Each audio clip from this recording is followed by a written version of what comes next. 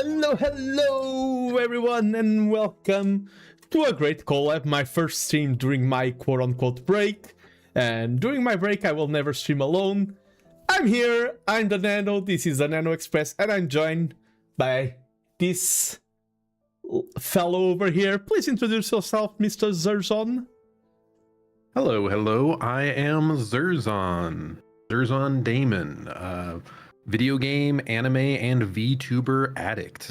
Let's go. Wait, you like VTubers? What? Do you like VTubers? Yes, I like VTubers very much. I too am an appreciator of VTubers, and that's what we are here to talk about today. But first, let's just yap a little bit. We were just having we were discussing Discord emotes before the stream started. Like, okay, to try to talk about everything not related to the actual topic of the stream. We can't use up that ammunition at all. Yes. We'll wait for our fans to arrive, and by our fans I mean, where's Craven Toast? Where are you? But how are you doing? How have you been doing lately, Zirzon? It's been a while since our last collab. Well, I've been okay, I guess. So when was it? My goodness. Back in 1932. Almost 3 months ago, I went on like a trip to Japan. Yeah. And coming back from that, like I work in IT at a high school, and the end of the year is always the most stressful time. So I've been a bit like low on sleep and all that, and was a little burned out, but I feel like the last month or so managed to like get my energy back up and got to play some really fun games. So I think we're doing good. I think we're back at it. Oh, and by the way, out of personal curiosity itself, what have you been playing lately? My favorite one that I've played recently is Mina the Hollower. Ooh. It's by the developers that made Shovel Knight. Ooh. And it's like styled like an old Game Boy Zelda game, but it has some Souls-like mechanics in there, and it's like pretty difficult with boss fights, and it's just such a like there's so much to do in that world. There's like so many little hidden interesting things that it was such a blast to play. Definitely, like, that's part of what brought me back to being all like excited to stream more. Yeah, so let me see if I got that correct. You are playing a Souls-like game with difficult bosses. I think Souls-like, Zelda-like, yeah. But yeah. It's good to be here. Let me just say hello over to me, chat on Twitch. Hello. And I've been playing Riding Simulator. I've been playing. Writing. I thought you said riding, like you're going around in vehicles, just all over the place. That would be a cool game. Yeah, there's so many games. Tangent before we start the stream. There's so many games like Bus Driver Simulator, Train Driver. There should be a game where you're just a passenger. You have to board a plane, then take your transfer. I would love that. I'm just thinking of the meme of two guys on the bus, one next to the cliffside, nothing to see, the other the sunset. Like, yeah, I would love that game. Imagine, okay, we've landed, the flight got delayed, you miss your transfer, side quest, now you need to take a bus to this hotel, you need to check the map to see if it's the right line. I would actually love a game like that. My goodness. It, like, in other languages too, like, 'cause Japan, getting around Japan, it's like they give you like your Google Maps to try and get through that. That would actually be a compelling game. I bet 1.5 years from now this will be a mainstream game, what we're describing, and we'll be like, we had that idea, it's on our streams, it's our game, Zirzon, they stole from us. We need to copyright it. No. And hello, Rabbit Mutt over on YouTube. Sup, boys, sup, Rabbit, welcome in. Hey, Rabbit, welcome in. We are just doing a little bit of chit-chat, but our grids, I thought about doing like a reveal one square at a time, Then I thought, that's cool, but it's gonna take a lot of work. That's cool, but that's high effort. We'll need like 9 images a piece. Yeah, and so I was like, nah, they will just start fully revealed, and then we'll... But hey, since you're the one operating, like, you could do that if you'd wanted to. Wait, let me get... No more effort for me. I just get the 2 black rectangles now and cover them up, and let's pretend.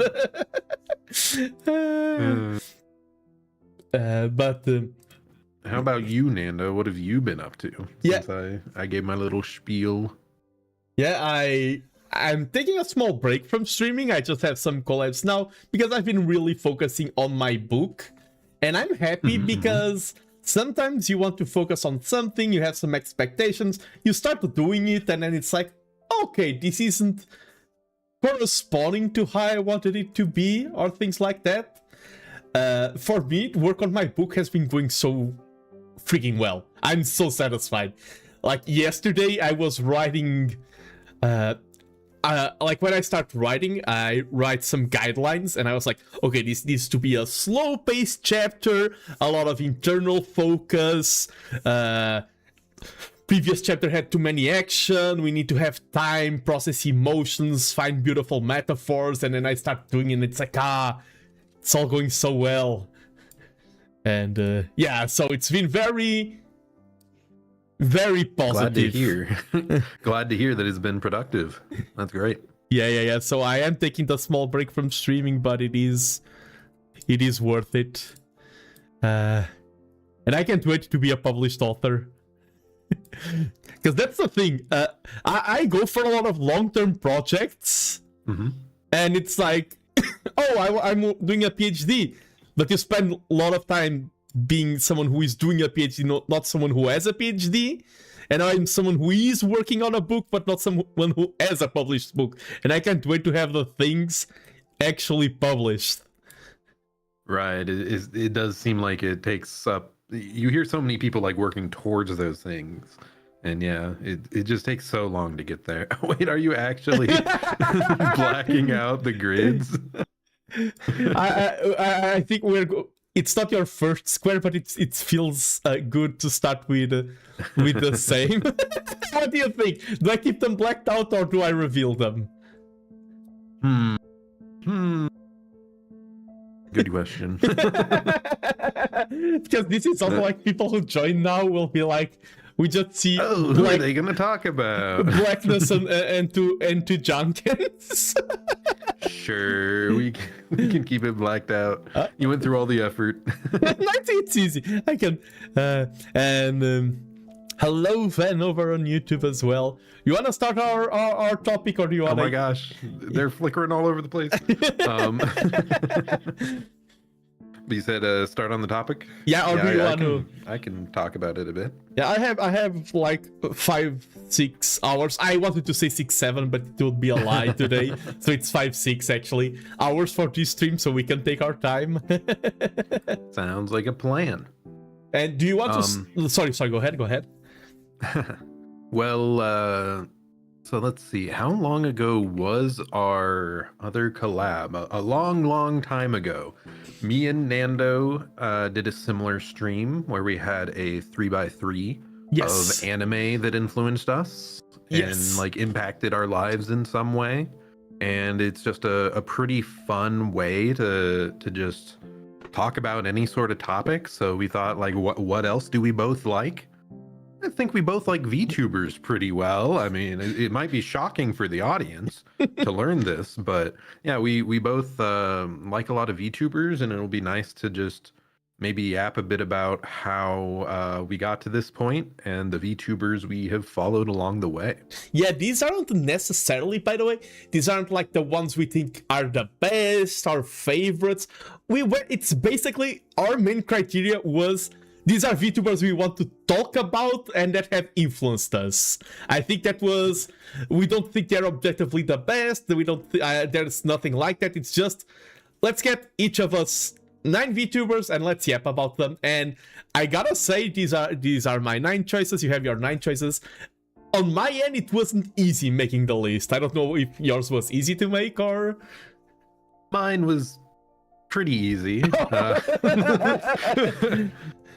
I have like a whole list of honorable mentions, but these ones like cleared it pretty well. But I also just kind of wanted to tell a story of how I got here, and I feel like these people are just the ones that I've like followed the most or like remember along the last few years as like being impactful. Oh, nice. And I found it surprising as well how we only have one single overlap in both of our lists. Very surprised. the himbo overlap, and I don't know if you want to start both of us talking by the himbo, but that kind of messes up your order. It's fine. We can talk about him first. I'll just mention when we're going along that it's like also chronological. Okay. Oh, mine is not chronological. It's basically 3 indies, Hololive, and 2 more indies. It's kind of like it's not chronological at all. I wanted to have Marin in the center, and then there's not a lot of rhyme or reason beyond that. Well, I was trying to craft a story, Nando. It's all good. As a storyteller, I think you understand. Yes. And I like how you like your pictures, very professional, black outline and everything looks very aesthetically pleasing. I'm like, oh, let's get their profile pictures and make them all on Twitter. Let's go. And make them all. It was funny. I initially started out with like the default VTuber PNG for everyone. So, the very like eyes into the camera, like stock still, standing perfectly upright, like every single one. It's like, this could use a little more expression. But okay, I'll be the first one to challenge you. It's my first VTuber. But why do you have Mr. Janken of the Bombs in your list? Why do you have that fellow sir there with a cheeky smile in the bottom left? Well, God, how long ago was it? I think it was a little over 3 years. Yeah, does he? Oh my goodness. But yes, a long time ago, I was browsing the Twitters, and one of the other VTubers on this list had just graduated, and I saw a tweet from Mr. Jonkin himself. Also, similarly downcast about the situation. Not the. It was well, I'll just say it specifically. When Vesper graduated, it was kind of a sad time in the male VTuber space. Yeah. So I commiserated a bit with Jonkin. I saw, hey, this is a cool other male VTuber who has a Discord server, and I hopped on there, and I think I posted on the Discord before I ever once watched a stream, which is funny. But yeah, and I think one of the first streams I watched from him was like Coffee Talk. Oh yeah, those were really good. Yeah, it was very much a like good for yapping type of game. And so yeah, just I was glad to see a male indie VTuber in the space. So checked that out a lot. Yeah. For me, the story of how I first got to know this Junkin guy, as he's been mentioned on chat, was very funny. A friend of mine sent me a picture of Junkin and said, "This guy looks like you." And I'm like, he kind of does. Non-Portugal Nando? Yeah, non-Portugal Nando. This was even before I was a VTuber or anything. And I started hanging out on his content. And even though I was like, yeah, fellow VTuber fan, fellow Hololive supporter and Holostar supporter, let's go. But True. For me, the main thing that sold me out, the main thing that made me like, okay, I want to support this guy, was actually Bomb Stars. And yeah, true.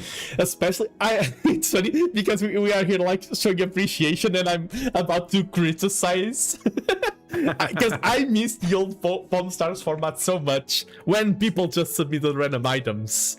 Because that's... Yeah, Go ahead. I think both are good. It's a great format to have like one guest and learn their story, but it also is like great to bring in and involve the audience with their own submissions. It was just a really cool, and like that's just a format I like in general. It doesn't have to be centered around items like Jonkins is, but any sort of fun collaborative thing where people can submit like, yeah, it's just a video or stream format that I really enjoy. Yeah, and well, for example, I'm an engineer. When we are talking about the great inventions of engineering, for example, we talk about the gravity, and it's like an apple fell and like, oh, this guy discovered that things fall to the ground.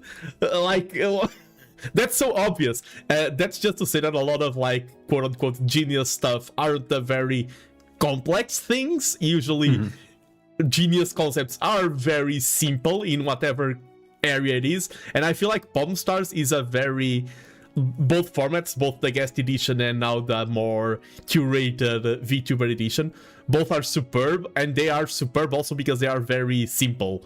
It's not like it's a concept you can explain in seconds. Guest brings items, guest shows items, we know people through items. 3 sentences, concept is explained, and I think it's really cool.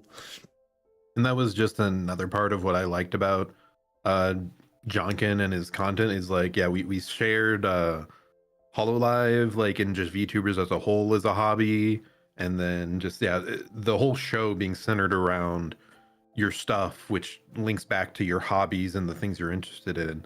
Like, that's one of the reasons, like, I started streaming was to like express my hobbies more and be able to like talk about them as I'm like experiencing them. For me, my biggest hobby is video gaming, so that's like the focus of my channel. But just anyone that like is just willing to yap, especially with other people, like collaboratively about their hobbies, it's just something I really enjoy. Yeah, because most of us who stream, not every single one, but like 99.9% are streaming. It is an art form that is centered around connection. Like every art establishes a connection, more directly or indirectly. When I'm reading ReZero, I'm connecting to Tape Nagatsuki, but more in an indirect way. Streaming is a very direct form of connection, and I think Palm Stars as a format does highlight the connectiveness nature of streaming. Look at me using all of these fancy words. Another fun thing, another fun fact about Junkin is that you and I, Zirzon, sadly haven't met IRL, but like we have 1 degree of separation because we both met Junkin IRL. We have 1 degree of... And that's another big reason he's on here is like he's linked me to a lot of other VTubers, like exposed me to a lot of other VTubers, and like we never would have met most likely if we weren't both in his viewership and eventually became mods for Jonkin.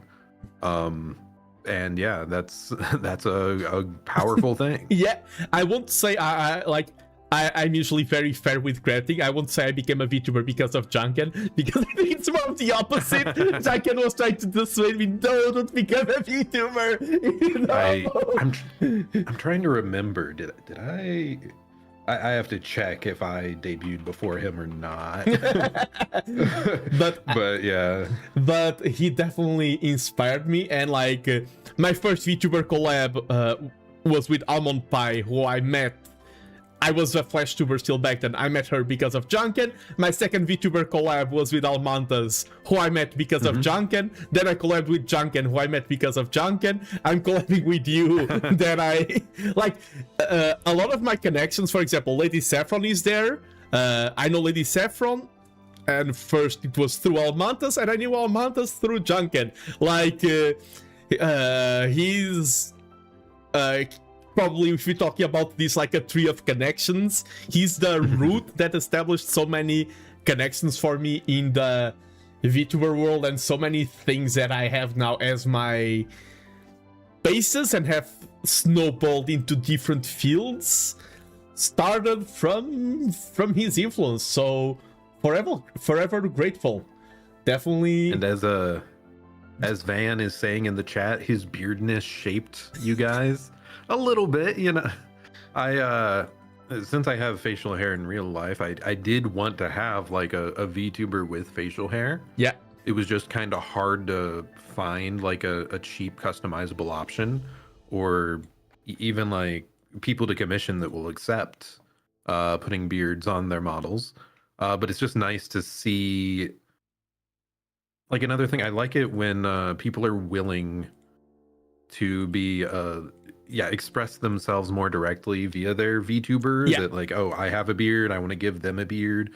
I don't want to be some K-pop star like looking character. So yeah, that was another thing I liked a lot about his stuff. Yeah, one of his, like I remember, one of his best streams, in my opinion, as well, was back then he did like it was a beard tier list. And during that, but the reason, like the concept himself is funny, but during that tier list himself, he was talking a lot about masculinity, but the concept of positive masculinity, of like men like being there for each other, like not the masculinity like, yeah, Zirzon, we are the best. No, more like, yo, bro, you look great today, man, telling each other they look nice. Man, Nando, you're the best. Yeah. And yeah, the topic of positive like, masculinity in the space and everything. Yeah, go ahead. Yeah, a lot of it's like, yeah, it's being confident enough to not put others down. Yeah. Because yeah, the more toxic side is you want to drag everyone else down to bring you up. Yeah, crab bucketing and things like that. Yeah. Yeah. I love Almantas, but we'll get there. We're going to spend like roughly 3 hours in each guest, so 9 hours from now we'll get to. Wait, 3 hours on each? How does that math? the maths aren't mathing up. But yeah, and also that, like, even it's funny, even nowadays, Junken has been doing a lot of more the rambling complaining streams, like the format that he does sometimes on my time zone. And I find it funny that I feel like when he's complaining actively, he's back at being more positive. I don't know how that works. I've told him personally, I feel like, dude, when you try to go for those streams nowadays, when you're like more like, oh, I'm going to be very negative and very open and talk more openly, I feel like somehow it loops back and he's back at being more positive when he does things like that. It's like it's him venting his frustrations and then they're gone, so he can be positive again. Yeah. I feel like it works really well. And of course, we know Junken, we know the VTubing space overall, ups and downs, highs and lows, but it's low-key why I support VTubers like Titan. Is there a certain camaraderie? Yes, where I want the boys to succeed, which goes way back to 2020 with All Stars in a similar way. Exactly. And big agree. And like even a few days ago, I was in the Junkens. It was really fun.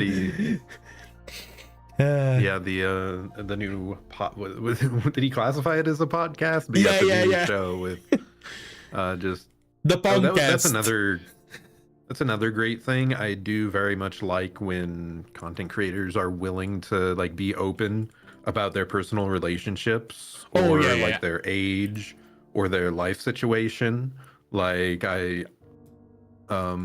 VTubing as a whole does have like this, where it originated has a strong connection with like idol culture. Yeah. So on that side of things, it's often a bit more like forbidden to talk about all these things. But it's like, I just want, sure, I love the anime aesthetic and everything, but I'd like the creators to be a little more relatable and open and comfortable being themselves. So that's another thing I like. Yeah, definitely agree. And yeah, we see a lot of that. The Junken is a strange mix of three things. I think he's very professional in how he tries to do things. He's very straightforward, extremely straightforward, sometimes too much straightforward. And also he's someone who really enjoys the media of VTubing. He really tries, like, he really thinks about his content, and he wants, like, Palm Stars is a good example of that. He wants to do good content. Like, that's the main thing that drives him forward as well. Now, if only he could finish a video game, then he might be then he might be the ideal. I like how this is a mix between supporting him and throwing shade at him. we're being a little too positive. We gotta. He's gonna watch this and think he's invincible. We have to say something. No, that's the thing. You don't know Junkin well. He'll never watch this. He'll be like, yeah, you did. Junkin will never watch this. $5 here, like one subs. I will give the membership to your channel or you to mine. We bet a membership here. I bet Junkin will not watch this. Oh no, I feel like he's lurking around the corner somewhere watching. Nah, never. He might like skim through to find the section he's discussed. And Nah, never. I doubt it. Well, you are the Portugal Jonkin, so perhaps I can trust you about this. Maybe you know better. I like how Ben said it. This place was not for him, Bo. And it's funny because for me it's a win-win. If he doesn't see it, I'm right. If he does see it, he'll be like, freaking Nando. More advertising, let's go. Never. But yeah, Junkin's great. And also, like, the final positive note, he does have a big heart. That's one thing that people were saying on his Discord, and I think it's true. He's just, at the bottom of it all, he's just a big softie. I think that's the best way to describe him. He tries to be rough sometimes. He's like, I'm so cool, and he's just a big softie. But yeah, wanna move on to number 2? Sure. And I think, yeah, but go ahead. Sorry. Like I said, before we make his ego too much bigger, like we might. No, all good. I think it's cool. Like, I think we should move on to your, because that way the lists are aligned. Because if we move to my number 2, then it's back to your number 1, because we jumped. Right. So I think it's better to go to your number 1. And who is that? I've never seen that duck over there on your top left. Who is that duck VTuber? Duck.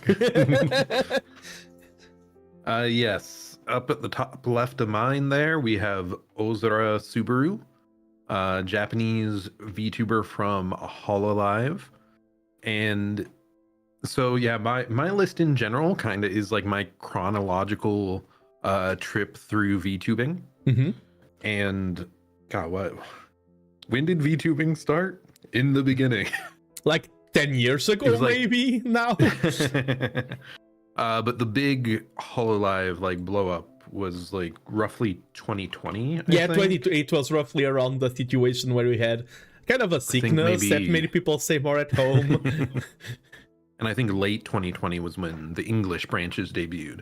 But before that, there were murmurings of these cool streamers that used anime themed models, and my friend may have shared me several clips of someone that's not on these lists. His favorite was Kiryu Coco. Oh. And I'm like, what is this Hololive thing? It's like, and sure, Coco was interesting, but I'm like, is there one that's maybe a bit more my speed? And I didn't end up coming across translated clips of Subaru, and I really liked the sound of her voice. It was very nice and unique and relaxing. Yeah, relaxing. I'm just imagining. That's the one sound I associate with Subaru. It's well, she's not always, I know. Making those over the top noises, but yeah. So early on, like, because I really liked the VTuber aesthetic, but there just weren't many English VTubers around. And then yeah, I found like I think especially the channel, it's like VTube Tengoku or something, or there was a couple more that was translating clips from Japanese. And Subaru was the one I was most interested in. So that was like my window in, like that was my first foot in the door, and it made me aware and like interested, like, okay, what's next? When are we going to get some like big English VTubers now? Because I'm really liking what I'm seeing here from Subaru. Spoiler alert, there will be they eventually a time came when there were big English VTubers. They are a thing. Yes, there's some they exist. Nah, but for me, like I've seen quite a bit of Subaru as well, because I'm a huge whole life nerd and fan. And yeah, Subaru, she's often been compared to for the name Subaru, because I'm thinking of ReZero. I want to say he, but she's also always been compared to like a ray of sunshine or something like that. And I always appreciated her positivity, even when there's like the 3D streams and concerts. She's always hopping around, very like. Seeing Subaru, like even when you send me the grid, I saw Subaru there and it brightened my mood. Just remembering that Subaru very exists. upbeat. Yeah, brightens my mood. That's the main vibe I get from Subaru. Like nowadays, now that there's more English options, I don't watch that much of the Japanese creators out there. Just because, you know, it's harder to get into, harder to access. There's fewer translated clips compared to just being able to watch something live or something untranslated that's English to begin with. But I will still at least every year pay attention to whenever what is it called? It's when she Ozura Police. I think she does a segment. Yes. Yeah, she does a segment where she like reviews, I think the last year, of just a bunch of other events that happened in HoloLive that were maybe not the most legal or the most say so. Like, so she'll As they say in the business, yabai. that are a little bit yabai. So yeah, she just that's always a blast to watch every time. And I still do keep my eye out for any like translated Subaru clips that cross my feed and click them when I can, because she's, like I said, very uplifting type of character that I enjoy a lot. It's funny, I'm going to mention a VTuber who is not on any of our lists for a different reason. For the same reason as you, I haven't been watched as many Japanese VTubers, just because we have a lot more offer now on the English side as well. I've been watching one lately a lot, and for research purposes. Now it's because Kanade from what's the name of the new units after they start being called Generation? Is it Flow Glow, or what are you? Or is it Regloss? Like after they started being like Gen 5, Gen 6, I never know. It's Regloss. Kanade, I've been watching her content because she speaks very like pronouncing each word very clearly and in a very slow way. And since I'm learning Japanese and she speaks Japanese like this, it is a great learning opportunity. Like I've been watching Kanade just because like I like other Japanese VTubers, but if I'm watching Marin, I will understand 1% of what she's saying. Kanade really speaks good Japanese if you're studying the language. Yeah, I do think that's like a great resource. Like it would be nice to try to learn Japanese, and I'd probably look into it more then, but it's a lot of effort. Yeah. Because that's the thing, if you just learn from anime, like I know a lot of words from anime, but how often in everyday conversations will I be talking about the legendary sword to slay the Demon King? I can say that in Japanese, but how useful is it? I mean, you're a fantasy writer. You gotta like put it into everyday conversation somehow. So true, so true. But yeah, anything else you would like to add about the cheerful ray of sunshine that is Osora Subaru? I think that's most of what I have to say. So I think we're good to move on to your second choice. Yes, and I have another male VTuber who was former corpo and now indie, and it was one of the moments that made me really happy. Not the fact that his corporation ended, the fact that they got to keep their model. Wilhelm Vanderbos, former Globee second generation, currently indie. He's an artist VTuber, very chill. He reminds me, like the other day Junkin was calling me like a Disney princess. Wilhelm kind of reminds me of the vibes of a Disney prince character. I don't know if you know a lot about Wilhelm's stuff. Through you talking about him, like I did go check him out a few different times. I've been in some of his like illustration streams, and I think I remember seeing a lot of his YouTube shorts that were like, was it Word of the Day or something along those lines?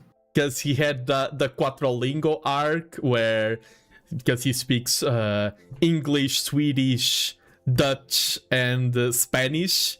So he was doing some fun things with languages, the Quattrolingo wall. But his main thing is definitely being an artist. And not only being an artist, like we've talked about connection, he really encompasses the spirit for me of curating a community that you want. For me, he's one of the best VTubers at I have a vision for myself and for my community, and I will do what I can to implement and protect his vision. Like he often talks about the Plumies, his mascot, his community of artists. He does a lot of challenges. We talked about the community thing. He does a lot of back and forth with his community. Community creates memes. He encompasses the memes in the official lore. He has worked with people on his community in like videos and everything. And yeah, I think he's just very well-spoken person. I think he's really good at going teacher mode and explaining what he's doing in art, which is not easy. It's one thing to do, it's another thing to explain, and I think he excels at that teacher role, and always with a very natural calm, and in a way that makes you feel welcome in his streams. I never regret clicking on a Wilhelm stream. The only regret I have is that sometimes I have like 10 minutes and I end up staying like 1 or 1.5 hours because he makes me very relaxed in a good way. Yeah, creating and like maintaining that sense of community, I think, is such a big thing for especially smaller to medium-sized like streamers. Yeah. Because yeah, it's like because definitely the attitude of some other like VTubers, like it can, if they're allowed to go a bit too wild, the chat can be a little bit hostile at times. So seeing like the opposite end of things, like a really positive community, and like you've encountered real life Plumies in the wild, and you were like, this is great, this is fantastic. Like I love the fact that he's able to create such a staunch community like that. Yeah, and there's also the other side to it, because a lot of people think that, for example, I want to have a positive community, I'll just step back and be passive and the community will create itself. I think Wilhelm has a very direct involvement, and also, like, if you're curating a community, there are risks to be more community oriented. For example, we often talk in the VTubing sphere of problems with parasocial connections and things like that. And I think Wilhelm, like, some VTubers could use those negatives to exploit the community. Wilhelm, I think, he's very positive, and sometimes people associate people being positive and happy with being naive. And I think naive is not a word that describes Wilhelm at all. And like, if someone crosses the line, like, no matter, we are a positive community, you cross the line, you get punished. Yeah, he being a mod, I know you have to stamp out some of the more problematic elements at times. Yeah, and like most of us, like it's some people are power hungry and they're like, oh, I love to be able to. Most of us, like me, you, feel like we don't like to be like, we don't want to be forced to reprimand people. Like we prefer to just, but right. he not only harvests the fruits of a good community, he also bears the responsibility and the burden of carrying it, and that's one of the reasons why I find it so commendable.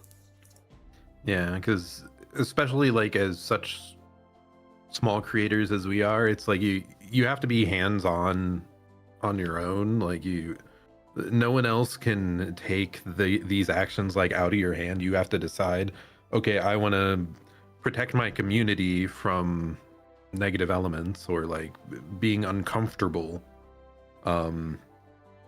by curating it at times.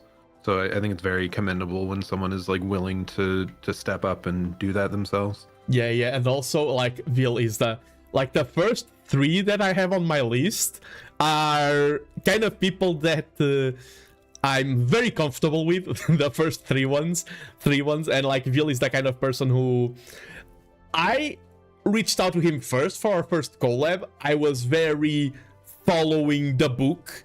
Like, for example, if you're a server and you see a huge VTuber and it's like a corporal server, for example, if I'm a server and Hosho Marin was there, for example, I wouldn't send a message directly to Hosho Marin. Like, say, hey, you want a collab? Like, there's a lot of rules in service in place. So when I first approached Wilhelm, I will never forget. I was like, I approached his mod first, Miri, and I sent her a message like, hey, I don't want to approach Wilhelm directly because I don't want to break any rules. I know that there's things for this. I don't want to step on any boundaries, but I am a huge fan. It would be a pleasure for me to have Wilhelm on my bird. I was very respectful, and Wilhelm responded in kind. He was like, I was a nobody. I'm still a nobody, but I was even more of a nobody back then. Wilhelm was a corpo. Still back. He was the first corpo I ever streamed with. Right. He was still a corpo, and he was like, you're respectful, you're doing the right thing, you seem like a great guy, I'll be there, like regardless of size and everything. And I think that really defines Wilhelm very well. I think he's someone who has a clear sense of himself, which is something very hard to do and very difficult. I think that's one of the reasons why his content is so good, is because he is aware of who he is and what he wants, and he communicates it, and he's very, he's a good dude. He's a very not, like, as I said, not naive, but I do generally think he's a very positive person. And now we even have the joke, because there's Kifri in WeChat Atelier, who is like the teacher figure who is very positive but also strict and everything.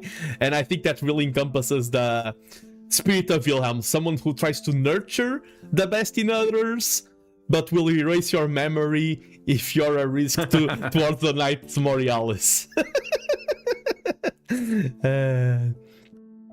But man, I really need to watch more WeChat. I was just promoting Wilhelm, and I'm like, hey, and I relate him to WeChat, and your takeaway is like, yeah, I'm on board WeChat. But I know for a well.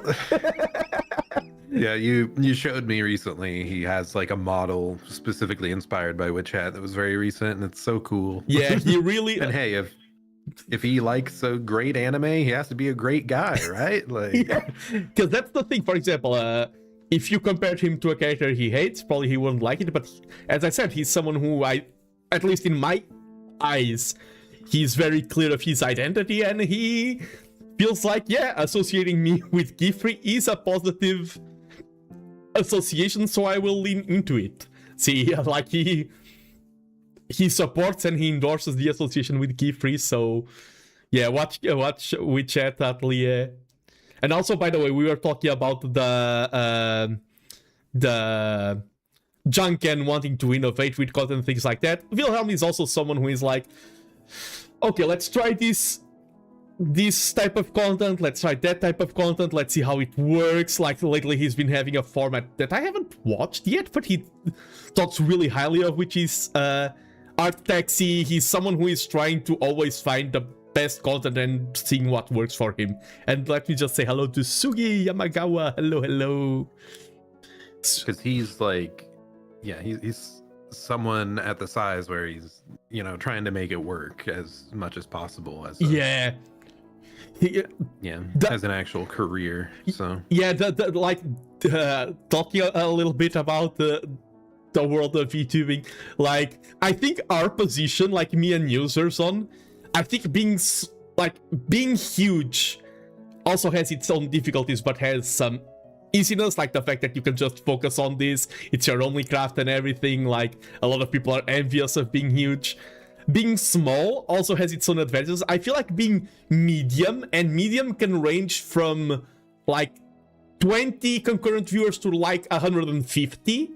I feel like, or 100. I feel like being medium-sized is one of the harshest positions to be in the VTuber world, in the content creator scheme in general. Because yeah, it's like when you're at that point, you have the belief like, oh, I can make it.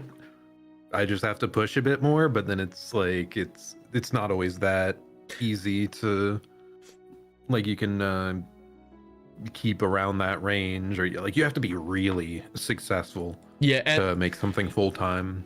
And also, like, this is we are going on a tangent. It is normal that when we are talking about VTubers, we'll talk about the world of content creation, because sometimes even the returns aren't linear. Sometimes people think that, oh, I stream for 8 hours, I have this type of views, I will double the amount, then I will double the views. Sometimes you even have diminishing return, because one, people start taking your content for granted, two, they burn out of your identity. So for example, if I want to write, I know that if I write more hours, I will hone the... I mean, arts are a bit weird, but usually more hours means more return, means more production. I think in content creation, just adding more hours, it's like, for example, if you go to the gym more hours, you get more fit. I think in content creation, it's not that linear.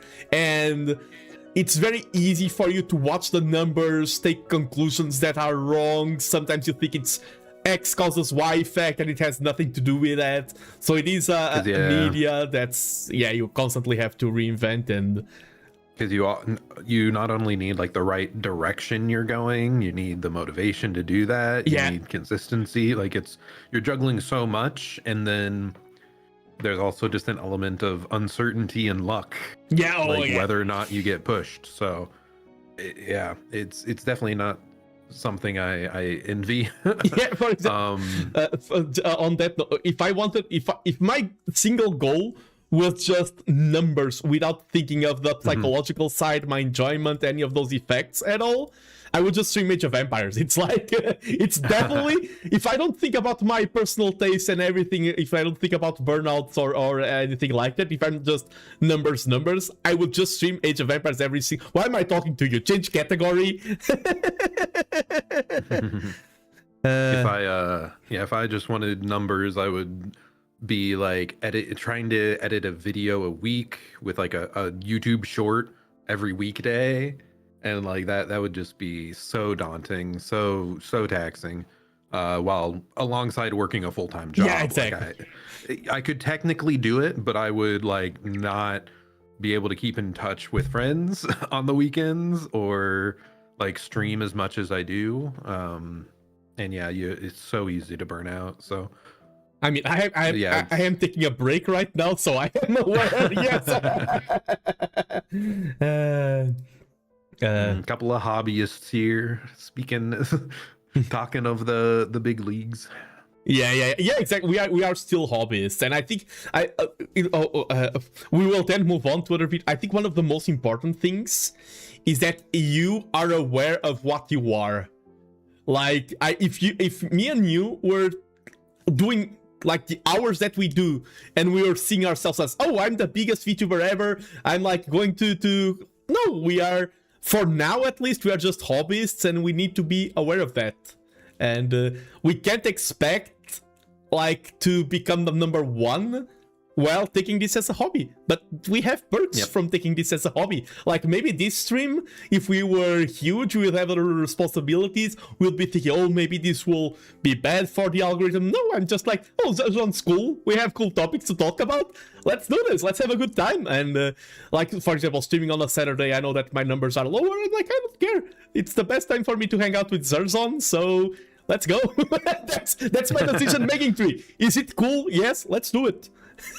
And hey, like one of the perks, like if we had never got into VTubing or streaming, like we may not be as close. We may not be hanging out here, having fun, just chatting along for 24-hour stream coming up. Yep.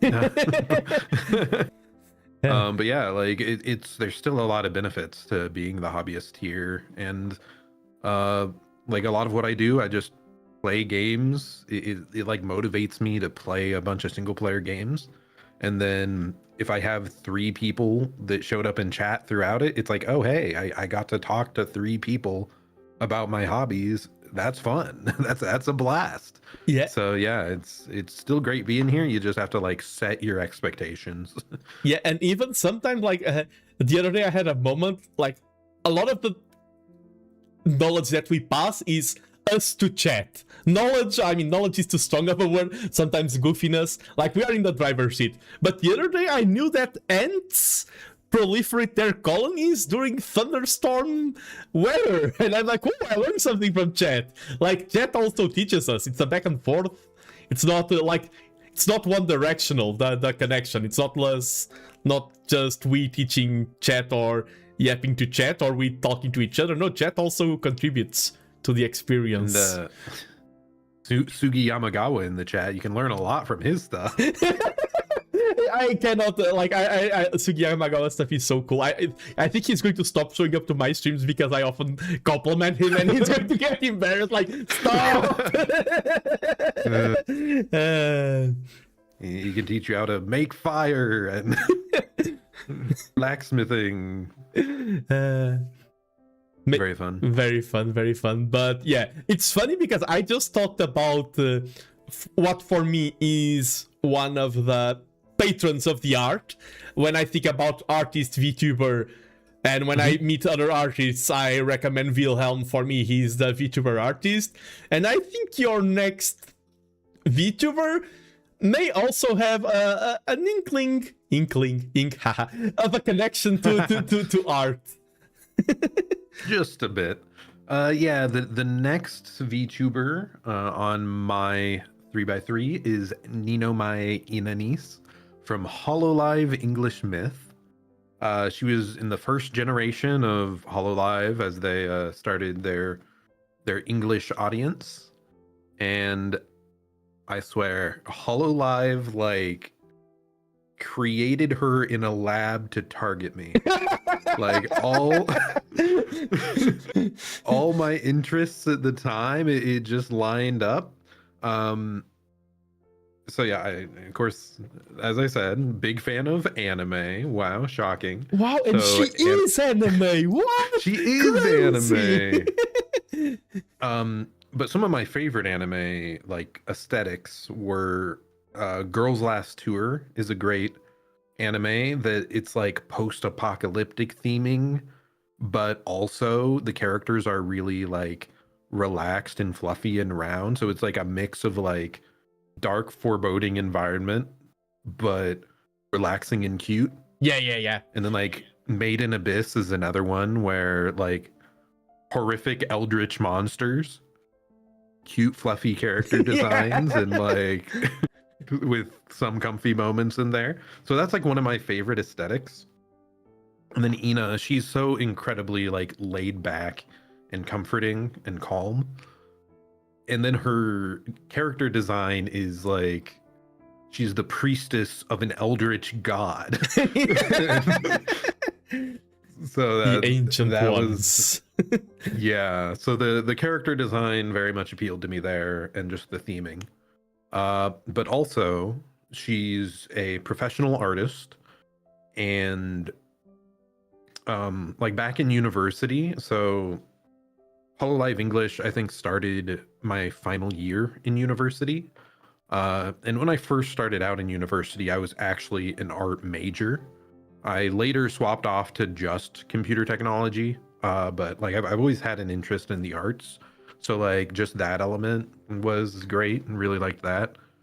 I wanted to explore more content of like a really good artist and her just calmly yapping along while doing these incredible illustrations was very enjoyable. Mm-hmm. And then also gaming. She's like really committed and serious when it comes to like difficult games still. She'll get through them. I remember she early on played Hollow Knight, and just seeing her like slowly take that on was like really fun and satisfying. So yeah, she just checked all the boxes of like things I would want to see in a VTuber. So she was like my VTuber Oshi for a long time. And yeah, just my favorite, and the person that actually got me into VTubing and like got me really committed to the medium. And I remember coming back from like my last year of university. I was driving back and forth from my hometown to my university. It was like an hour and a half drive, 3 times a week. And I would just put on like her talking in the drawing streams in the background at the time as I was doing that drive. And I think I watched literally every stream of hers for like all the way through the end of that year. So yeah, definitely like Ina's the one that got me into VTubing by far the most. Nice. And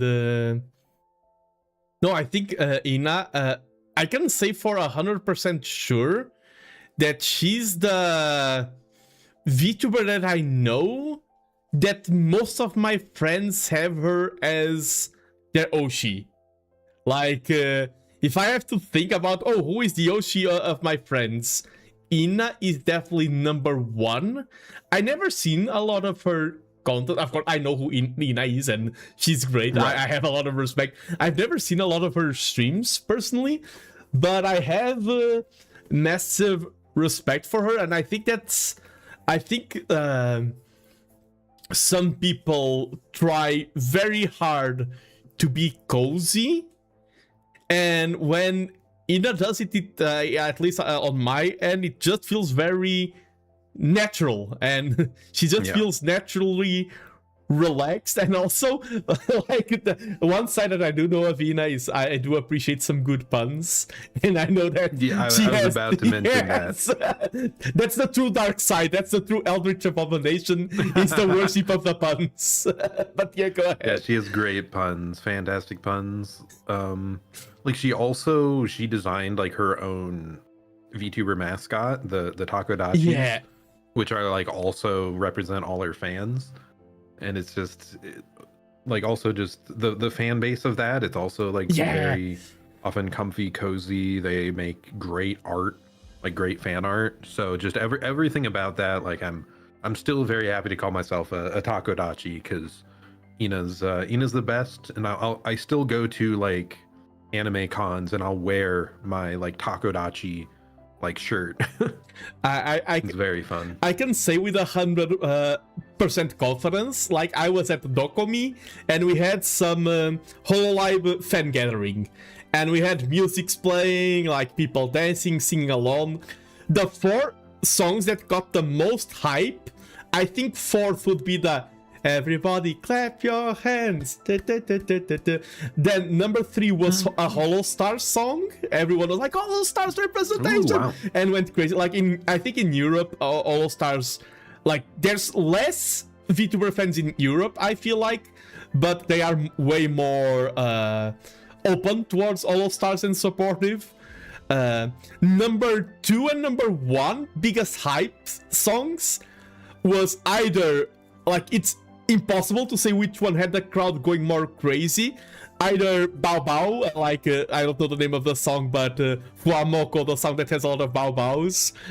or in in a world domination Takodachi song. The we are Takodachi, Yeah, we are Takodachi, like, Ina. Like everyone was like So doing the good. choreo. Like I really felt like the Takodachi power, and even there was an Ina car there, Ina cosplayer taking pictures. The one who was coordinating the dances also was cosplaying as Ina. Like you could see the power of the Takodachis there. The Takodachis, not only is the mascot great, like the design and everything, the community is crazy powerful. In the the lazy eyes, the cute face, it's so good. It's like giving the perfect image for the audience to project themselves onto. Yes. To just be chill. Which I think that's another thing. Like her fan base, I think, is pretty well behaved for the most part. You said apart from the fourth wall, the sus. Yeah. Yeah, I just remember the Ina back incident. I guess it was wild because it's also after she came back from a 2-month hiatus, I think, when that happened. So it was like a pun. It's like, oh, she's back streaming again, and also just a picture of Ina's back. She's back. She also has back. Yeah.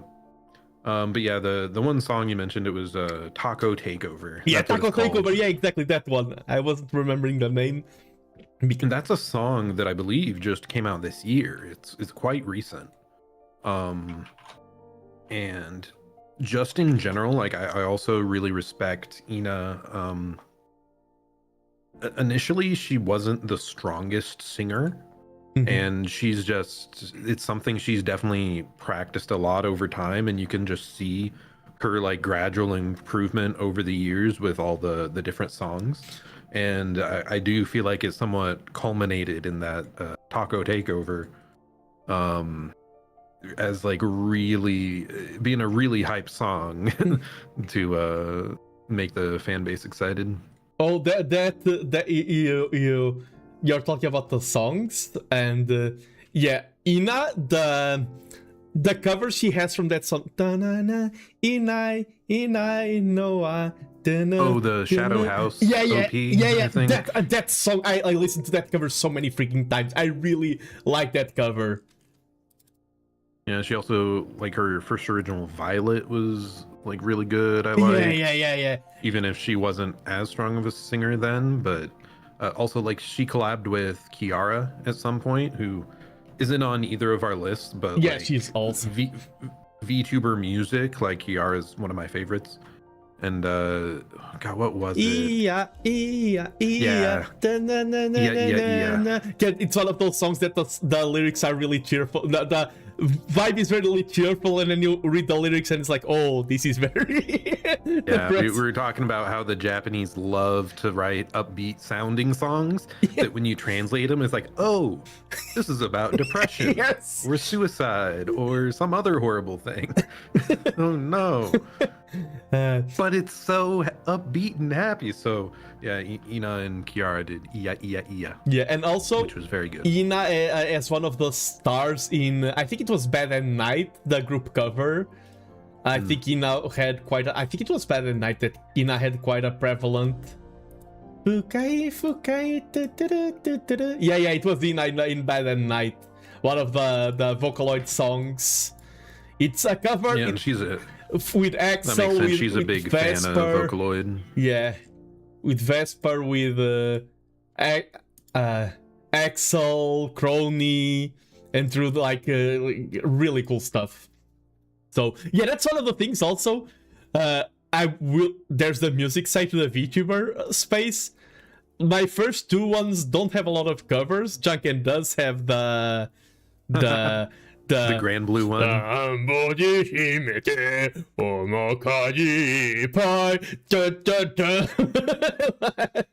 the Grand Blue. Grand Blue Song of Three Men is what I referenced it as, but I don't think that's actually the name. It's just what I heard about it when I was in the Grand Blue space. True. And Wilhelm also has quite a few banger covers. And that's the other thing, because I think both Wilhelm and Junken, it's something that happens a lot in the VTuber is that space, is that because we are so connected to music culture, that a lot of people who aren't singers, they don't become S-tier singers, they will not be like the next Avo or anything, but some people really... Well...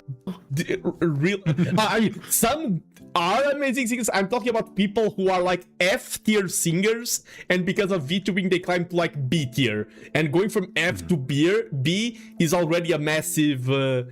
like, of course, some already start at B, and because of like VTubing and having a network and everything, they climb up to S tier, and some are already like I think if I'm thinking about singers, I think about Risu, Suisei. Those were always cracked and are just have opportunities to explore the craft more and become even more cracked. But yeah, go ahead, sorry. And yeah, just I do have a lot of respect for the people that, like, yeah, maybe aren't the strongest singers at the start, but they enjoy it and they commit to it and they really improve. It's something that I wish I could spend more time on.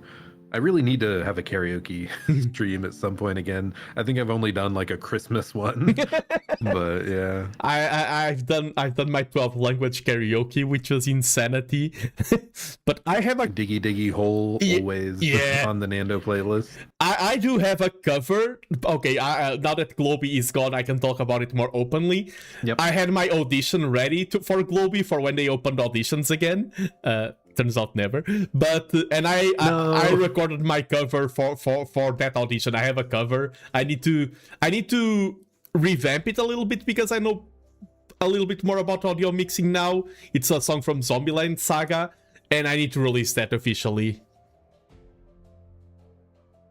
You have to be God's strongest soldier to not be a super experienced and still join on no pro. Yeah, especially nowadays, because it's one thing to join. Yeah, like, it wasn't sure if they were going to be more streamer, more gamer, more art, like if they would even do the singing. Especially early on with like COVID stuff going on, they really didn't go to the recording studios like at all.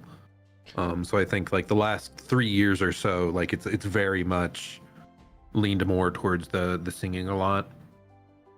Yeah, exactly. More singing, a little bit more idol. I think they leaned away from idol culture, and now they're a bit back more into. But I mean, just discussing like that could be a whole different stream, just talking about whole life culture, Niji Sanji culture, and things like that. I was thinking about but the other company no longer exists. What about that one? Oh, it also doesn't exist. I really like. I don't have it here, but the Horatius the Dwarf with his trend of saying, "Oh, one less VTuber, one less VTuber, one less." I don't know if you know that. I've seen the tweets, yeah. Yeah. Is it just every time he knows someone like stops? Like no one knows quite well. Sometimes he's more specific, like the other day he posted, 3 less VTubers, and that's certainly... But I think if you just write one less VTuber every single day, you're probably right. I think you might be underestimating it. Oh my god, yeah. It's kind of daunting when you look at the wider space. Like, we all know these big names, like the HoloLive people, but my goodness, there are so many people that stream as VTubers, which is awesome. Yes. I want it to proliferate as much as possible and become mainstream. Like, I am not one of those people that wants to keep my hobby to the small group. Yeah, I'm always very happy to spread it around the interest, because the more people interested, the bigger it gets, the more content I'll get, the more options. Yeah, I definitely on the same. I just want VTubing culture, like the existence of VTubers, to be so normalized that people are like, oh, he's a VTuber, oh, he's a Flash tuber, and like it's just normal. Because I mean, there's still a lot of people who will see a VTuber and like, what is that? Like, there's a lot of people who still have no idea what a VTuber is. And I want to be able to tell my grandma I'm a VTuber and she understands. Yes! And she's like, I love that, the Nando person. And like, she just knows. Yes. Want to move on to my number 3? Or do you want to add anything more about Ninomai Inanis?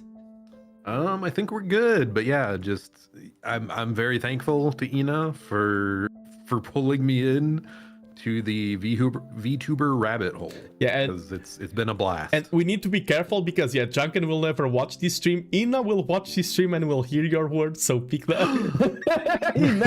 imagine.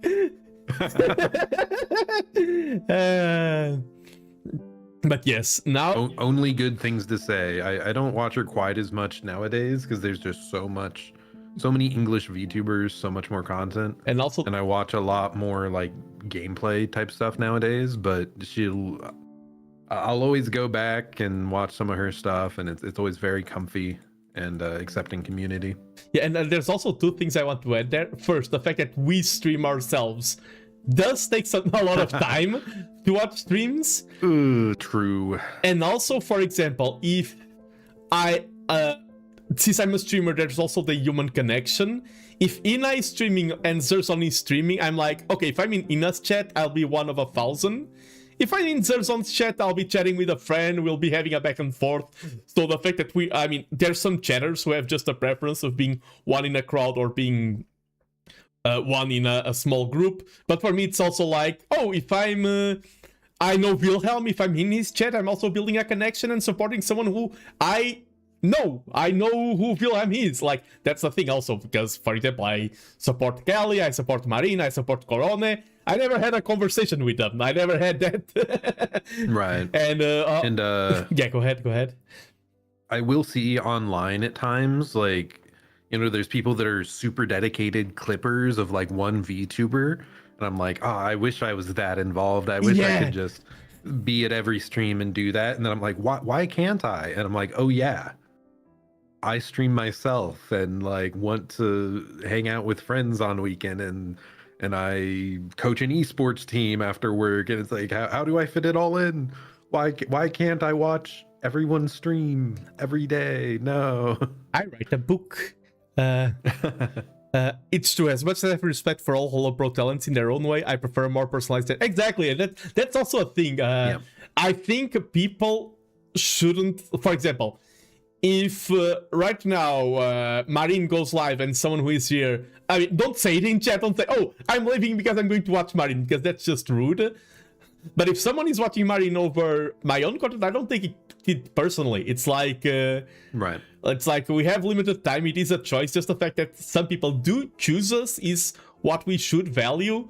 And I know because there's a lot of streamers that I love and I can't watch them. Like Almantas, he's my next one.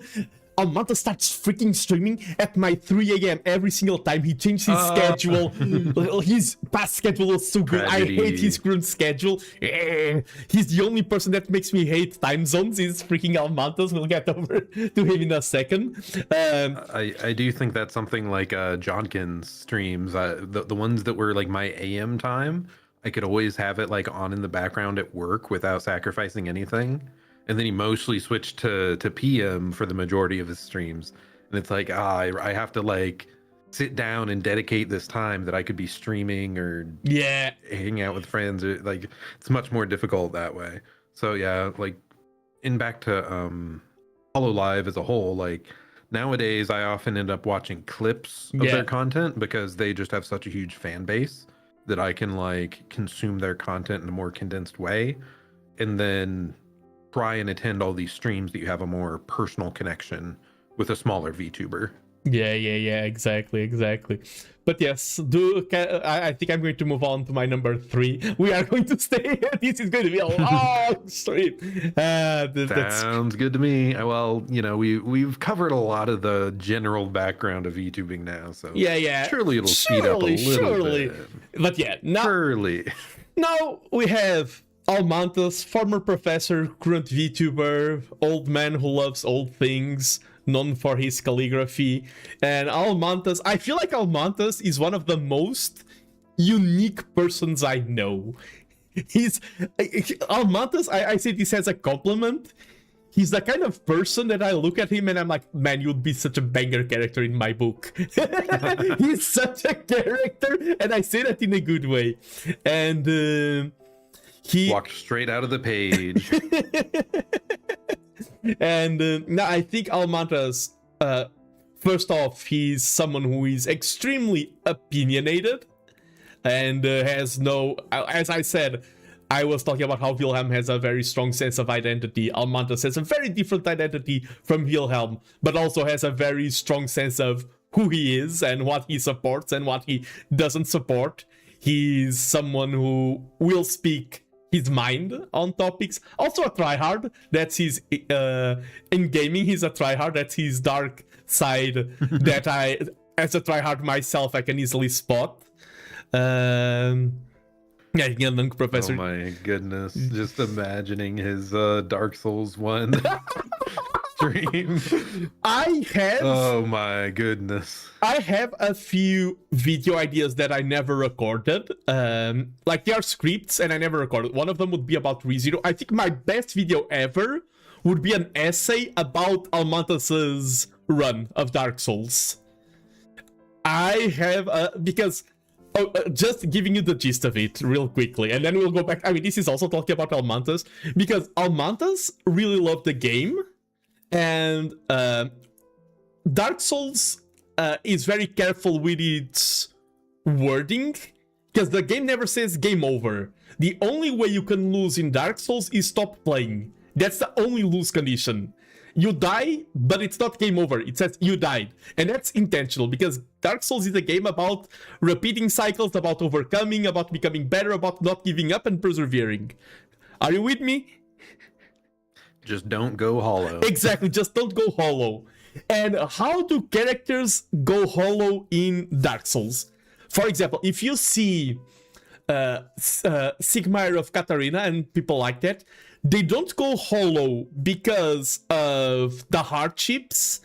They often go hollow because the journey loses value. Because, for example, we help them and now they no longer have an objective. They no longer have a mission. And I found it very charming that throughout 500, 600 deaths, Almantas never once thought about quitting. And then someone in his chat said a massive spoiler, and Almantas was devastated, and that was the only one time he thought about quitting Dark Souls. And that's like his run of Dark Souls encompasses the meta narrative of Dark Souls itself.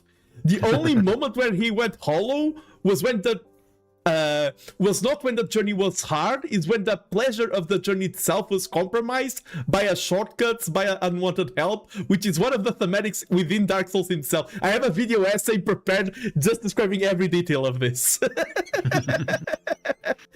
yes. But yeah, I am not the most familiar with Almantas' stuff. I've seen some of his calligraphy streams, and then the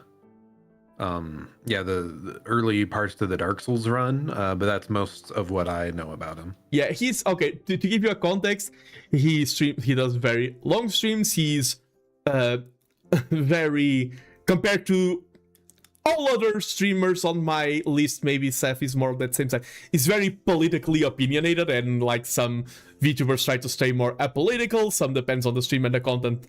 Almantas will go head first into it, no problems. He will state his stance, but he's the kind of person, when I'm in his streams, first, I always learn, and second, I always feel good there. Like whenever he's online, I'm like, oh, he's online, let me check.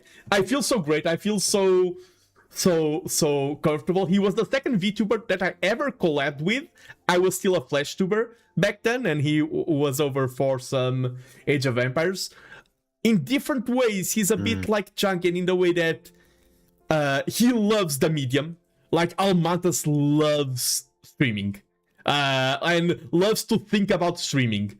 He's someone who puts in hours, who strategizes, who thinks this content worked, why this content didn't work, why didn't it work. And I like the way that he thinks and the way that he makes people think as well. Another fun thing is because he's more open and opinionated, he's probably my #1 window into American culture, which is interesting because I don't think his personality encompasses what one would describe as the average American. But since he talks so much about America and he's my number one window into what life is in in America, which I find quite interesting. Isn't he like from New York? Yes. Or okay. He's not from New York. He talks about it openly, but he's living there. But yeah, he's very. I appreciate he's more opinionated, but also he puts forth a certain credibility where he. Yeah, exactly. He articulates his issues, does it calmly. He does one thing that I struggle with, and that's one thing I need to improve, is that I'm always have to keep going. Almantas is the main VTuber who I saw that has mastered silence, like in a way that silence isn't awkward. Like you ask a difficult question, he starts answering and then does a big pause to think about the correct word choice and everything. I mean, and he does say that he takes a lot of his experience as a professor. I think he's a superb communicator in general. Yeah, I think it's great to like, set that expectation. Like, let me think more deeply on that for a moment, and like really give it a time to simmer, to say exactly what you want. Yeah, in the most precise wording you can to have impact.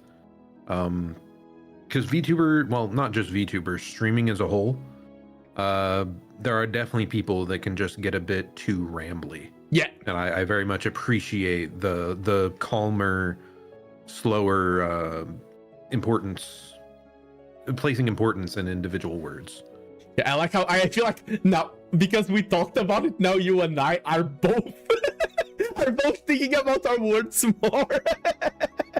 Also, one thing that Almantas does that I find quite charming is that first, as we saw with Dark Souls, he does his thing. He's in his corner, and for better or worse, he does his own thing. But also, I like the a lot of his streams, not everyone, but most of them, are like kind of semi-open calls. For example, imagine I'm playing Age of Empires, you join my chat, Zirzon, and I'm like, hey, Zirzon, you're in chat, wanna talk with me while I'm playing? And then you just join the call and talk. He can be very spontaneous, which is not a characteristic that you would often associate with someone who is like older and wise. You would imagine like, okay, he's old, wise, a professor, he wants control. And he's one of the most spontaneous and open VTubers I know. Like, of course, he won't just have Zirzon on if he doesn't know Zirzon, but he has like his list, and he's like, oh, this person is here, wanna join? I remember there was, I don't remember the context, me in Arirage just joined Almantas to stream, and I don't remember why. And I think that's another thing I want to say, because of my list, 7 of them are YouTubers, and Almantas is a Twitcher. And I think that's also the great divide of Twitch culture does lend itself way more towards being spontaneous. I think Almantas was probably my gateway. There's a lot of VTubers I know, like, Jack can introduce me to Almantas, and Almantas introduced me to a whole new family of VTubers, and that's because he was my gateway into the Twitch culture of VTubing. Because yeah, I as well mostly have stuck on the YouTube side, partially because, again, I like clips, I like VODs being available, and I do not have like the paid Twitch membership or subscription, Twitch Turbo or whatever, to block ads. So it's pretty uncommon that I'll just fire up Twitch. But I do understand people that like to go over there just because you have a more. You can always find someone live that is like more reactive to chat. Yeah, and the category system is completely different, and like the meta game, like if like I'm so tired of making thumbnails. If I would be Twitch only, it would be just like sometimes you do cook up some bangers and you feel proud of yourself, but I hate that extra step in the workflow process of like in Twitch not having to make a thumbnail is such a relief. Yeah, I may be a bit lazy, and when I have a thumbnail for a game, I often stick with the same thumbnail all the way through. Definitely it could put in more work there, but Yeah, and What can you do? yeah, another thing that's on the first three people that I need to highlight on Almantas is that he's a very human person. He's extremely human, extremely kind. Like he says that one of his inspirations was Uncle Iroh from Avatar, and I can certainly see that. He's like the cozy old man that you can just hop on and have a good talk, have a good time, and he will listen and he will talk and he will say what you need to hear. And yeah, massive. I really like Almantas. Go ahead. And I do quite like, as you mentioned, like his character design, and it's again like beard, older man, bookish looking. It's just being able to stray away from just the simple hot boy VTuber is very nice. I also like this is a side note. I like how his taste ranges from, oh, you haven't heard of this book or this video game like King of Dragon Pass? It's amazing. And like, where the heck do you get these things from?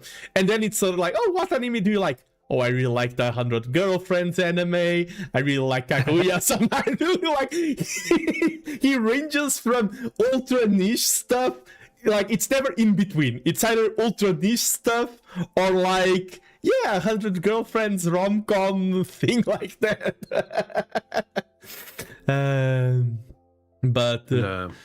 Rabbit mentioned that he doesn't fully subscribe to like whether his opinion is expressed calmly or loudly. Yeah, I do agree there. I guess it's more that the thoughts are like just it's well thought out, and they just express it fully, instead of people that just get loud suddenly and like just blurt out whatever they're thinking off the side of their head. So I guess it doesn't have to be calm.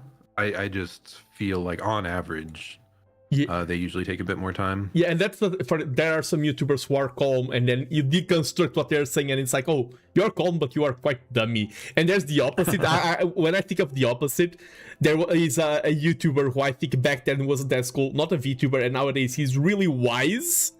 Like he's speaking like shouting and everything, and if you deconstruct what he's saying, often he's very right and wise, which is Tyler 1. Tyler 1, like, because of the character that he is, you are not expecting a wise take, and then sometimes he's just talking about a topic, and you hear what he says, and you're like, wait, what you're saying is so correct and wise, even though you sound a bit... while you are saying it, you are actually cooking there. I haven't been exposed to much of his stuff, but I do remember there was some drama going on in the creator space, and they like went to him to talk about it, and he's like, I don't think it's that deep, man. Just take a step back, deep breath. They can do their own thing, we can do our own thing. Like he was mediating the situation pretty well. So I think that just, as Suki said, with great age comes great experience. Great experience. Can definitely, yeah, you don't necessarily have to be calm to have a good take. Yeah. But yeah, I think Almantas is really a unifier, someone who really cares about people. Like, he loves cooking, he loves to show appreciation for people and everything. So definitely does. Like, one of the 2 people on my entire list that have no covers at all. When will we have Almantas singing? We need Almantas doing a cover. Well, why do I feel like it would be some like song from Lord of the Rings in Elvish or something? Like, have you seen there's a video that's like someone reciting the Epic of Gilgamesh in Sumerian, like in the old language? I feel like it'd be something like that. I need to send him this idea. Clip it and ship it, boys. Freaking out, the Epic of Gilgamesh. Oh, and Almantas, talking about good shows, Almantas did have for a while have Book Talk, and I was there to talk about ReZero, which was a cool show. I think I watched that one. Let's go, ReZero. I have +1 viewer. Woo! I have like 5 or 6 streams about ReZero in total already. The how many Nando viewers here are just here for the ReZero mentions? Hands up in the chat. I think that's one of the few reasons when I lose subscribers is when I mention ReZero. People are like, not this again, unsubscribe and follow. Oh wait, no, you got one there. What are you talking? Let's go.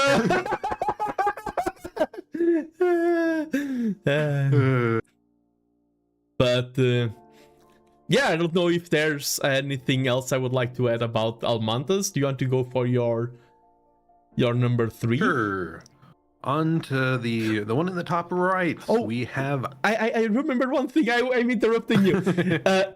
All good. Because this is a story that really showcases the spirit of Almantas. Almantas was in a I Wanna Be a Millionaire VTuber edition where you can win $5. And I was his guest, help, and I helped him with an answer. And the host was Tipania, I keep saying her name wrong. And then at Dokomi, I met Tipania IRL, and the reason why I met her was basically, because we met, because I helped Almantas in Who Wants to Be a Millionaire.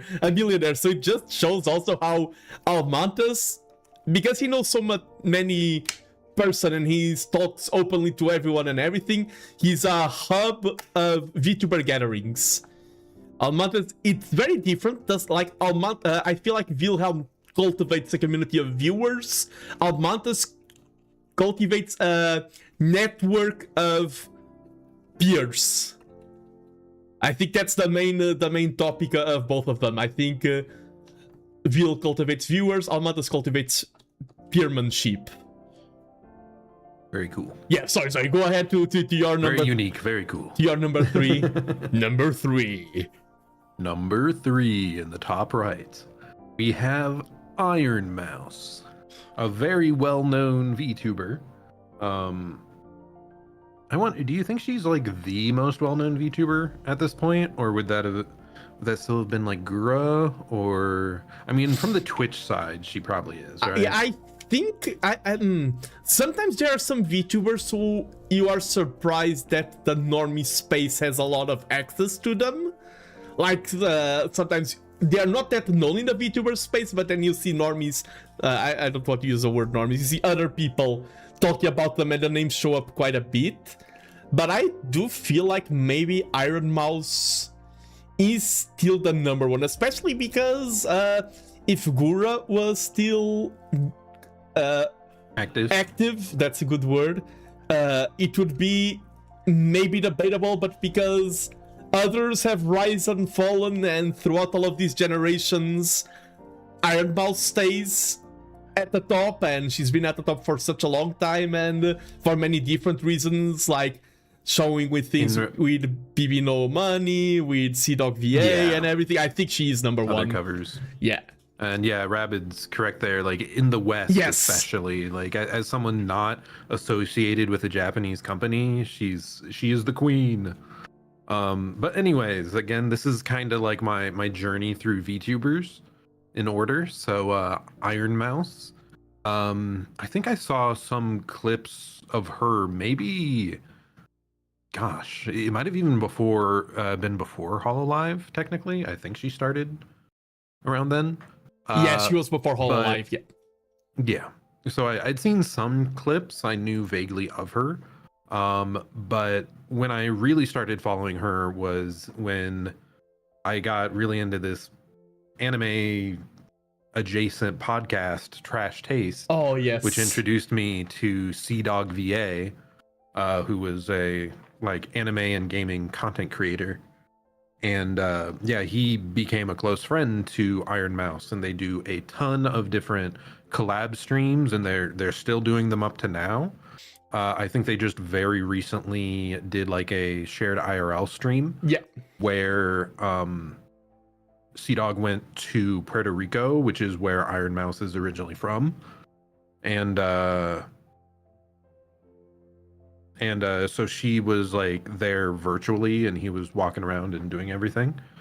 And part of that's because another reason Iron Mouse is incredibly inspiring is she suffers from a disease that's CVID.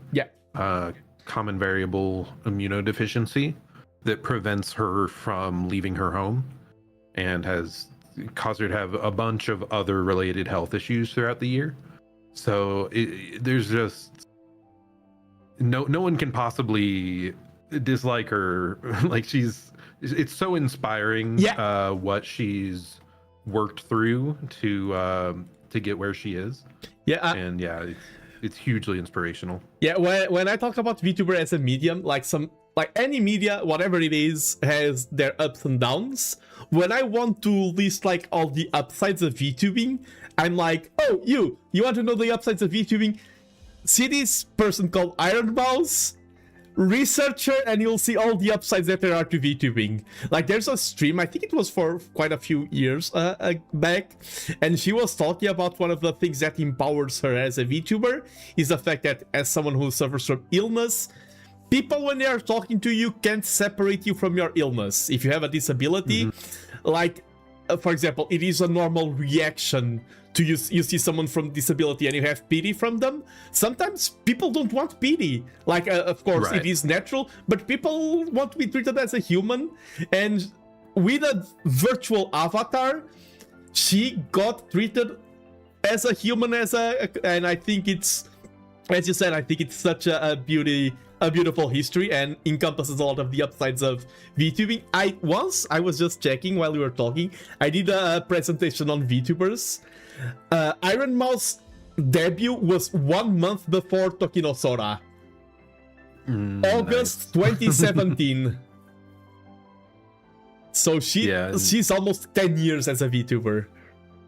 It's very impressive, and like so much of it was because she couldn't express herself through other ways because she was just stuck at home, and the fact that VTubing was able to give her such freedom and like connect her to so many friends that she's met along the way.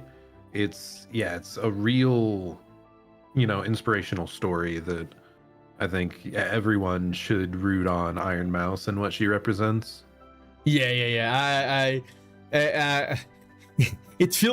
story feels like fiction. If I wrote her story in my book, people would criticize me saying, "Oh, that's not realistic," but it is the reality of things. And like even some of her covers nowadays are original songs, such bangers. And that's another thing, like, because I think her disease got worse like in her mid-teens or something. And she was initially like a trained opera like singer. So a lot of that was also taken away when she first got sick. And especially now that she's a massive VTuber, she's gotten much better healthcare, and she's just been improving over time. And to see her be able to make her like singing dreams a reality through VTubing as well, it's incredible. And also her and Sea-Dog, which is another, he's a big gaming streamer that I've followed a long time. They often do collaborative like donathons to donate towards organizations. To help other people that suffer from the same disease she did, which is very, very aspirational, very very incredible. Even the Sea-Dog VA dynamic, it's funny because for example, I've streamed with Amaru. It's like, hey, European guy collabing with Latina girl. It's like Sea-Dog VA. Like, it's funny. And I have a friend who also collabs often. He's also Portuguese and collabs with a Peruvian VTuber. It's like, hey, it's like even the relationship between Iron Mouse and Sea-Dog is also iconic, and one of the biggest charm. Of course, sometimes the audiences take things the weird way, but I mean, internet is internet and things like that. But I think it's really their connection, their human connection, like the sibling-like energy of the little gremlin and the guy who is soft-spoken and has that voice. Like, you say that he's a gaming creator. I saw Sea-Dog VA, was a fan of him way before Trash Thing was a thing, and he's not the gaming content creator. He's the hello, I have a very sweet voice. I will do dubs of Black Butler, so 90%. Yeah, the Black Butler prank call guy. Yeah, so 90% of my audience will be female because I have a very sweet voice and I have that British accent that Nando can't emulate. Even though both me and CDogVA are the same age and we have the same education, but he has a master's in mechanical engineering or a bachelor's. I have a PhD. Take that. Yeah, you have more viewers, but I have a PhD in mechanical engineering. Nando 1, CDogVA 0. Be careful. CDog might be watching this stream later. Twitter drama. Nando calls out CDogVA's education. But yeah, he initially was not a gaming content creator. He was mostly the anime space, especially when anime and then like Japan IRL type stuff. But I think part of it was that him and Iron Mouse did a lot of like cooperative gaming collabs, and just over the year he's like delved way more deeper into gaming stuff, and very often like one of them will hop on and like watch the other play a game, or if it's a co-op game, they'll play it together.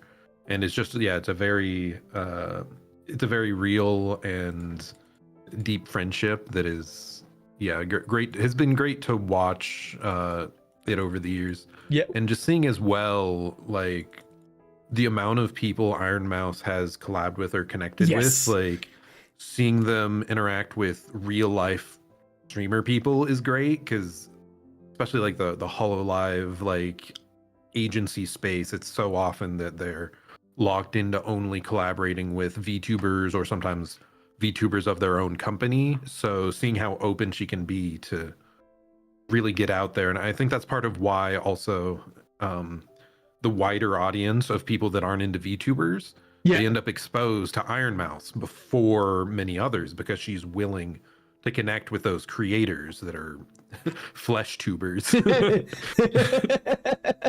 Just normal webcam human creators. Not true. And also Iron Mouse also has a fun thing that she has 2 million models. Oh my goodness. Yeah, I mean, part of it's, again, she can't go out and spend on a lot of these other things, so there's an entire website dedicated to all her different models, and that's actually where I pulled this image from, the Iron Mouse database. So yeah, she has so many incredible models. Yeah. No, and I think she's indeed an inspiration. And like, it's funny because when we are talking about VTuber culture, we talk about sometimes the whole life TT, like guys being bros, and I think she and CWA are bros. They are two bros. Very much so. Nah, but I do agree. I think she's deserving of the title of Queen amid VTubing. And what was it? It is so unfortunate how the corporation she had joined and was a part of for so long ended up taking advantage of like her and the other people. But I'm very happy that she was able to like keep the rights to everything, and that she's still going strong. So she's so persistent again. Yeah. Like, that's such an admirable quality of hers. Yeah, it was what I was saying, why she's still number one, because empires have risen and collapsed. Iron Mouse was before the empires were established, and after the empires are gone, Iron Mouse stays. Iron Mouse will remain. at the like, that's the running joke of Horatius the Dwarf. He says he will be the final VTuber. I think the final two VTubers will be Horatius the Dwarf and Iron Mouse. And then it's gonna be who amongst us will be the last one to, will be the one to endure. Are you saying between us two? Like, are we going to have to do Mortal Kombat? Are you challenging me to a duel? Sure.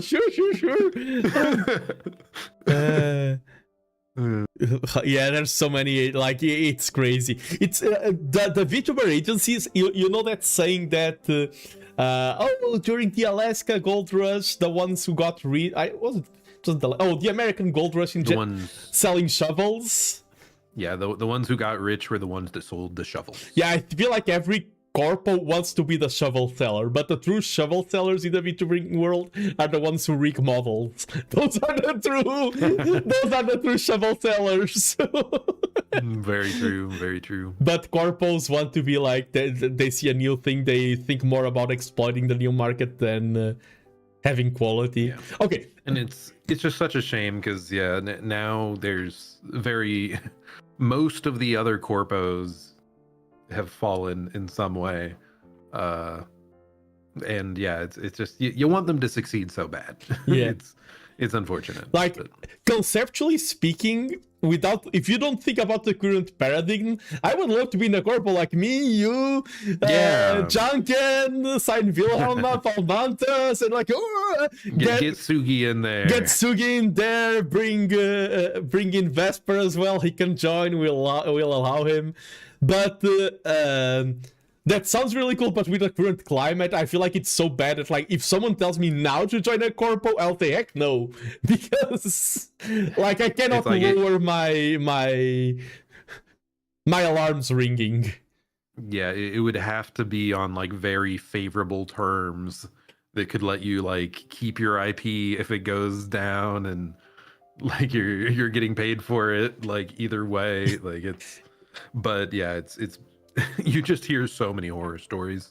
Yeah. And it's a shame because the one Iron Mouse was under at one point, V Shoujo. Yeah, V Shoujo, yeah. While it was active, it was the one I pointed to that's like, hey, they're keeping all their IPs no matter what. Like they're mostly just helping with all this side stuff. And then apparently there were a lot of skeletons in the closet, unfortunately. So yeah, I have here the numbers for my research. In 2018, there were 4,000 active VTubers, and in 2020, it was the foundation of V Shoujo, 1 month after Gargura reached 1 million subs. Yeah, and now I wonder how many people there are. Like the last indies just trying to make it work out here like us. The last number I had, now there's more because I did this research in 2023. How many were there? Oh, Kizune AI. Okay, I cannot find. Probably there's no numbers. I don't know how accurate this is because it's just the Google overview. But it says 2026, there are over 11,400 active VTuber channels streaming globally. Oh, there's way more. I think there's way more for sure. Yeah. Yeah, I cannot find I did my research. There's so many. Yeah, okay, and now I was about to do a suggestion to you. In case we cut... No, it's not we cut the stream. Wanna do a break? Yeah, sure, that's fine. Just need some hydration. We can take a moment. And some food in the system. We did a third in how much time has passed? In 2 hours? We're okay, we're on pace. And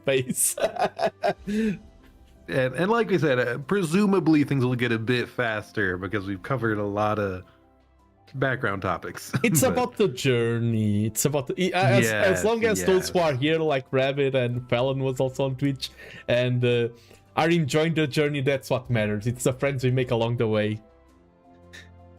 But yeah. And the rivals we make along the way. Dun, dun, dun. Yeah, I'm going to go to the break screen. Be right back, everyone. Yep, we'll be right back.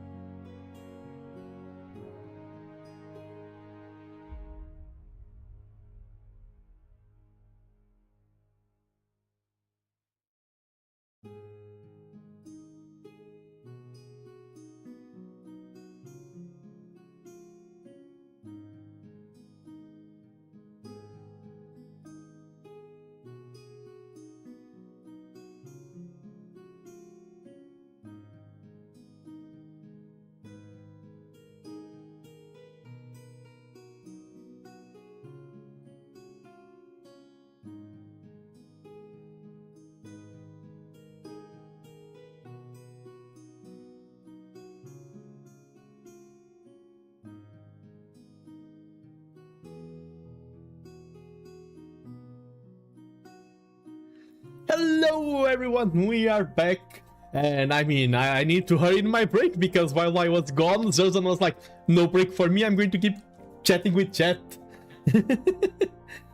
And yeah, I initially said I might go make a sandwich real quick, but actually my eyes got entranced by some donuts on the counter, so it didn't take as much time as I expected. It's funny, by the way, I've been to America once, only once.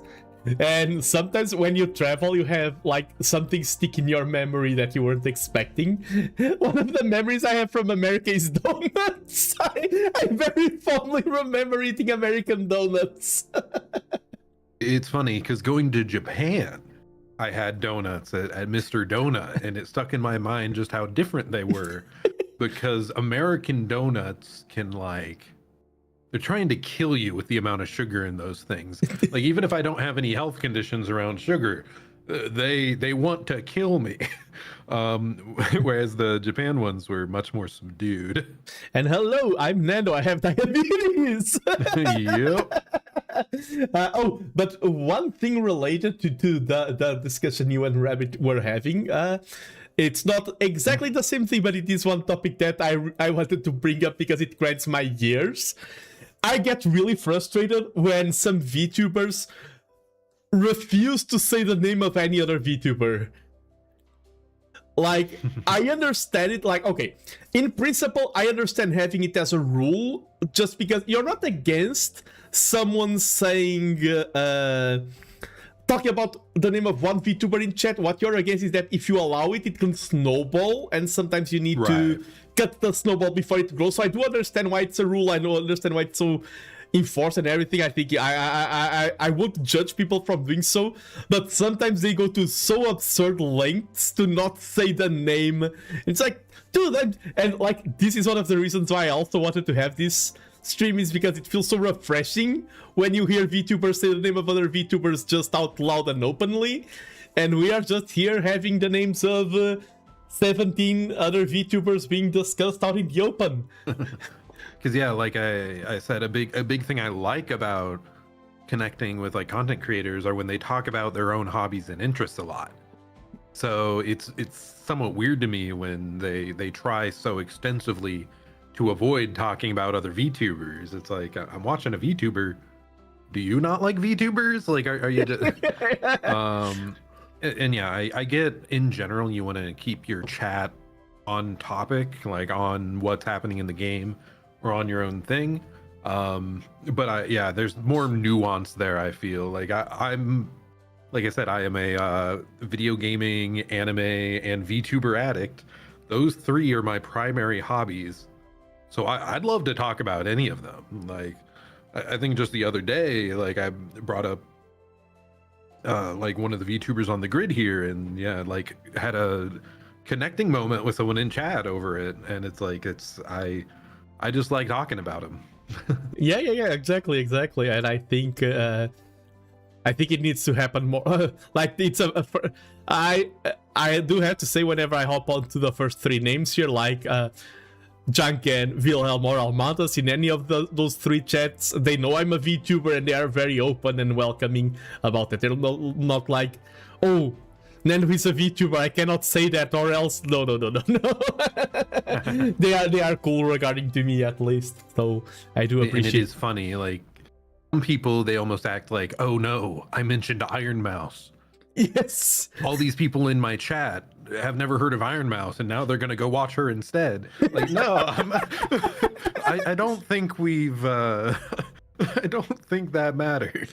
And like, it's also okay. We'll get back into topic. Like, there's the like, in Portugal we call it the football mentality. It's like, oh, I mentioned Kelly. She's from Hololive. Okay, that means I'm Team Hololive, and that means I hate everyone from Niji Sanji. That means I'm the cover, that caller. That means I'm Team A, not Team B. And it's like, fun streamer, haha, I like, appreciate. It's not like I don't hate Niji Sanji just because. It's like they say, you like pancakes, so that means you hate waffles. Yeah. That I was forgetting that kind of argument. No, people are cool. They do cool stuff. You like pancakes and waffles? Well, you must hate donuts. Like, what is wrong with you? I like all shapes of pastry.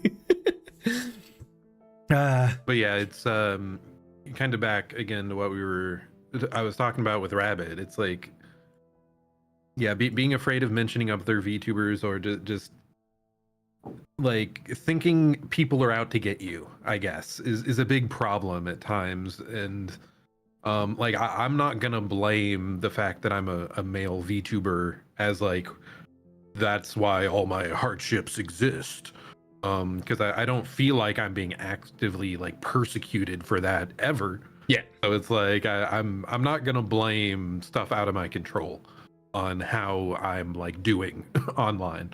So yeah, I think it's good to stay grounded and try to not see monsters in every shadow. Yeah. I think that's important because also like that's the thing. Trends and numbers and statistics are just that, and like I'm not part of a statistic. I'm a person. That's how I look at it. I'm not part of a trend. I'm someone with an identity, and I think the decisions I make with that identity, the way I brand myself, the topics I choose to talk about, how much time I dedicate. You aren't following a trend, you're making the trend. Yeah, let's go. Like and subscribe. Like and subscribe, wear a fedora. What, not a boina. Yeah, I went way off. Wrong beret. That's where we're going with. No fedoras, please. Do not bring those back. Milady. Oh, I was reaching for boina. Boina, yeah, the Portuguese name. Yes. Oh no. Wanna go to my number 4? Sure, sounds like a plan. And this is a pure coincidence, but I love it because my number 4's birthday is on the 4th of April, because the number 4 in Japanese is very associated with death. And it is the Grim Reaper, Mori Calliope, or Calliope Mori. Calliope. The freaking Gigimuri pronunciation. And yeah, probably she's my number 1 whole life EN Oshi. There's a lot of reasons for it. I think the main 2 would be first, she's such a freaking workaholic. Like, oh my goodness. Maybe the most extreme in the entire like organization over there. I'm a workaholic, so I'm like, you validate me, thank you. You validate me in a toxic way, thank you. There's a lot of. I think she's probably one of the VTubers with the most haters. I think it's a fair statement, and I'm glad that she endured. She's someone who endures. And also, one thing that I admire, like from my taste in literature, I really admire stories where people triumph over hardship and are perseverant. And like, I have a dream in mind, like I want to become a singer. I want to produce an opening for an anime. Even if there's a million voices in chat telling that, oh, your voice is horrible, your music is bad, there's a 1,000 stream reactors reacting to, oh, worst rapper of all time. She kept going, and now, okay, she had a dream of singing an anime opening. She sang the Gachakuta second opening, she sang an insert song, and it would be one thing, like sometimes you see those songs and it's like, oh, this is clearly like just a collab project and it doesn't fit that well. Her songs in Gachakuta worked so freaking well, both of them. They were such good bangers, and one of the reasons why she's so inspiring to me, and she's my Ienoshi, is literally, there's more reasons, but the main one is the crazy hardworking nature. The second one would be, you talked about Iron Mouse's like sometimes not conforming to the norms of VTubing and taking risks. And I mean, I remember seeing the Trash Taste episode where Calliope was there, Oh yeah. as a VTuber. Oh, that was so cool. That was so I like some people hated it. Once again, for me that was one of the coolest things ever. Seeing Calliope there as Callie there, I will use Callie there as Callie in the Trash Taste episode, just hanging out with the boys, and like that for me, that was so freaking cool.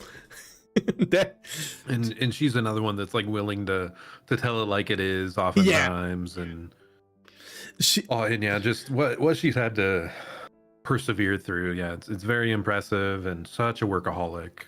She you've watched Witch Hat Atelier, yes or no yet? I've only watched the first episode of Witch Hat, but I read further in the manga like ages ago. There's a character. I'm bringing this back to Morika Life, don't worry. There's a character there, which is Nietzsche, and her thematic is a little bit of conflict between growing as a person and losing your identity. Like sometimes you feel like, for example, if I'm a streamer, if I grow, I will be like the other big streamers and I will become more normalized. It's kind of a fear you have. I feel like if you compare early days Morika Life with Kali now, she grew a lot, like in terms of quality, and she's exactly the same person at the same time. I feel like she didn't lose her core, she didn't lose her identity, she didn't sacrifice who she was, and she just became stronger and grew and become... Yeah, and Rabbit is saying also Vesper's first collab outside of All Stars, fellow spectator, someone who matches to her own beat, marches, and she will collab with who she wants. Exactly, someone who she's willing to stick to her own guns and like stand up for her beliefs and morals. Yeah, exactly, nice. Because like I have my own beliefs and morals, and depending on the topic, like some morals I'm like, okay, I will never break this moral. Others I'm like, oh, this is not that serious. If there's a situation that arises where I break this small moral.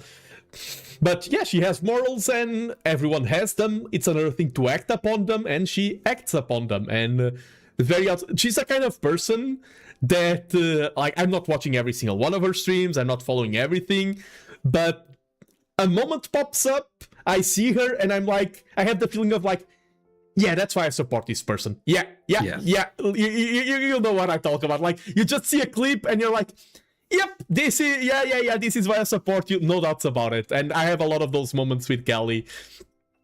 And then she'll like, release a new song, and the music. Is she one of the ones parted with like Universal? Yes. Yeah. And her music, she has a lot. I have 2 of her vinyl records, like the first one and the one nice. Jigoku Roku with that has you see that her profile picture there. I have that vinyl that was drawn by Kei Urano, the mangaka from Gachiakata. That's the Gachiakata one, yeah. And that and she did she done like a different anime OP before that. I think it was the like Suicide Squad. Yes, the ending. It was the ending there. Oh, the ending. That has Amanda Waller dancing. Yeah.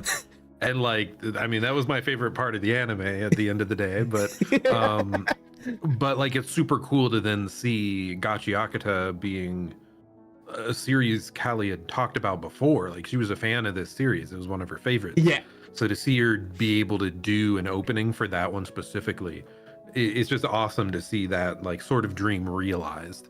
And then you go back to like her very first stream ever with all the technical issues. Yeah. And like, and just her having like almost no experience streaming then either, like just seeing how far it's come along. And it's like the dreams really did come through so much through her hard work and her like pushing the envelope. And still continuing through all the haters, which I still don't understand why, like how people could hate such a like hardworking person. I mean, it's the internet. But also a fun story I have related to Callie. I also had a cool story related to Subaru, but I will not look back. Basically, just Subaru. I met some Subatomos in Japan, and they were great. They were super cool to me. But in Callie, there was a cool moment. I was in Lisbon in a science conference, and I met 2 Japanese person, and I was talking to them and everything, and I brought the topic. Oh, VTubers. Do you know VTubers? And the one VTuber, they weren't a lot into VTuber culture. They only knew Callie. It was the only VTuber. They didn't know any Japanese VTubers. They only knew Callie because she sang a song for a trailer for One Piece Egghead arc. Egghead. It was a good song too. Yeah, one of the Japanese people I met there, she was a hardcore One Piece fan, like huge collection, and she was like, "Oh, I know Kelly because she sang a One Piece song," and like that was really cool. And like talking about international connection, I think any VTuber from Hololive promotes that, but Kali is one of the ones who from the start did a lot of collabs also with the Japanese side, and with another of the ones on my list, I'm a die, take you forever, Korone senpai, no! Yeah, I think she was one of the first ones that like was regularly in Japan, I think. Yeah. She and Kiara started there, I think. Yeah. Because I think she had been trying for years, like in the music space over there, to get something going, and then to see her realize it all through VTubing is like really cool. Yeah, no, it is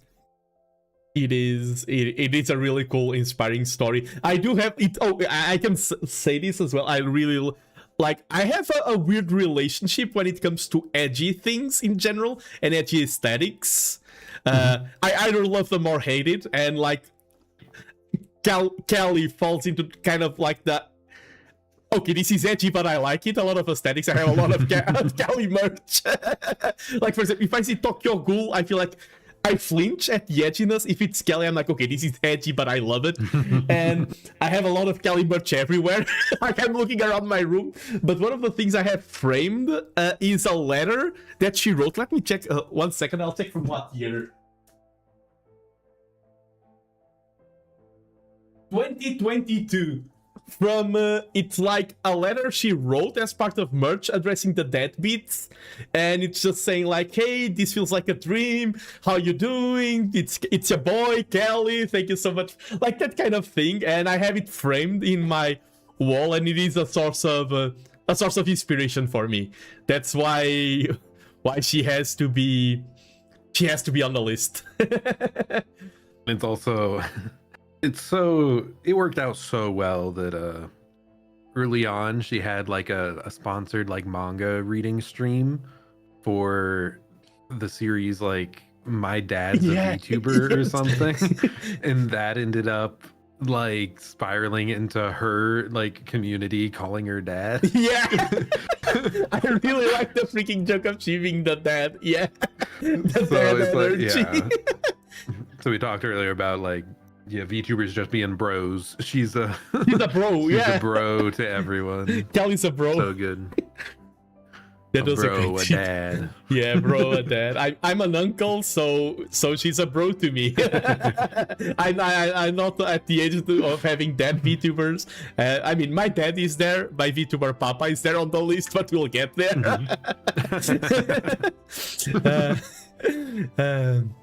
But yes, I don't know. And also, of course, just want to find out, you talk about the music. Of course, I have the vinyl records, and I really like... I feel like every single one of her new songs is a banger. From the early ones, I really liked Red. Red tomorrow, red today. Oh yeah, that was solid. Back. And one thing I really like about Mori's music is she covers quite a few different styles. Yes, actually. Trying to remember what some of my favorites are. End of a Life, is that what it's called? Yeah, End of a Life is up there.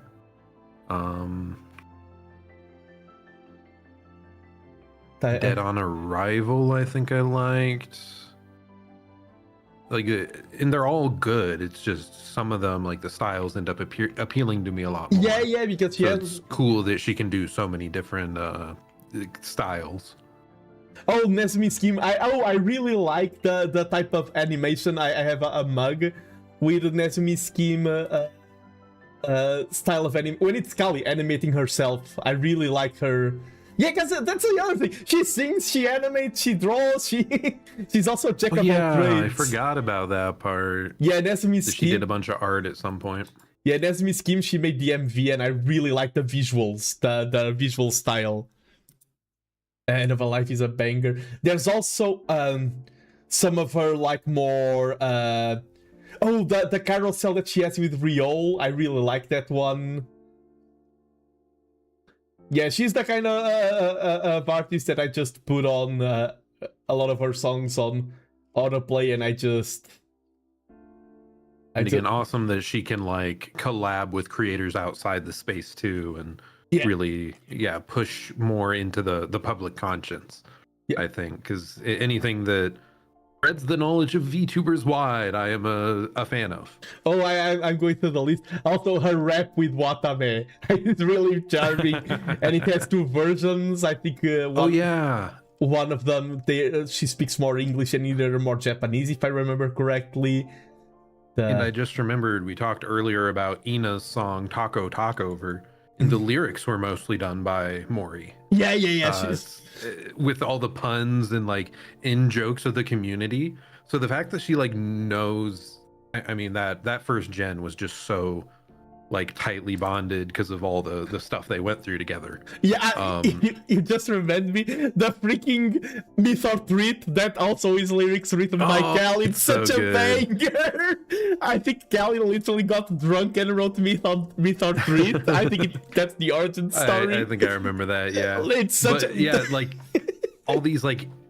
Because Taco Takeover has all these like puns and in jokes, and it's like she nailed it. She's a fan of the other girls and wants them to succeed and like push them forward. So that's just is mad respect. Yeah, I honestly feel like the whole English sphere of VTubing would be different if Myth wasn't such a banger generation. And like it's a whole different timeline. Maybe for better, maybe for worse, who knows? But it is a parallel world if Myth wasn't such a banger gen, because it was a banger of a gen. And that's a big thing with HoloLive. I feel like in general, they don't miss. So many of the creators are so talented. Yeah, a lot of people talk about like, oh, I think this is the best person of HoloLive. So I want to know who is in charge of the selection process. I think whoever they are, whoever picks who gets to be hired, because it's easy to hire someone who is horrible. It's hard to judge people through an audition process.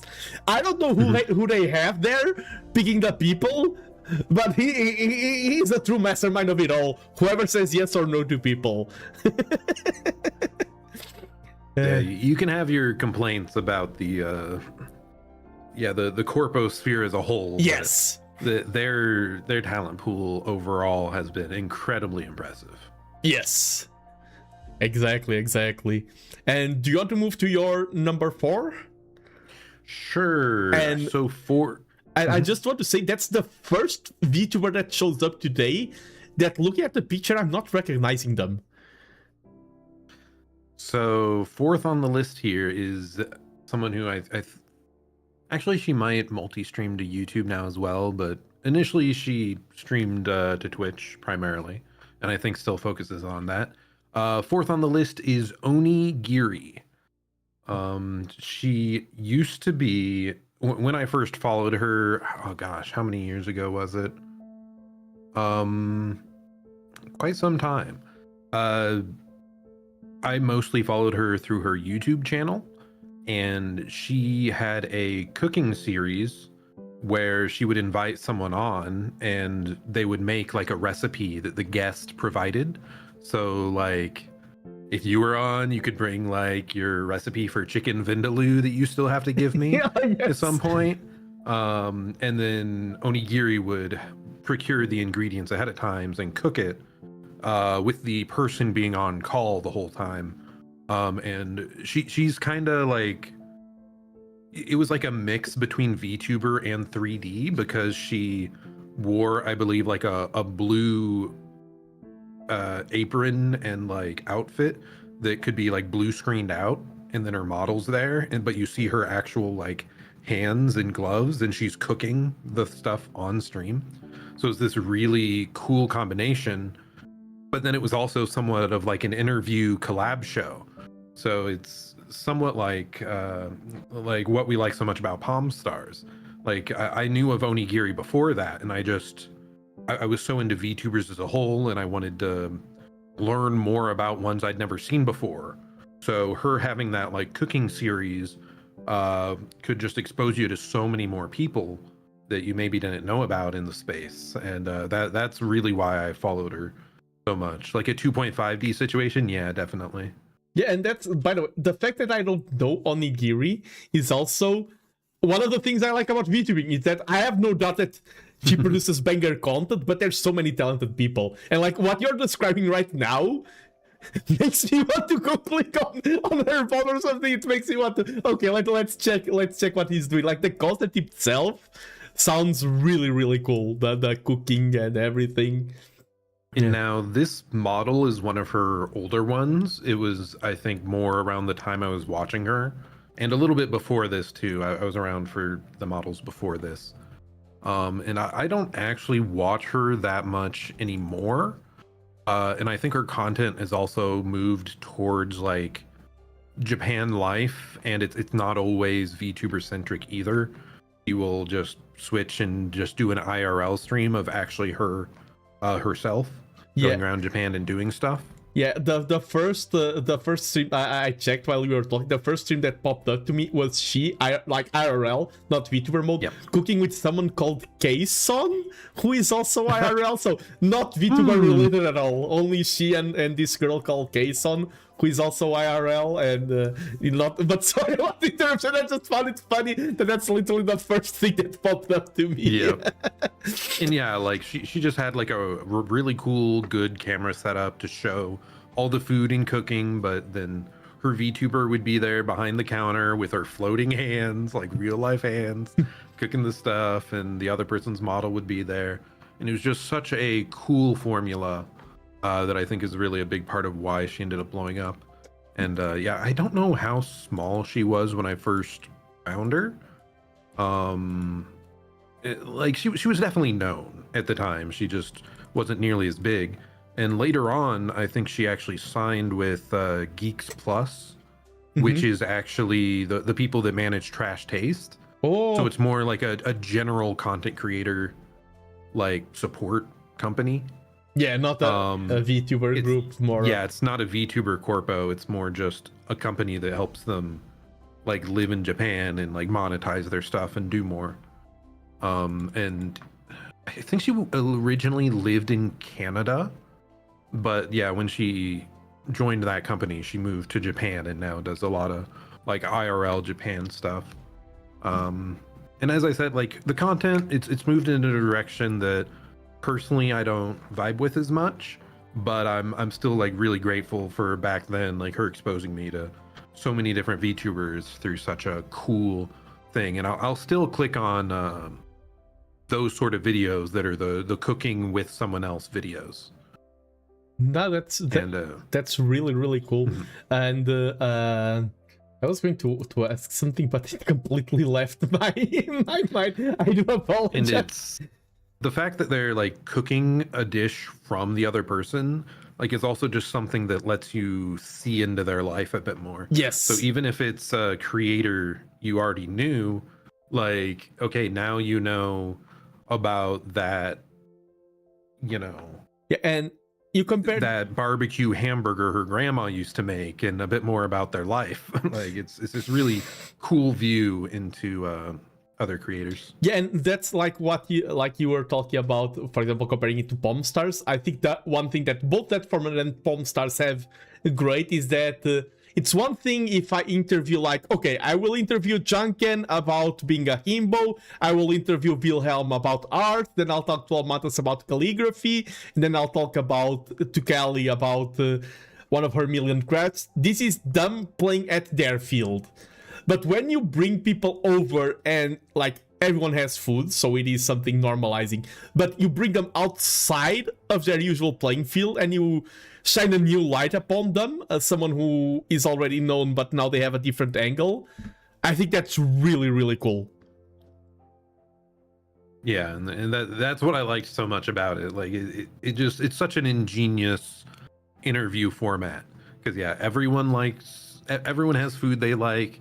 Everyone has a bunch of stuff they've collected over time. Yeah, I think that's part of like the connecting tissue there that I really enjoyed. Oh, I know one thing I wanted to talk about as well. Yep. Is that I really like, in general, a lot of 2.5 formats, depending on how they are made. And it's funny because we have there's a Portuguese streamer, Dr. Nova, and a lot of her content is seeing how far she can push the 2.5 format. Like, one of her most famous streams is trying to do an immersive colonoscopy. Trying to integrate, like she tries to make it so that her hands align with the VTuber hands and tries to make the full 2.5D immersion. That's not the type of content I would ever do, but I think there's a lot of creativity and making things look good, and I have a lot of respect for people who try to push it into the mixed media realm, because sometimes if you do mixed media, you will lose, like, it will be worst IRL experience and worst VTubing experience. Having a mix, depending on how you do it, can be the best of both worlds or the worst of both, depending on how you frame it and how you do it. And I'm also glad that she was one of the pioneers in doing that during the early stages. And while, like, sure, overlaying the VTuber model with the hands floating there, it's not like the most immersive. It's immersive enough. Like it's very, yeah, you still feel like you're watching a VTuber with all the cooking real life stuff that you wanted to see.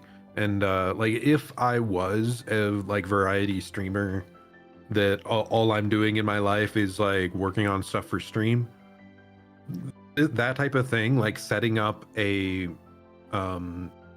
stream setup for cooking, like that is a hobby I would love to get into more. Yeah. So that's also part of why I was so interested. Like I'm a big fan of good food and cooking, and I have a lot of fun doing that. So just seeing those recipes and coming from so many different creators that I'm already interested in, like it was a very, very compelling series.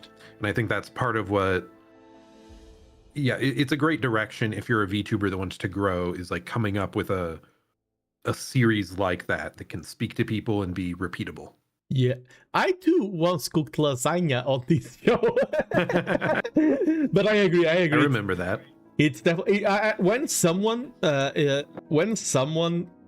has a cool concept and grows from it, I feel a sense of the world is right. I feel a sense of justice. I feel a sense of like, you had a good idea, you explored it, you got rewarded from it. Exactly. It makes me feel happy when that happens. And but okay, do we want to move on then to your next creator, or do you have something else to say or ask about her stuff? no, I think it was clear, and you sold your pitch. I'm interested now in checking at least a few of her older VODs and things like that from back in the... And just one final comment, it's... Even if people change, that is something very important. Like, oh, she doesn't do that much anymore. Okay, but she did that in the past, and I think that's valuable, to value the journey itself along the way. And I still think she does it, like, relatively often. I think it's just all the other content has increased a lot. Yeah. Where it wasn't there before. But at the same time, like, yeah, a lot of respect for someone that's like willing to not just show their VTuber self. She's willing to incorporate IRL stuff when she feels she can't fully express what she wants just from being a VTuber. I do appreciate and like respect that when a creator like is willing to go to both sides, because there's definitely people that are like VTuber Puritans. We cannot ever know what you look like, or it's all ruined. Like, and I do not prescribe to that. Yeah, my opinion on that take is that I feel like each VTuber should do what they want. Like, if you're a VTuber and you want to be 100% Puritan, you're allowed to. But I think, like, I won't judge you for doing it. But I also appreciate if you don't judge me for, like, if I don't want to be a Puritan, if I want to do mixed media, if I want to do maybe alternating one day it's VTuber one it's FlashTuber. I don't mind that. As long as people are clear with their identity and anything like that. And yeah, we want to move to my number 5. Though I was disillusioned that Nando is not chibi proportions in real life. True. It's such a shame.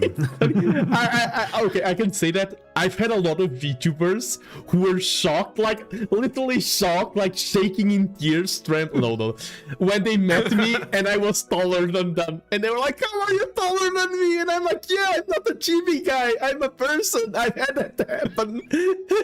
I had a VTuber sending me like, oh, you're so small. Yeah. And I'm like, how tall are you? And they send me their height and I'm 1 centimeter taller. And they will never leave that down. It is so funny with your little chibi self. Like, I remember one of the Dark Souls streams, I like put you on my shoulder. It's just such a funny bit. Don't think we could quite pull that off in an IRL stream. True. Yes, not revealing my height to chat, but I am more than 50 centimeters tall. Doxed. You just need to find a Portuguese guy who's over 50 centimeters and has a beard and a beret. Wanna go to my number 5? Yes, we're good to go. And have you ever heard of this VTuber called Hosho Marin? Ahoy! Ahoy! Perhaps. Okay. Marin was probably the first VTuber that, like, it's not the first VTuber that I met, but it's probably the first VTuber that I got really, like, it's the VTuber that made me understand the word Oshi. And first off, of course, there's the model itself. Like, I love piracy in fantasy because I've always been someone who values individual freedom, and pirates are often a symbol of freedom and everything. But then there's the person behind it, and I think Marin is a beast of an entertainer. I think her streams, like, for example, you'll see 10 VTubers reacting to that game Henry Stickman, that all the whole life was reacting to. I don't know if you know that game. I know of the game. I don't know if I remember them playing it, but yeah, but yes, I know the game. I see all the reactions and they're like, oh, this is cool. Oh, this is cool. It happens to Marin, how emotional she is, how she reacts, copying the Bagamonoga, and copying the moments, hey, Jojo. And I'm like, yes, you're so freaking fun. I just have a good time, but also it's not only the fun. I think the other two things that make me connect with Marin's content, I think she's extremely fun and a great storyteller. But also, first one is that I think she's very wise. We've talked about how people get wise with age, and even though she's still 17, she's very wise. There's a lot of clips that I've watched that I think feel like, yeah, you're very right. If I have to put one cherry on top of the cake, like, this is the one clip, is the one where she talks about parasocial relationships and things like that. And what she says, I was like, you get it. What she said was like, VTubers and other people should always be something that you use to add to your own happiness, but never your main source of happiness. And she was like, your main sources of happiness should always come from you, from things that you can do by yourself or that you can establish in your routine, like you going for a walk, you having this hobby or that. And she was saying that establishing the backbone of your happiness to be relying on others, and I mean, it's one thing if it's like, if you're married for 10 years and you're like, my wife is that's one thing, but establishing the basis of my happiness will be a stranger on the internet is extremely dangerous. And I was very happy with how clear and open she was talking about that, saying that, yeah, it's an extremely dangerous line of thought to be dependent, because it was just a funny super chat. Someone was saying like, oh, Marine, you're the best ever. I can no longer see like the brightness in the sunshine if you don't stream. And Marine was like, that isn't good. That's bad. That's horrible. I should be a way to add, not a way it shouldn't be dependent. And we've talked about, like, most of the VTubers here we've mentioned, it's like, oh, they have this talent or, well, more skill that they have honed that we admire, or this, like, persistent, like, work ethic, or something like that. It's great to take inspiration and be inspired by these people. Yeah. But you don't want it to, not to totally ignore yourself just to enjoy this other thing. Yeah, and don't take me wrong, like, even with Marine flat out stating that, like, because who she is, because of her image, there's a lot of of Hosho Ichimi that are clearly, like, that pass the boundaries, of course. I mean, as content creators, we are responsible, but we can, especially at that scale, we can't control everything. But no, I always found her really mature. And another side of her that I think a lot of people underestimate is that when there's a 4 or 5 people collab, it's very easy. There's a lot of people who just flat out refuse them because it's very easy to be very alone in a 4 or 5 people collab. You see that often, for example, in GTA RP servers, in Minecraft RP. If 1 or 2 people, like you and me, Zirzon, we have each other. We are friends, yeah. Yippee. Yippee. But if it's just 2 people, you don't get alone. But if it starts getting group mentality, it's very easy for 1 people to be left out. Mm-hmm. And one thing that I've noticed, like I haven't watched Marine in a while, but I remember fondly from back then, is that there were a lot of collabs that if someone is staying silent for too long, Marine will always pull them to the conversation. She reach out and pull them back in. Yeah, she like, and there's a lot of stories. For example, Kanata, when she was dealing with the graduation of Coco, she was often saying that Marine was also saw her and like no one noticed, like she was sad that day, and Marine was also like, you seem a little bit down, you want to talk about it? Marine seems like a social beast, not in the sense of talking with anyone, but in the sense of like having a radar, a sensor of like caring about people. That's emotional awareness. Yeah, emotional awareness. She of course, as I said, I don't know her personally, maybe I'm misreading, but from collabs, there's also one collab that I remember.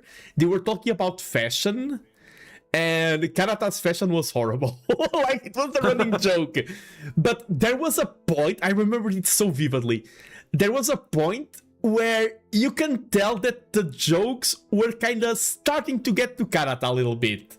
It's like, it got a little bit, and Marine was the first one, like, she didn't be like, okay, no, she deflected it marvelously. She, like, completely steered the conversation away and shifted the focus. There's also okay, another moment. Okay, sorry, I'm talking about Marine.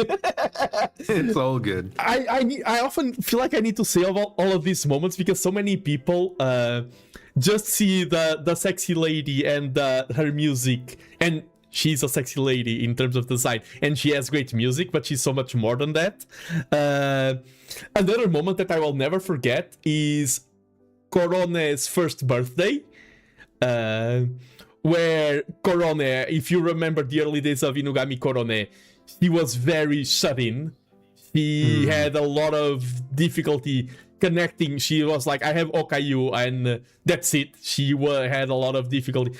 Her mentality was a little bit like, why organize a birthday stream if no one will show up? That was basically how she encountered things. Like, why schedule a collab if people won't show up? Like, why even try? That was kind of Corone's default attitude towards socialization. And there's a birthday stream where it's Corone's birthday. Corone didn't talk about it and everything, and Marine just hops up. They talk about 8 and 9 minutes, and at the end of the stream, Marine pulls up a drawing she was making of Corone and made it for her birthday, and Corone just bursts out into tears. And Marine is like, Corone, from now on, let's be friends. Let's invite me for things. Keep me in mind. If you need something, count with me. And like that's I mean, you know me as a person. I try to be positive towards everyone. I try to, like, I have a friend of mine bring a little bit of IRL thing. I have a friend of mine who at the con, he was going through at an anime con something rough. And I spent the entire 2 days of the con, quote unquote, bullying him, like making fun of him. And he was like even getting sometimes angry. And nowadays he talks to me and he says, thank you so much for like I was needing that so much. Like you helped. I was in a bad mental state and you helped me out so much. And I felt that like I wasn't bullying him to be mean. I felt like I was helping him. And yeah, like keeping him involved, like in the conversation. Exactly, and keeping like, that you'll still treat him the same even if he's going through a rough time. Yeah, and like not allowing, like sometimes you need to allow people to shut in, but sometimes it's the worst thing they can do, and I prevented him from doing so.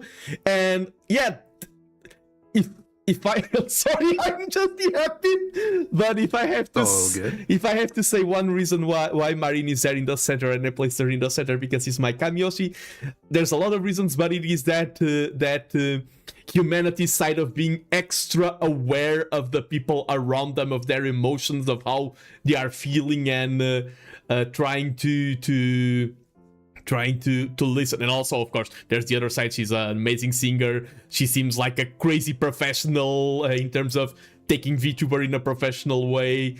So yeah, and she's funny. And I mean, like I said, one of my earliest VTubers I followed on was Ina, and I know Ina looked up a lot to Marine because she was also like an incredible artist. Yes. So it's like it's one of my Oshi's. So she's got to be a great person, right?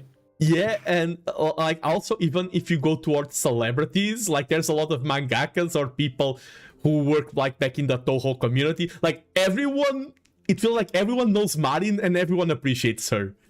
And usually if everyone is, of course, as I said, I don't know her. I'm aware of that. Maybe she's a horrible person. But if she knows so many people and everyone has such a high opinion of her, it's usually quite a green flag. And also just the music videos she's helped produce, like the animation quality on these things, they're such works of art. They are incredible. Yeah, incredible. My two favorite videos are like, not sure if they are my favorite music since harder, but the favorite videos from Hololive are Marine and the one in my bottom right as well. We'll get to her in the future. They have my favorite videos. Yeah, but Marine's stuff, like Ahoy is iconic, but I have also some Blu-rays of Marine there. I have so much merch, by the way, of Marine. I have the story of when I went to Japan and there was the Marine Tower collab and I was there and my credit card wasn't accepted, and a Subatomo came forward and said, I will pay for it, and then we go to a company and you can get money there and then you give me the money. And he did that for me. Really great guy, and I got my limited Marine merch. But incredible. So that's the other thing. Like, Marine is great. Marine promotes a lot of art, has led the development of a lot of superb music videos, because you need to be in the driving wheel to make something, and it's such a wide range from Pai Pai Kamen to Ahoy to what was the one that's like, it's pretty trippy? I think it was Onegai. Yeah, God, that one was incredible. Unison. I couldn't believe that was like a VTuber produced like song and video. It's so good. Yeah, it's so not what I was expecting. Oh, and I did have, that's another, that's the thing. They are a pillar, and then it's not only what Marine does.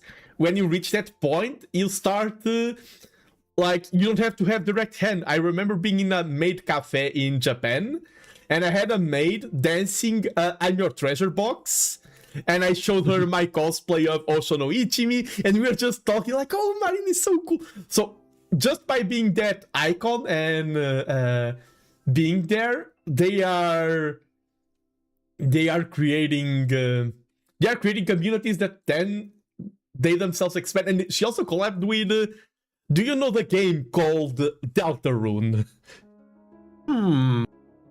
Perhaps. Yeah, I may or may not be playing more of that on Monday. yeah, because if you go to Dead Man's Chest, in the credits there's two people there. One is Camellia and the other is Toby Fox. And it is the Toby Fox, and that's why I say she knows everyone, collabs with everyone. But even like Shinkiro, the one with Gura, Skidai Ski 2 was also great. Like, and there's so much variety. Mm-hmm. But yeah. And just the quality, the production quality is just incredible. I'm going through the videos. The same Chotel, her cover of Death by Glamour. It's so weird. There's a comment there. I remember even the comments from her video. I don't know if you've seen that one. It is Not sure. It is from 5 years ago, and there's a comment saying that Marine strikes the triple point between funny, horny, and cute. It's something like that. It's so goofy. I will send it to you so you can check it later. I probably did see it if it was 5 years ago. It'd be more like recent things that I just haven't checked again. I did it. No, curse you, Discord, including the ads. Okay, I'll do that later. Nah, it's yeah, I think she's currently the #1 most subbed VTuber on YouTube. I'm not sure. Oh, wow. I think she's... I do sometimes forget like just how huge a lot of the Japanese creators are. Yeah, I think she's the #1 on yeah, 4.37 million. Holy. Yeah, Gura still has more, but she isn't active, so she's the biggest active VTuber on YouTube, I believe. 4.37 million. I thought Pekaro was bigger, but no, she's 2.7 million. So yeah, it's most likely Marine then. Yeah, Marine is Hosho Marine is and it's funny also, by the way. I also found it interesting how like she has that image that is very appealing towards a male audience. I'm going to phrase it like that. Every single Hosho Ichimi that I've met in the wild, every single one of them, I'm talking like 14, were female. I'm the only male Hosho Ichimi that I know. Like I said, like Ina was such a fan, and I've heard other VTubers mention how much of a fan they were of Marine before they became VTubers themselves. So there's definitely a big part of that audience. Yeah. She definitely caters to a lot of the female audience. Our lovely old lady.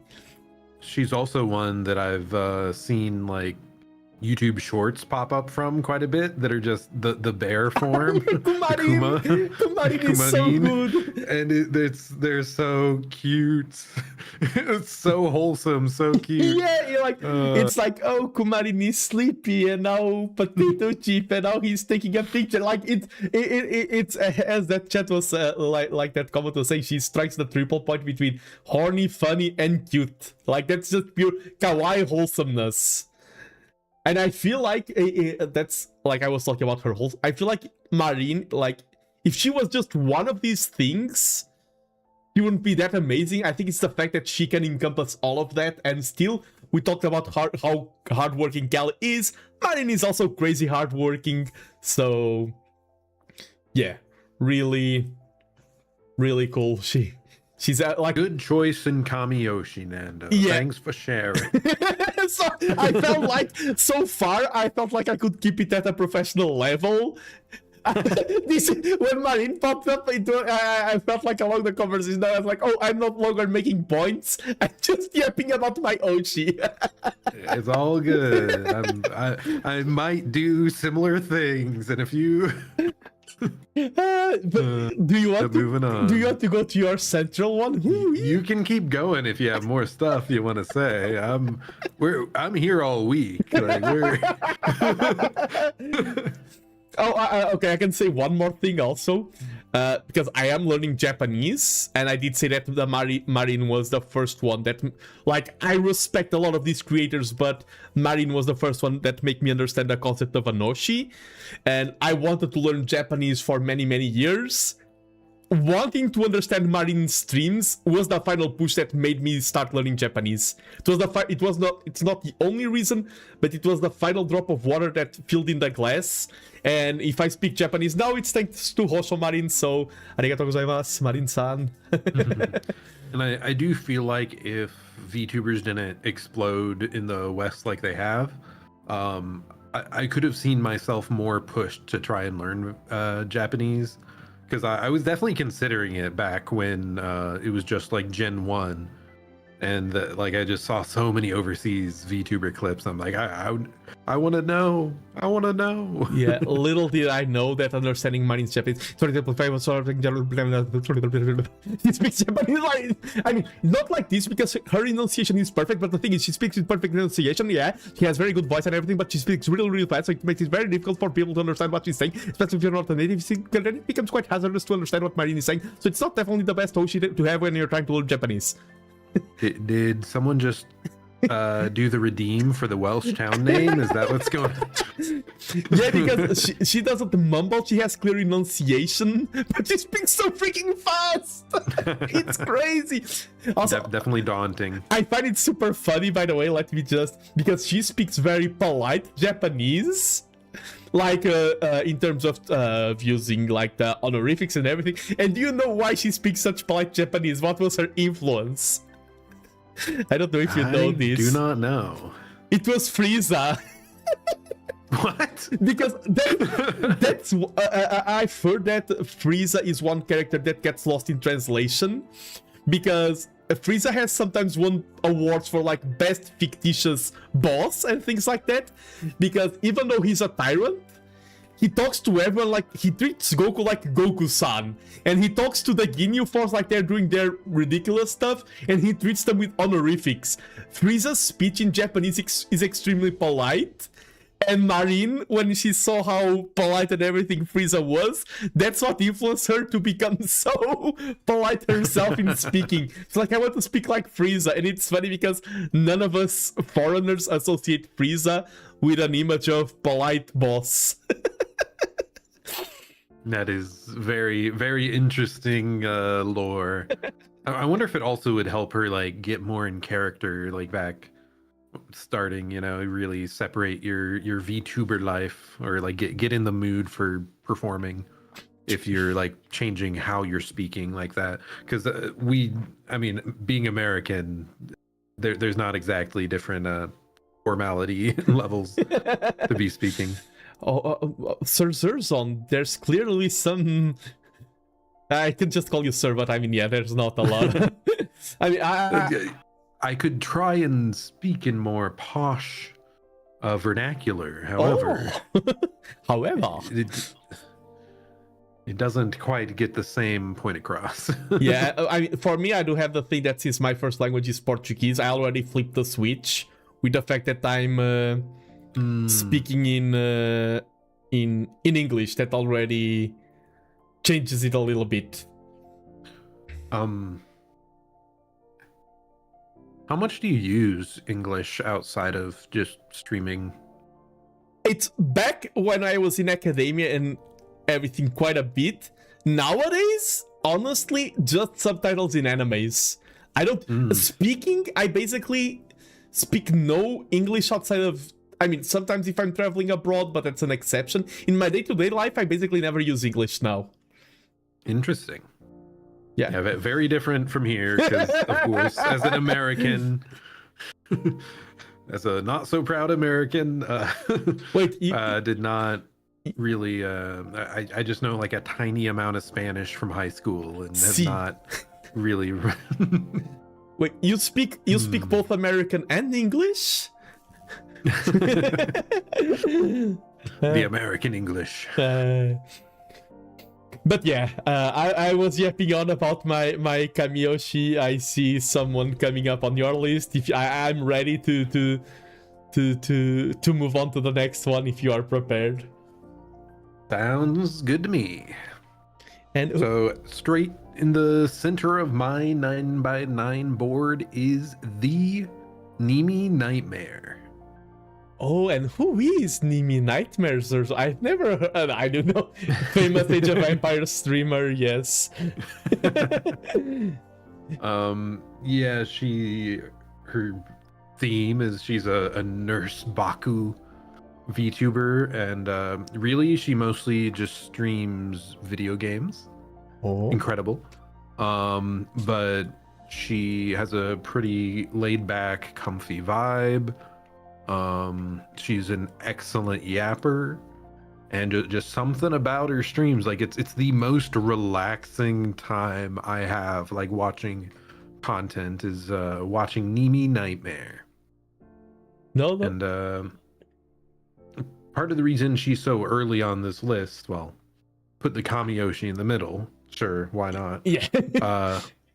But I did follow her in her previous form that we will not discuss. I wonder who that was. Yeah, because Nimi only debuted in 2025 and had quite an explosive growth for someone who was just starting in 2025. Oh yeah, she was all new in 2025. Sure, yeah. Yeah, even just back in the day, I just remember, because I mentioned with Ina as well, it's like being very committed when they're playing games, like they don't give up easily. I've been so happy lately. She's been like on a Dark Souls arc. She finished like Dark Souls 1. She recently started playing Dark Souls 2. Way back she played Elden Ring. But yeah, she plays all these games I enjoy, and she just, I don't know, like I don't have that much too specific to say about her. Just that I really like how laid back and comfy her community and her stream vibe is. And she's also very open about her life as well. I believe she announced sometime last year, yeah, that she was engaged. I was so happy and proud that she announced that. I think yes, it was the right thing to do. I was so happy about that. Because that's a big thing for me, is like it's also funny. Nimi has an Oshi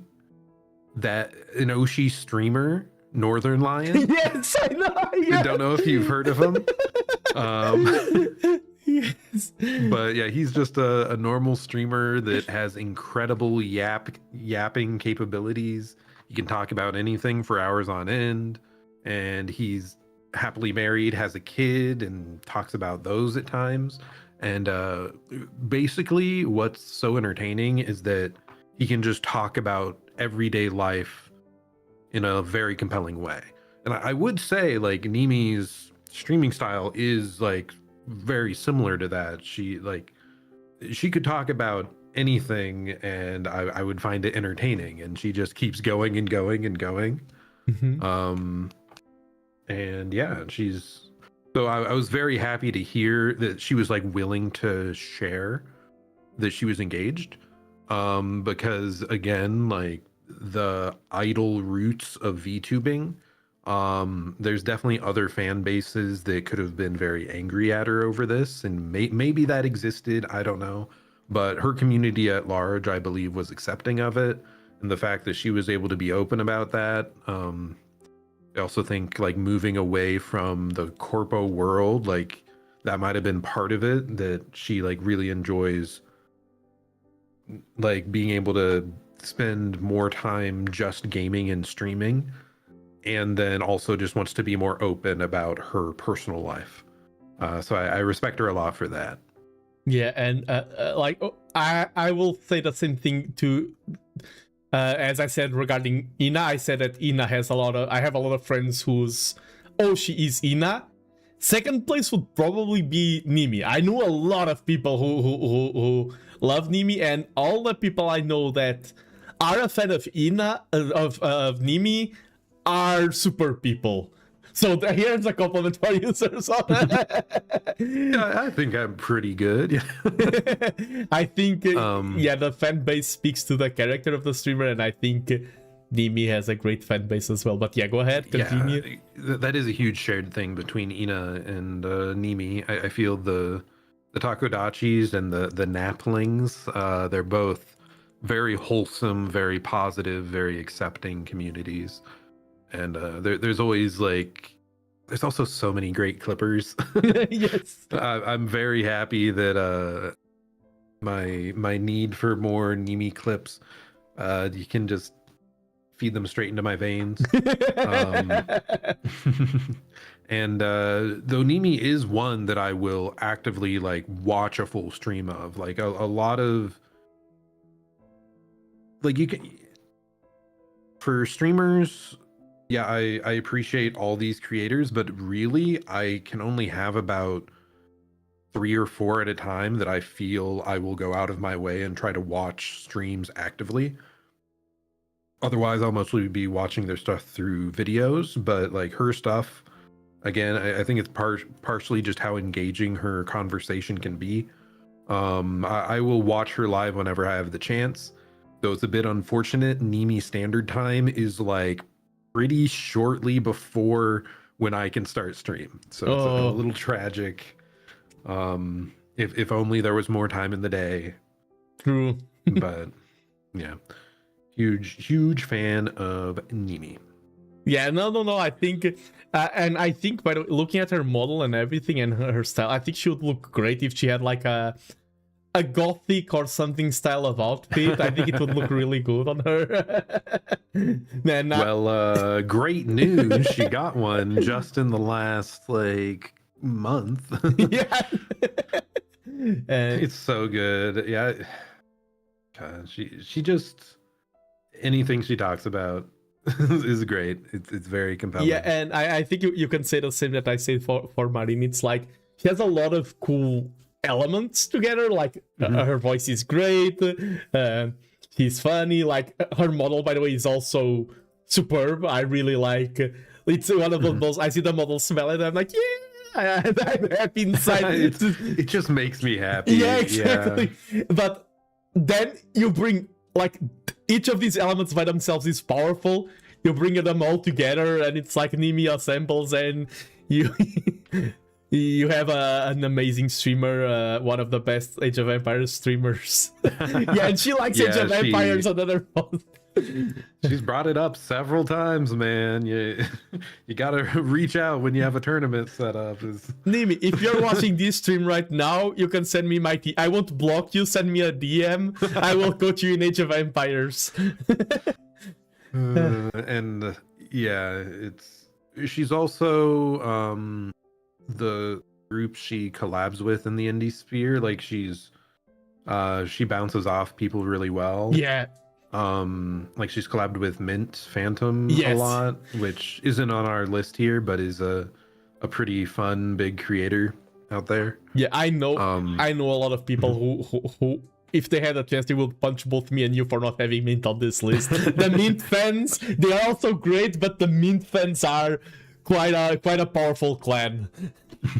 My friend that introduced me to VTubing with Coco originally, like his Oshi now is Mint, so I do have to mention her. And yes, she's great, but yeah, I mostly end up watching Nimi. I still watch quite a few Mint clips, just saying, especially with her new group she's part of. Yeah. A lot of cool stuff going on over there. Fun side story: a person from that group is voice acting in a Portuguese game.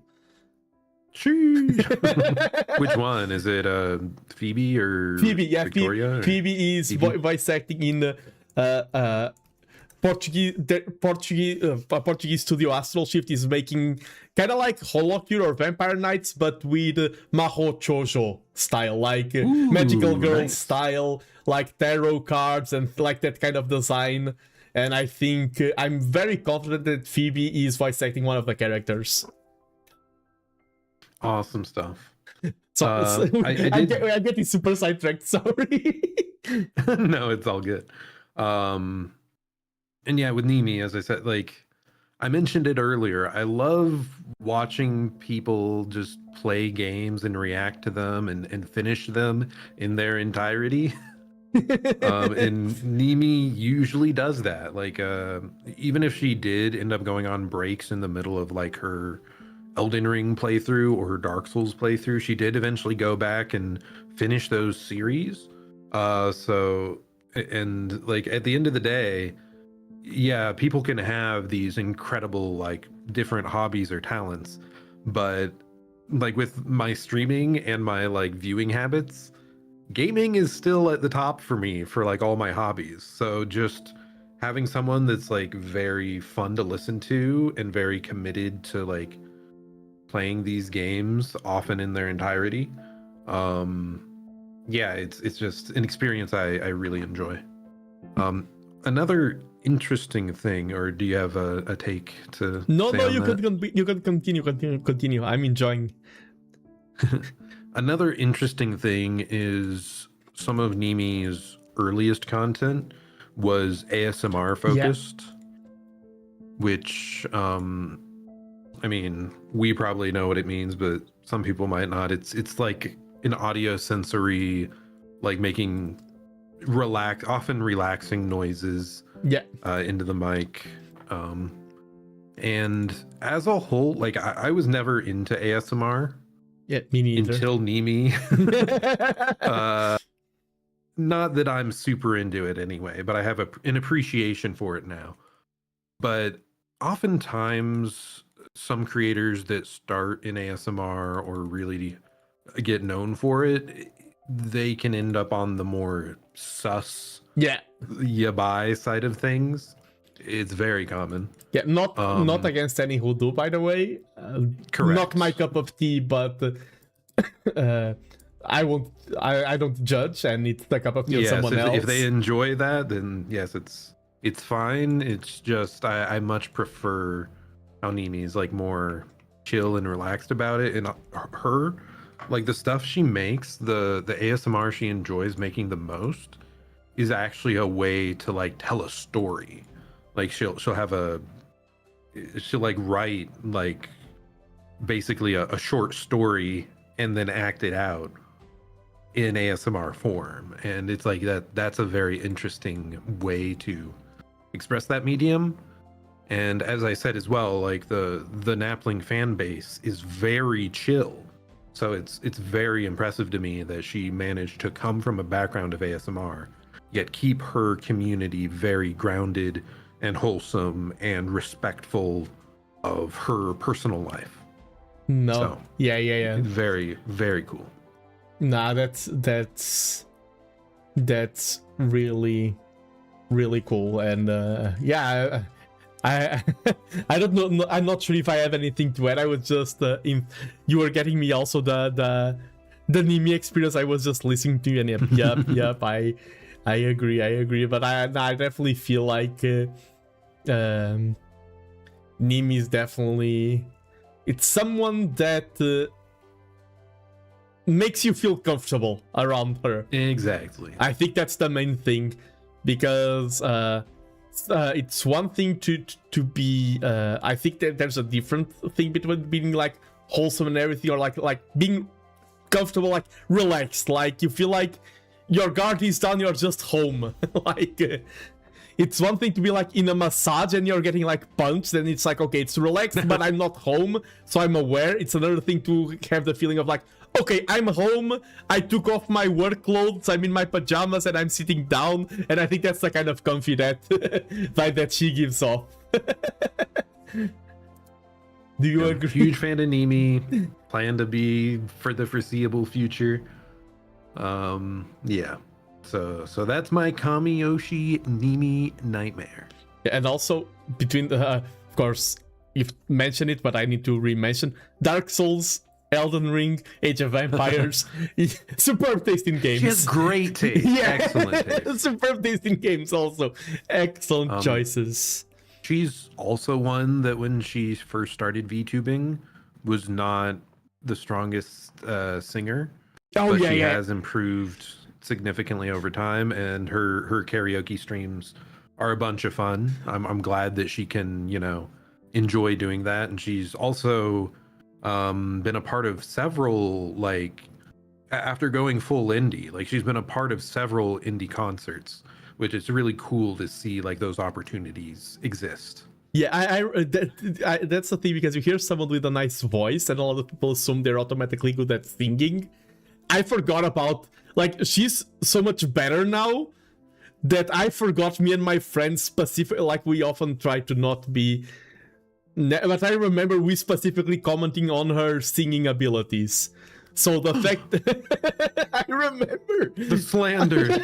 I remember, not in a mean way, not in a mean way, but I had forgotten it. You just now brought back the memories. I remember her early day singing abilities. Yes, and she definitely grew a lot. In some of her karaoke's, she has incredible taste. Incredible taste. What is it? What's the? There's the one meme song. It's like the Giga Chad like soundtrack. It's like, let me see your heart, or what is it called? Giga Chad song. Can you feel my heart? Yes. By Bring Me the Horizon. Yeah. she's done it. It's so good. It's so peak. When I listen to that song, I listen to the Nimi karaoke cover. Yeah. And it makes me smile. Exactly. And also I remember that some of her, but that's, we are not going to talk about other lives. But yeah, Nimi's great. And that's one thing, like going full indie, I think she was able to really hard focus on like the consistent, always be around when she can, stream consistently, stream games, yap. Like she's a real streamers type VTuber, even if her roots may have been like slightly different. Yeah, because, okay, that's one thing that you brought, and I feel like it's one closing point I want to address before moving on to the next person, is that a lot of fans, when they see, oh, this VTuber is going indie, they're like, oh, every single problem that this VTuber ever had was because of the corpo. Now that they're indie, everything is paradise. And then they realize that the reality isn't like that. Nimi, I feel like, is one of the few exceptions where you just feel like, oh, she went indie and it just works, and like, it's not, because sometimes you feel like, oh, I gained this, but I lost that. I feel like Nimi is one of the best success stories of a VTuber just going indie, in my opinion. And I feel like she's just someone that just loves streaming. Yeah. Like she just loves to just be on stream and play a game and yap, and that's like the primary thing. And for me, like the corpo side of things, some of those VTubers, like we got into watching VTubers when it was COVID, and there really weren't that many concerts or idle activities or other things that took them away from just streaming. Like early on, Ina, I think, just streamed a lot more like art streams and games.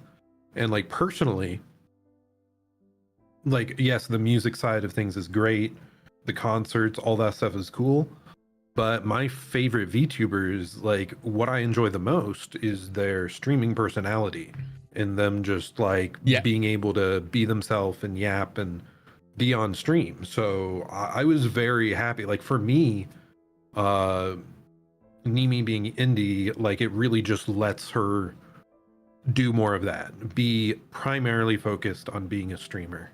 Yeah, 100%. Now let's move on, or more Nimi? Sounds good. No, I'll yap about Nimi later. Forever. Yeah. The rest of the stream. And now like, I'm not chronological order. If I was doing chronological like you did, this would be my first one. It's not the first VTuber I watched, but it was the first one that got me into knowing what the VTuber is and enjoying the culture. Inogami Korone. And Ikambokam. Ikabuko. Yeah, she was also one of the ones I saw like first, one of the earliest memes of VTubers I came across. What in the fire? Why? Why? What? I not understand. It's so good. I'm a die. Thank you forever. She's just she's so entertaining. She's just a factory of cool and fun moments. There's some pairings like you see that Korone and Sakuramiko are in the same collab. You know you're going to piss yourself laughing. You know it doesn't matter what the game is. You see Korone and you know that okay, this is going to be a fun collab. There's she's super entertaining. I feel like she's someone. Like as I said, in her earlier days, she was more cold, I feel like, or more distant, like didn't want to open up. And I feel like she's someone who has definitely shifted so much from VTubing in a good way. Also, I gotta say, when we talk about she's a professional VTuber, and a lot of professional VTubers become quote-unquote unfun because they focus so much on being professional that they forget to be fun. And Korone, the freaking stream and the time and the freaking sketches with like the listener sound. Yeah, I was gonna say all the little drawings and the fingers and everything. She has a cover. I just remembered her cover from Ado song. Which one was it? Wait, let me. I'm ready for my show. And it starts with really like realistic visuals. And then in the middle of the cover, text messages just show up. And it's like editors speaking and say, oh, we ran out of budget. And then the rest of the music video is just Korone drawings everywhere. Like the freaking stick animations and the dogs and the... How early into the video was that? The video is like 1 minute 30 of being serious, and then 1 minute 30 of being crazy. I will send it to you so you can check it later. But and like even I really like her music, by the way, as well. I just remember one of my favorite visuals in any Hololive song. It's not her usual style in terms of visuals. I prefer like Doggy God Street. I prefer the very cheerful. But she has the I think Mafiosa, one of her originals. The visuals remind me of Chainsaw Man a little bit, like super serious. It's such stunning visuals in that MV. I feel like Korone is also one of the ones who pushes the envelope. And there is another thing I need to talk about when it comes to Korone. She taught me what VTubers are. She's also the first one who taught me the concept of tete because of Okakoro. I've definitely seen some of that. Yeah, Okayu was one of the like Japanese side that I was like most interested in early on when being introduced. The song they did a karaoke in 2020. And they sing a rap song, If by the Pump. Moshimo kimi wa... I've sang that in karaoke as well. It's funny. And it's both of them singing. That's one of my favorite clips ever of VTubers. And yeah, I think Korone is someone who is... she knows how to be goofy. A lot of people try to be goofy and they can't. She has mastered the art of being goofy. She has mastered the art of being funny. It's so easy to try to be funny and be unfunny. She tries to be funny and she is. She's a comedic genius. Sorry, I said... yeah. Go ahead. I always respect, I think she's one of the VTubers that brought the most people in on the ground floor when VTubing was ramping up because of those incredibly viral like clip moments. The ikambokam water in the fire. Why? It's like it's great. Just something about it, and her being willing to like try and use some English, like it just but it's such meme value. The English and all the English is great. And another thing is her taste and culture, like for both Japanese stuff and English stuff, like she finds games that probably she's like the third person ever playing. It's like, where does she get those games from? And even, yeah, like really niche things, or like she also does a bunch of retro games, really right? retro, who are like games that are like cult following, like those who know love the game but no one knows them, and then suddenly, yeah, Corona knows this game. Corona knows this RPG that is a banger and no one played, and somehow like she's is part of Whole Life Gamers, and I feel like she wears the gamers tag in her face. Two more things that I need to add about our story.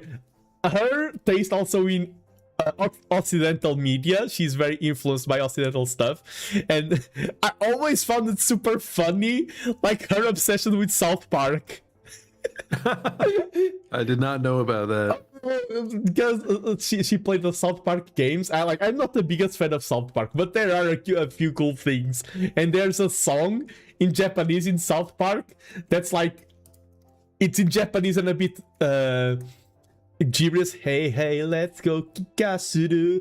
Tetsu na mono, protect my balls. Boku ga warui, so let's fight. And like Corona singing those things and everything. She pulls up the most obscure references ever. She like starts humming a song like and people are like, this is the opening from an anime of 1972 that no one watched, and I'm like, why is she humming this? How did she get these references? She's and yeah, all the niche stuff, all the retro stuff, it's just it is fascinating. It's like she's pulled from a different time, but she's a VTuber. VTubers didn't exist. Like, and another thing that I wanted to bring up is that I said that one of my favorite moments from streaming, it was the moment where Corone had the birthday with Marin. And she was like, oh, I don't trust people. And it's funny, a lot of people comment on that narrative. I used to follow so much VTuber stuff then. There was a Mio birthday later on. Like, and Mio, was it Mio? I think it was Mio. No, it was Flare, it was Shiranui Flare. There was a Flare birthday, and Flare was kind of in a bad mental space at that moment. And Corona showed up for an off collab and gave her a birthday present. And Flare just started crying at like the gesture and everything. And it was like, people who were following everything was really funny because Marin helped out Corona, and then Corona goes and helps Flare in the same way. It like felt... the all might, it's your turn now. Yeah, exactly. And seeing that person like Corona going for someone who needed emotional support because he was down to being someone who was providing that emotional support to others was really cool. And also like her iconic stuff, like doing the cartwheel. She always finds a way, like if you go to Suicide and say sing amazingly, she sings amazingly. If you go to Corona and say sing amazingly, she will find a way to do it the Corona way. She has her style, and she always gets away with doing things the Corona style. She even became the freaking Sonic Sega ambassador. What? Oh yeah, she had like a collab outfit and everything. Yeah, it was crazy. But yeah, Corona also, I think, super creative, passionate gamer, one who does the freaking... I remember another thing of her is doing 12-hour streams and stuff, having to stop her from keep streaming 10 hours. I'm checking her recent VODs, 10 hours, 8 hours. She's also an endurance powerhouse. Like her and Kyla, I think, are the two I know of that do insane hours. Like 2 months, like some whole life VTubers nowadays, it's like, oh, I'm more famous now, I don't need to stream as much. Corona, 2 months ago, 11 hours, 33 minutes. Stream before that, 6 hours. we mentioned it earlier, but yeah, a real streamer that loves to stream. Yeah, exactly. It has that in common with Mimi. I have here, okay, she was playing Biohazard. I think that's Resident Evil. Yep, the streams... that's the Japanese title of Resident Evil. Yeah, her consecutive streams like 8 hours, 9 hours, 7 hours, 7 hours, 6 hours. It's like consecutive streams.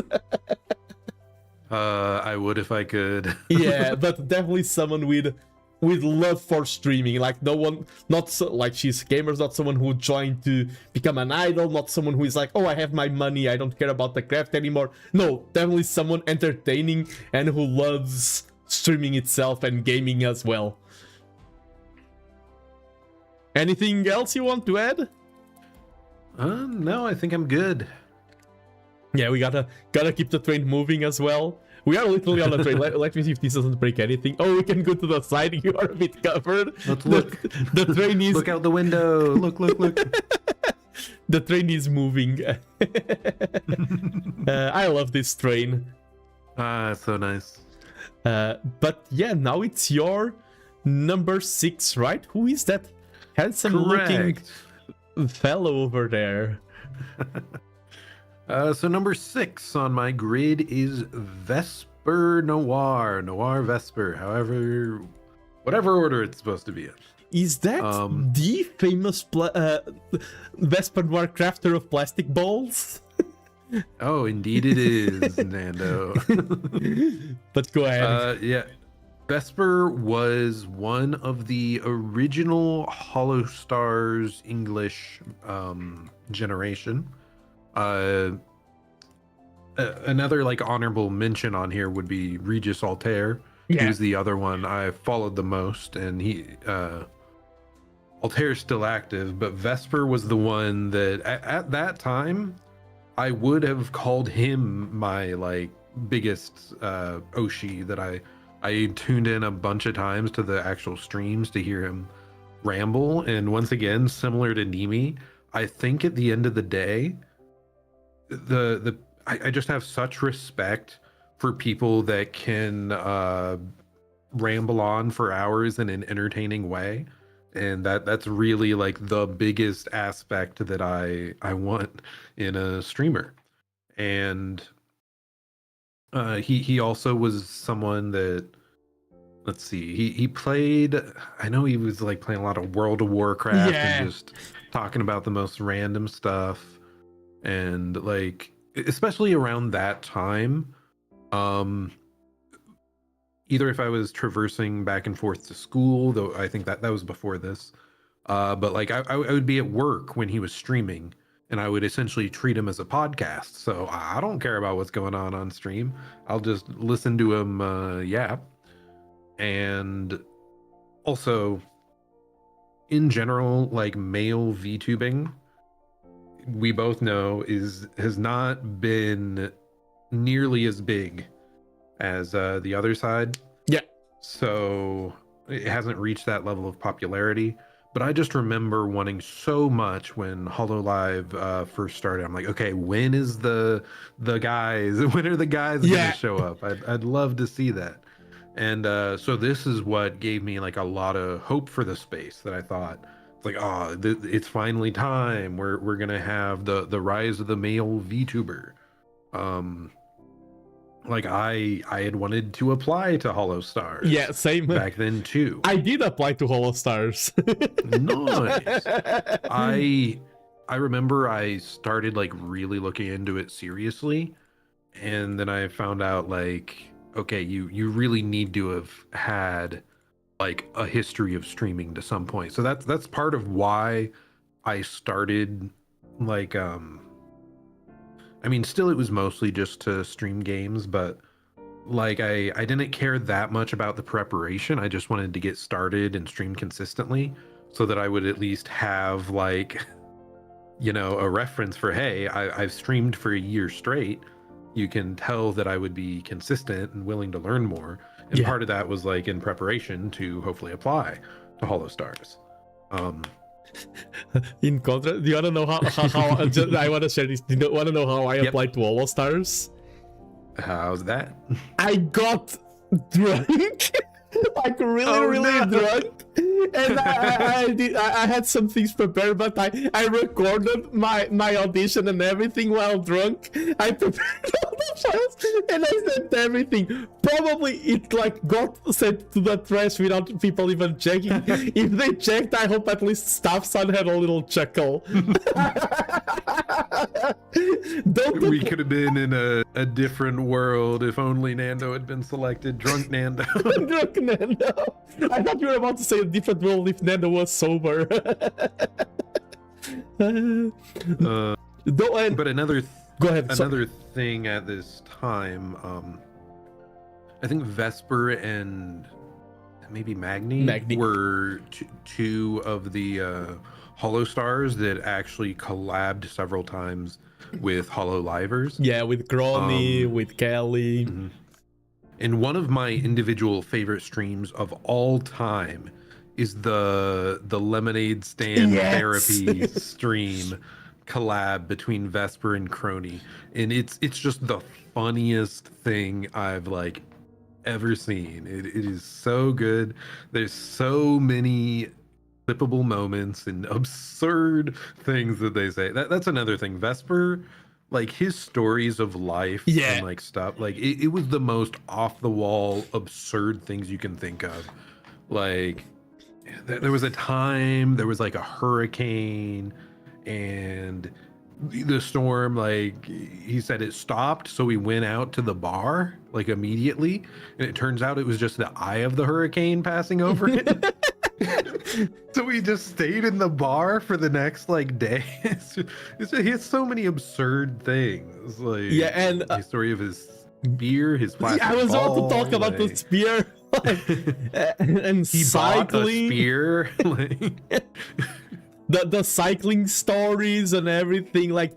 And another thing also, he does have a lot of superb stories. He's great at telling them. And also, do you know what a filter is? Not sure he did. Yeah, exactly, because he doesn't. He doesn't for sure. And that was part of his own personal charm. He's complete lack of filters. Though even if he was like said absurd over the top things and like had no filter, I still feel he was like down to earth enough. Yes.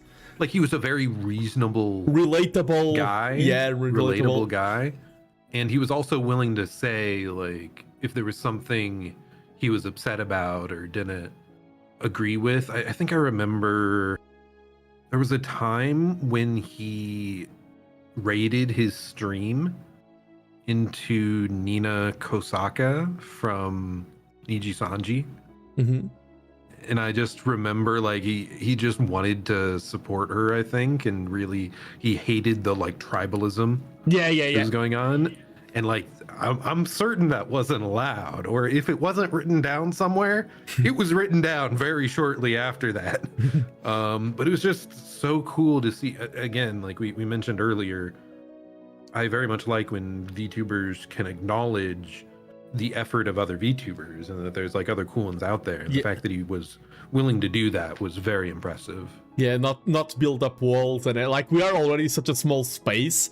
If we start building walls amidst ourselves, it just makes it worse for everyone. And I agree. And I do think, as we talked about, for example, Myth's debut was like one of the industry shaking moments, or like V-Shoujo ending, the existence of Iron Balls itself. I feel like the graduation of Magni and Vesper, both of their graduation, especially for the male VTuber side, I feel like it was definitely an industry shaking event. Yeah, I almost feel that was like more shaking, more foundational than the start of the wave. Because like I can't remember if it was like just 1 year later or 2 years. I can't remember how long it was, but Vesper had even gotten like an all new model. Yeah, exactly. And then he only streamed like one time after the reveal, I think. And I don't even think he was given a proper graduation stream. No, he wasn't. Yeah. Because they clearly just did not end up on good terms. There was something that was not agreed upon there, and it was just so tragic to me that because like I said, he was Mayoshi at that point, and I just wanted to see male VTubing succeed in the space, and yeah, it was a bit of a shame that things went the way they did, and like I don't think Hollow Stars ever reached quite the level of following it had at that point. And so yeah, it's just something I wish had maybe gone a different way. Yeah, even the fact that we are both here on this train today, it is a ripple from the wave created from Vesper's graduation. Literally, because that's how you met Junken, and Junken is how we met. So we are here collabing because of Vespa Noir. Because like I said, yeah, the commiserating with Junken from Twitter, like that was triggered by our overall disappointment in the graduation of Vesper, especially. Yes, definitely a huge impactful moment. And yeah, Vesper was a great character when it comes to streaming. Definitely very. I will say, you know, like, even when people graduate, it's not like they die. There's definitely, like, people go off on to do stuff on their own oftentimes. Yeah. But something about, like, this particular instance, like, some people can, like, change their vibe or their, like, direction of content. And I didn't follow much after Hololive Vesper, because, like, I really liked something about that environment, that feeling. But yeah, I know some people like still really enjoy. Exactly, I know both. I know some people who enjoy it more, and I know also some people who echo your sentiment of like, Vesper was a thing, Vesper is gone, and I've moved on as well, in a way. And yeah, like I totally understand. Like, still want them to succeed hugely, and all that support. It's just, yeah, it's not, and that is part of like Hololive and Hollow Stars. What got me in was like they do have a certain level of control and filter and like tone, and community, I guess, that comes with it. That I do enjoy a lot. Yes. But yeah, anyway, it's hard to fully speak on. Yeah, that's I have a quote from my own writing that is, sometimes freedom to fly is also freedom to fall. So whole life can restrict their freedom, but for certain tastes and everything, that restriction can sometimes result in better content for certain palettes. But let's move on to the next one, okay? Sounds like a plan. And we have Hakos Beidsu from Hololive 2nd generation Hololive console, who is now Promise, right? I'm not getting that. Or is it? Yes. Yeah, and correct. Bay, for me, in terms of branding and everything, like especially because of the music videos, who are some of the best music videos in Hololive, is the embodiment of badass. Like, it reminds me a little bit of Chunibyu's style, of that Chuni style, but she makes it work. And I really enjoy how her, like, I don't know if you remember her start as a VTuber, but it was rough. I don't know if you remember the early days. Just vaguely. Okay. Oh, and by the way, one thing that I wanted to mention, but I forgot when we were talking about Vesper. If there's two VTubers that I feel bad for not placing here in the list, there are more, but two that I really wanted to place was Crony, that you mentioned, and Iron Mouse. Because you talked about Crony during Vesper, and shout out to Crony. But yeah, when Holo Council started, some things were a bit shaky, like even one of the members graduated, but I think it was not related. And Bay's Bay's initial image was she was made to be the leader of the group. She yeah. she was clearly promoted, which I think was a bad. Like there was a lot of bad decisions made. I think they are now a lot more outspoken about it, about some staff members and everything. There was some bad decisions in how Council was marketed and everything, and I think they really placed Bay in the forefront of like she's the leader, she's the number one and everything, and then numbers started, like we look at numbers, and because of Mume and Crony's interactions, which were super viral, Bay was like second least followers, or even third least, second least. Like she was competing with Fauna and kind of falling behind, and like that's normal. But the fact that she was so hyped up to be the leader, and then Crony was blitzing by, and Mume was also blitzing by, and Bay was tryharding, and her number... You could feel like, I think she talked openly about it, it was really getting to her. Like the fact that she was supposed to be the leader, and then the numbers were underperforming. And I feel like what we see nowadays, what we see of Bay, like being a badass, I don't know what her numbers are, I don't care, but she's a badass who produces, like everyone talks about Bay with a lot of respect for her singing, for her dancing and everything.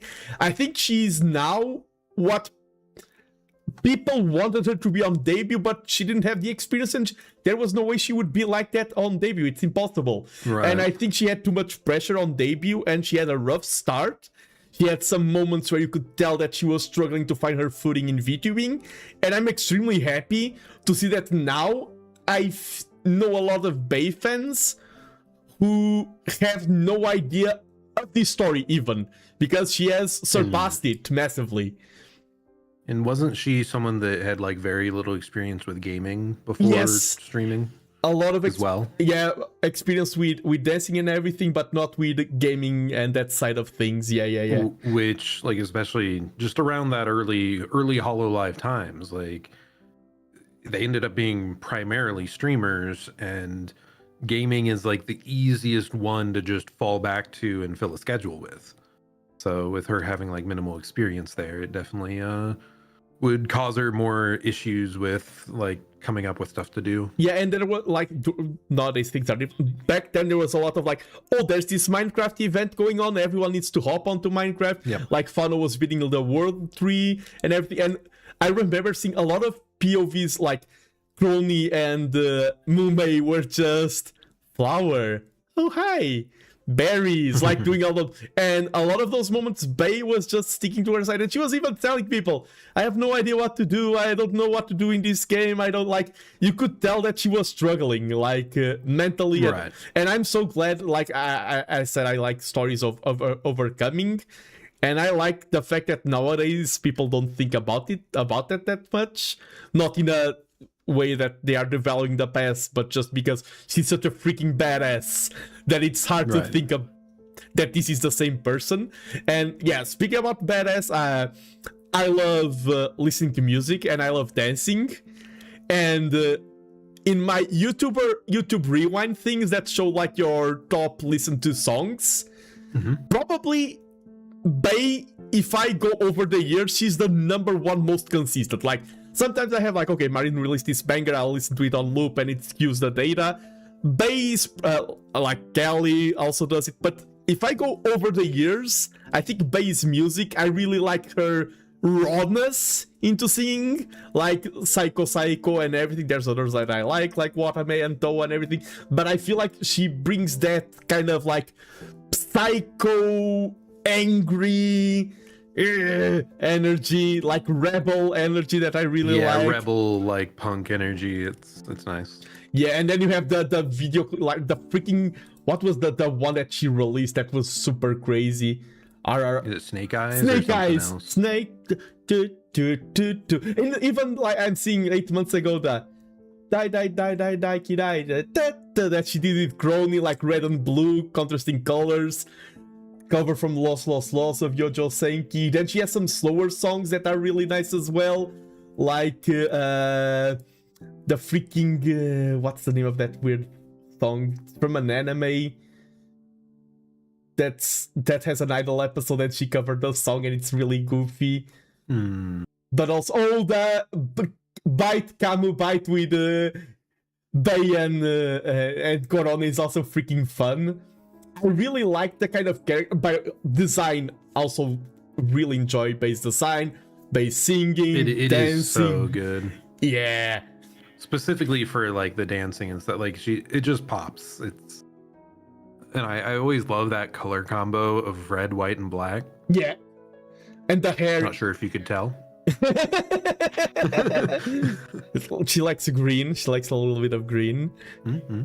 But yeah, even the hair and everything, like the details. I met also a really cool Bay cosplayer who was doing had the snake eyes, and she was a dancer. And I feel like the dancing part of Bay, like Kiara is also a great dancer, but I feel like there are a lot of people who are fans of dancing in general, and I feel like Bay really caters to that.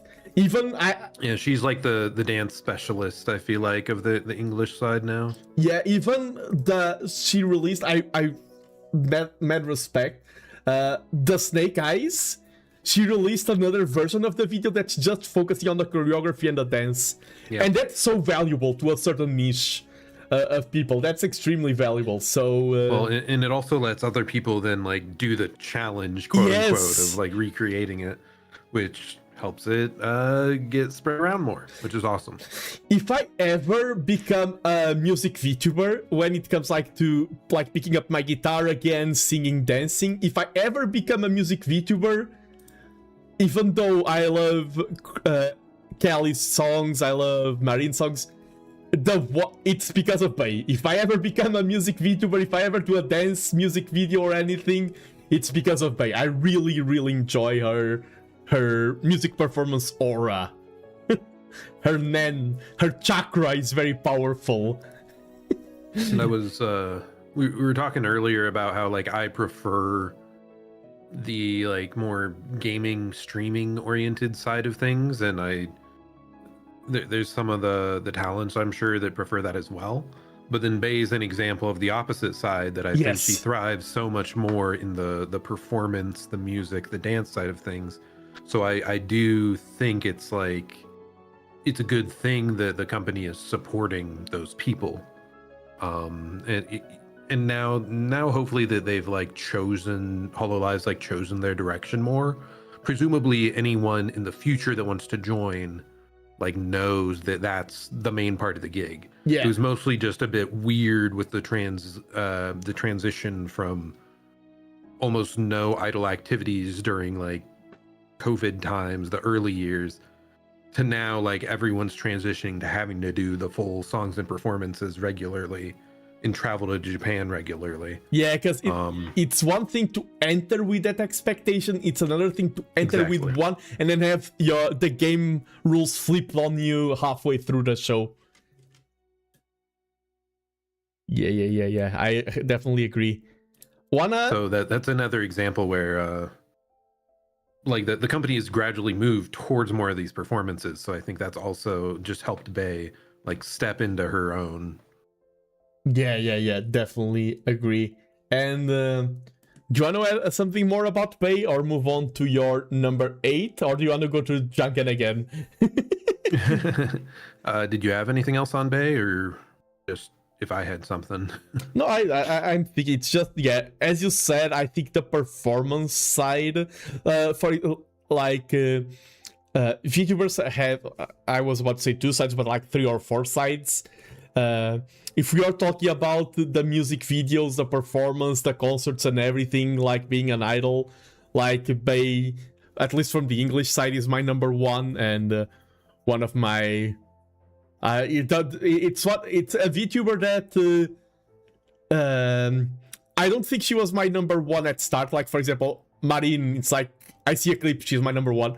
Corona, I see a clip, I think Bay really grew on me over time. And I have, understood. By the way, fun thing, I have hand signed things from Bay, Bay, Callie, and Marine. And I wish so bad that I had gotten signed stuff from Fauna when she was still around, but Oh, wow. And by the way, IRL, I've met 2 VTubers of this list. We've gone through Junken, but I've met another one. But that's Same. a story for... Oh, you've met another one IRL. Ooh.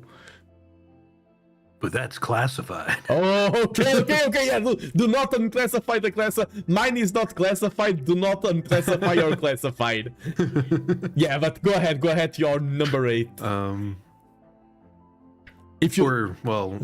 here, let's see. If you don't want to add anything about... You said VTubers have many sides. However, I think we're 2D. We only have one side. True.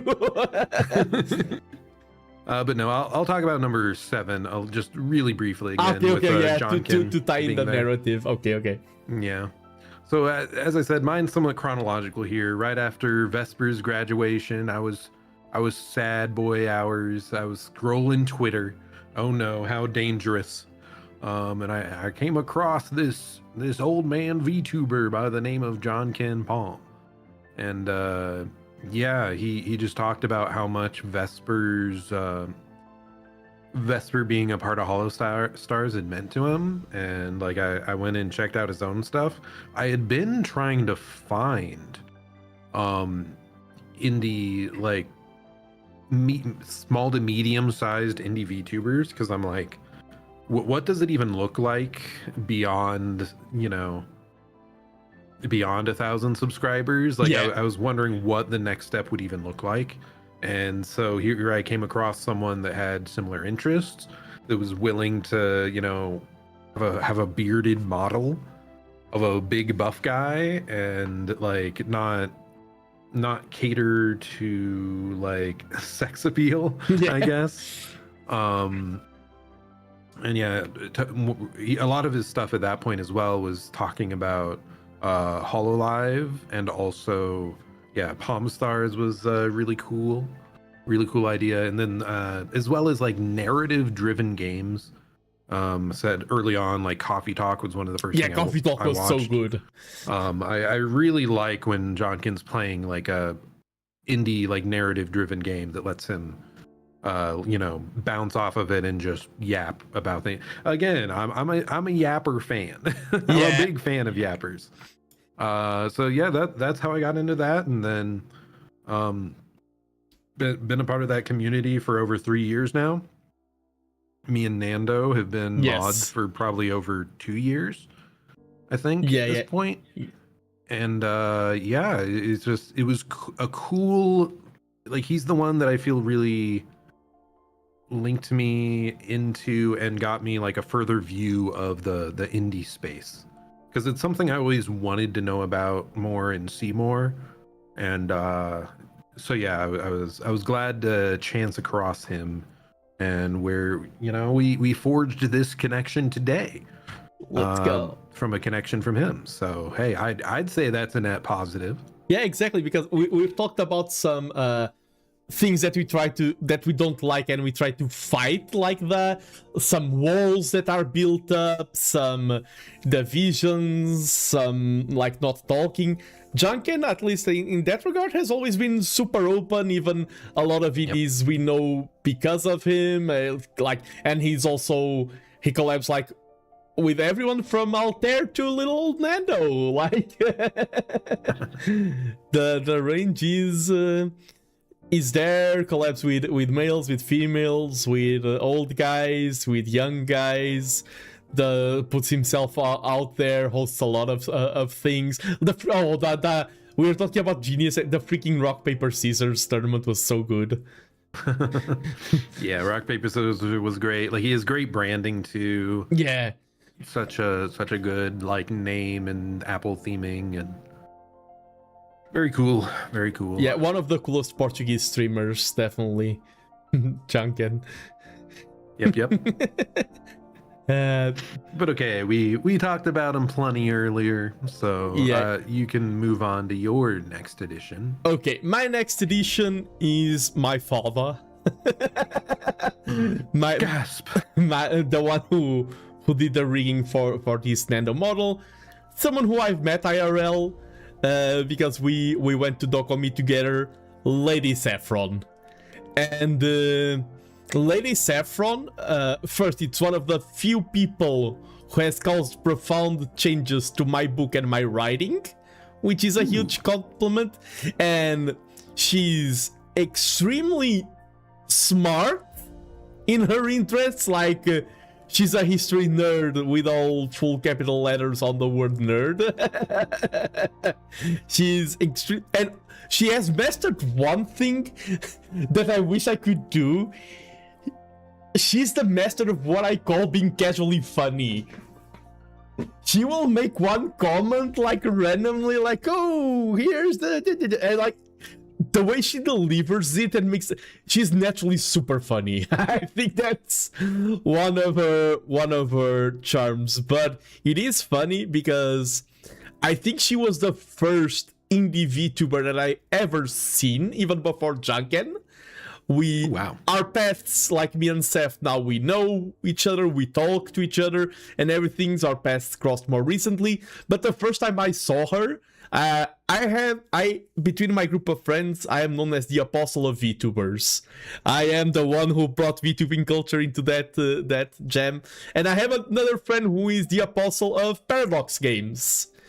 And he sent me, "Hey, I found a VTuber who is playing Europa Universalis and she's playing Portugal." And it was Lady Saffron. And that was my first image of Steph. And I think also clever branding. We've talked about hardworking people like Kelly and everything. A lot of people know the hardworking side of big corpo streamers. Seth is also crazy hardworking. Like her model, now she has a more professionally made her first model. She drew the art, she made the rigging, she made all transitions for the channel, she made all the art, like the branding, she started streaming with everything being made by herself.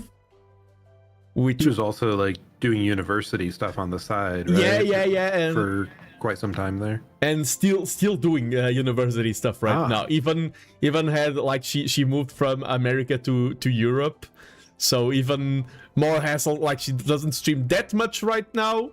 I think she's live right now. Like, currently. I'm gonna say I thought I saw a stream of her quote unquote graduating, but from actual university. Yeah, exactly. But it's like finishing bachelor's and moving to master's or something like that. Nice. But yeah, so I guess you see a bit of a kindred spirit there, trapped forever in schooling. She still enjoys academia. I say still, I hope she keeps enjoying it. But that's our main divide. It's like, yeah. And I'm like, the horrors of academia. How can you enjoy this? But no, I think she's because she's someone that I've met and everything, and because she created the TheNando image. It's kind of the same like with Junken. I had that evolution of going from being fan to being friend. Like that, I mean, friend is too strong a word. I don't like to use the word friend because sometimes the other people doesn't see you as a friend, and then you feel like you're an ass. But I will use the word friend, and it was really cool. And I think she's someone that I admire, like Almantas, someone who has a lot of opinions and will throw them at your face without thinking of the consequences. Very admirable trait there. Yeah. And hello, Fun Clock and Poms as well. What about Deme? Deme is another VTuber, I assume? There's so many. Yeah, I also don't really know about them, but yeah, the VTubing is such a vast space. Yeah. Especially if they're on the Twitch side more, like, I feel like I'm far more exposed to stuff on YouTube. Yeah, and of course Saffron also on YouTube, but also someone that I feel like also someone who I feel like was intelligent. Someone who was intelligent in her content, in her branding. Like, she opened up my eyes to the paradox sphere. And one thing, we talked a lot about the feats of VTubers, like what they achieved. opening Europa Universalis and having in the game menu Saffron's face looking at you. Because I forgot about that. they recorded a music video with Paradox. Like, she has been to the studios, she's part of the community, and it's really cool. I wish so cool. Age of Empires integrated VTuber culture like that. Paradox really integrates VTuber culture. League of Legends integrating VTubers when. And they sang a video, like Paradox content creators. It was a hunting accident. It's such a cringe video. It was just there for everyone to see linked, or yeah, it was like, it's not Lady Saffron alone, it was like Lady Seth, Corbett, and other FaceTubers, and you opened the game and it showed the video there. It was a her hunting claim to accident. Yeah. But yeah, and also we've talked about in some of these big VTubers about walls and everything. She will collab with males, she will collab with flash tubers. She has her repertoire of collabs is quite massive. If you go check about it, like because she doesn't do like 10 in a week, it can feel like small, but then she doesn't do. But then you go over time and you see, oh, she collabed with this person, she collabed with that person, she collabed, and it's like a huge repertoire, very diverse. A lot of it, of course, fueled by the same love for Paradox games. And I think a lot of gaming communities have a lot to learn from Paradox side of things. Paradox also makes a lot of mistakes, by the way, especially in game development itself. It's not only sunshines and rainbows, but I think in the community sense, they are really cool. I love the rapid fire disclaimer. What? Yeah. Just your rapid fire disclaimer on the game. Like, oh well, it's not always perfect, but okay. I don't want to ruin Seth's sponsored opportunities or anything, but I was with her at Docomi and other Paradox content creators, and some of them were not very happy with some decisions in the game. And they were quite vocal about it. So I need to add that disclaimer. I feel like that is a danger of, creators that do focus all their content around a certain like game or company. Yeah, I do know, like Dead by Daylight, like a lot of the creators in that space end up frustrated with the company, and it comes and goes, it fluctuates, and especially if your livelihood relies on this one game, like I can totally see how things being mismanaged can become very frustrating. Yeah. Oh, I had just because this is a side note, just because you mentioned Dead by Daylight, in Hero's tournament that he did with a lot of RTS gamers, he had like players from Warcraft playing Age of Empires, players from StarCraft, League of Legends, Dota, and there was one streamer in particular. He always asked people like, "Oh, do you know what game this guy is from?" Like there were people from Dota, and no one guessed, and he was a Dead by Daylight streamer. Do you know who it was? No, I can check later. Right now it would be but later I can tell you for sure. But yeah, Dead by Daylight's like a sphere that I was following a lot a few years ago, and I still watch some content creators. I think it was from that space. Tofu. Okay, I've heard of them, though it's not one of the ones I followed closely. Yeah, one of my all-time favorite creators is like Ots Darva, because he's done Dead by Daylight and Dark Souls 2 stuff. But nice. I digress. We're talking about VTubers, not flesh tubers here. Yeah, but yeah, Lady Saffron, charming person, creative. She's credited everywhere for making rigging for TheNando. She also made the sock models. She made sock mantas and everything, and she made some physical socks as well. Cool, hardworking VTuber, really entertaining.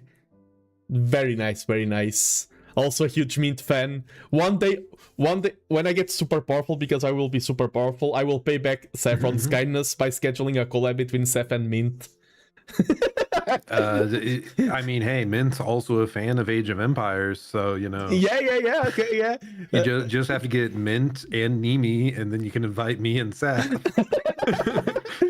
Yeah, 2v2, you and Seth versus Mint and Nimi. Oh no, it needs to be you and Nimi versus Seth and Mint to be Yes. each one with their Oshis. Yes. Seems like with me coaching and being like, "Ugh." Oh, and by the way, do I have the button here? Because I do have to say, since we are collabing also, shout out to Zirzon for making. Oh, the button isn't working. I wanted to bring up my armor. I assume it's gonna be the. Oh, I thought you were gonna do this full spin. Oh no, I wanted to bring the armor. The button is the spin working? No, I don't think it's been active on Twitch for quite a while. Like I need to fix things. That's for another time. You want to move to your number 8, another VTuber who I'm not recognizing by image. Sure. Number 8, we have Giga. Giga. You have not heard of her? Well, she was formerly with VShojo, along with Iron Mouse. Okay. And though she's been a streamer long before that, to my knowledge. And a lot of like I watch a bunch of her YouTube stuff, bunch of her clips.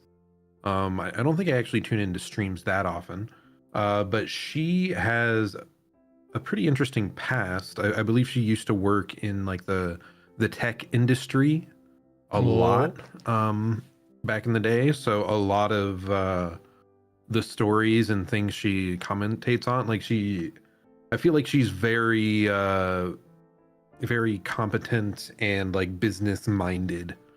And I pretty much always like respect her opinion whenever she's talking about something there, like in the VTuber industry or other business aspect of stuff.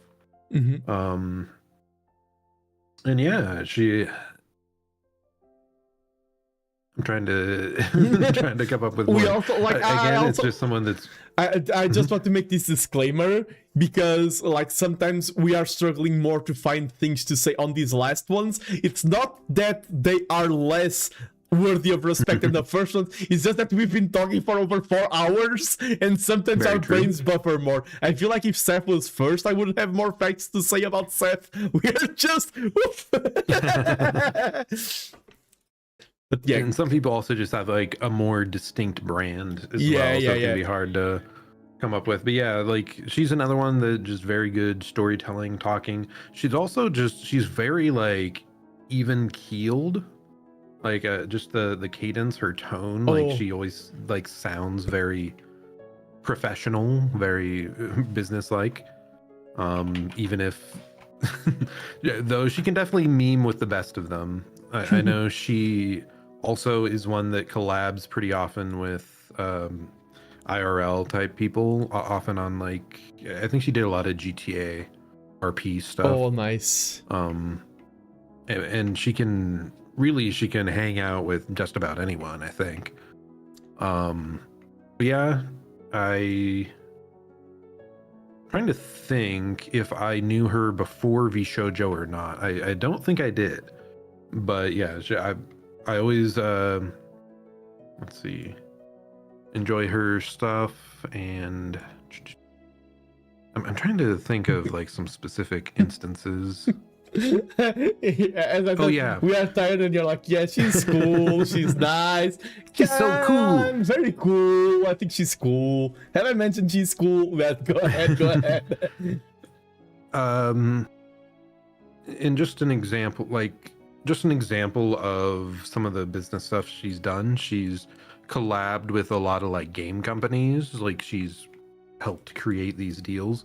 Like she has an entire model that is from like there was a collab with the game Neo 3. Oh.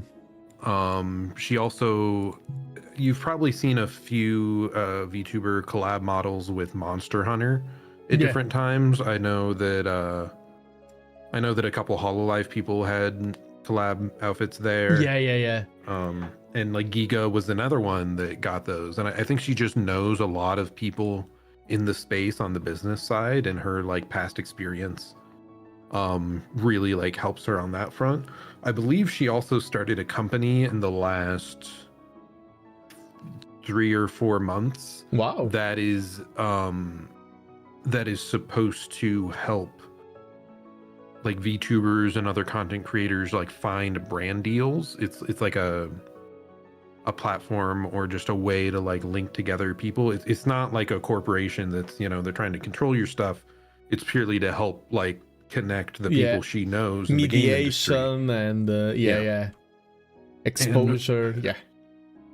And I'm not sure if it also helps with other like, you know, representing you when like you can't put your personal info on something. I'm not sure if her stuff was linked to that or not. I know it's been discussed at some point, but there is this whole genre online through like that I see a lot on Twitter, which it actually annoys me 90% of the time I see it. And it's people like telling you, you want to be a VTuber? Well, here's how stuff works and what you should do. And 95% of the time I hate it, and it's from people with almost no following, and they're just telling you to post 5 shorts a day and 1 video a week, you know, like duh, if I could do that, yes. Obviously that would help. But because of her business background and her experience in like VTuber corporations and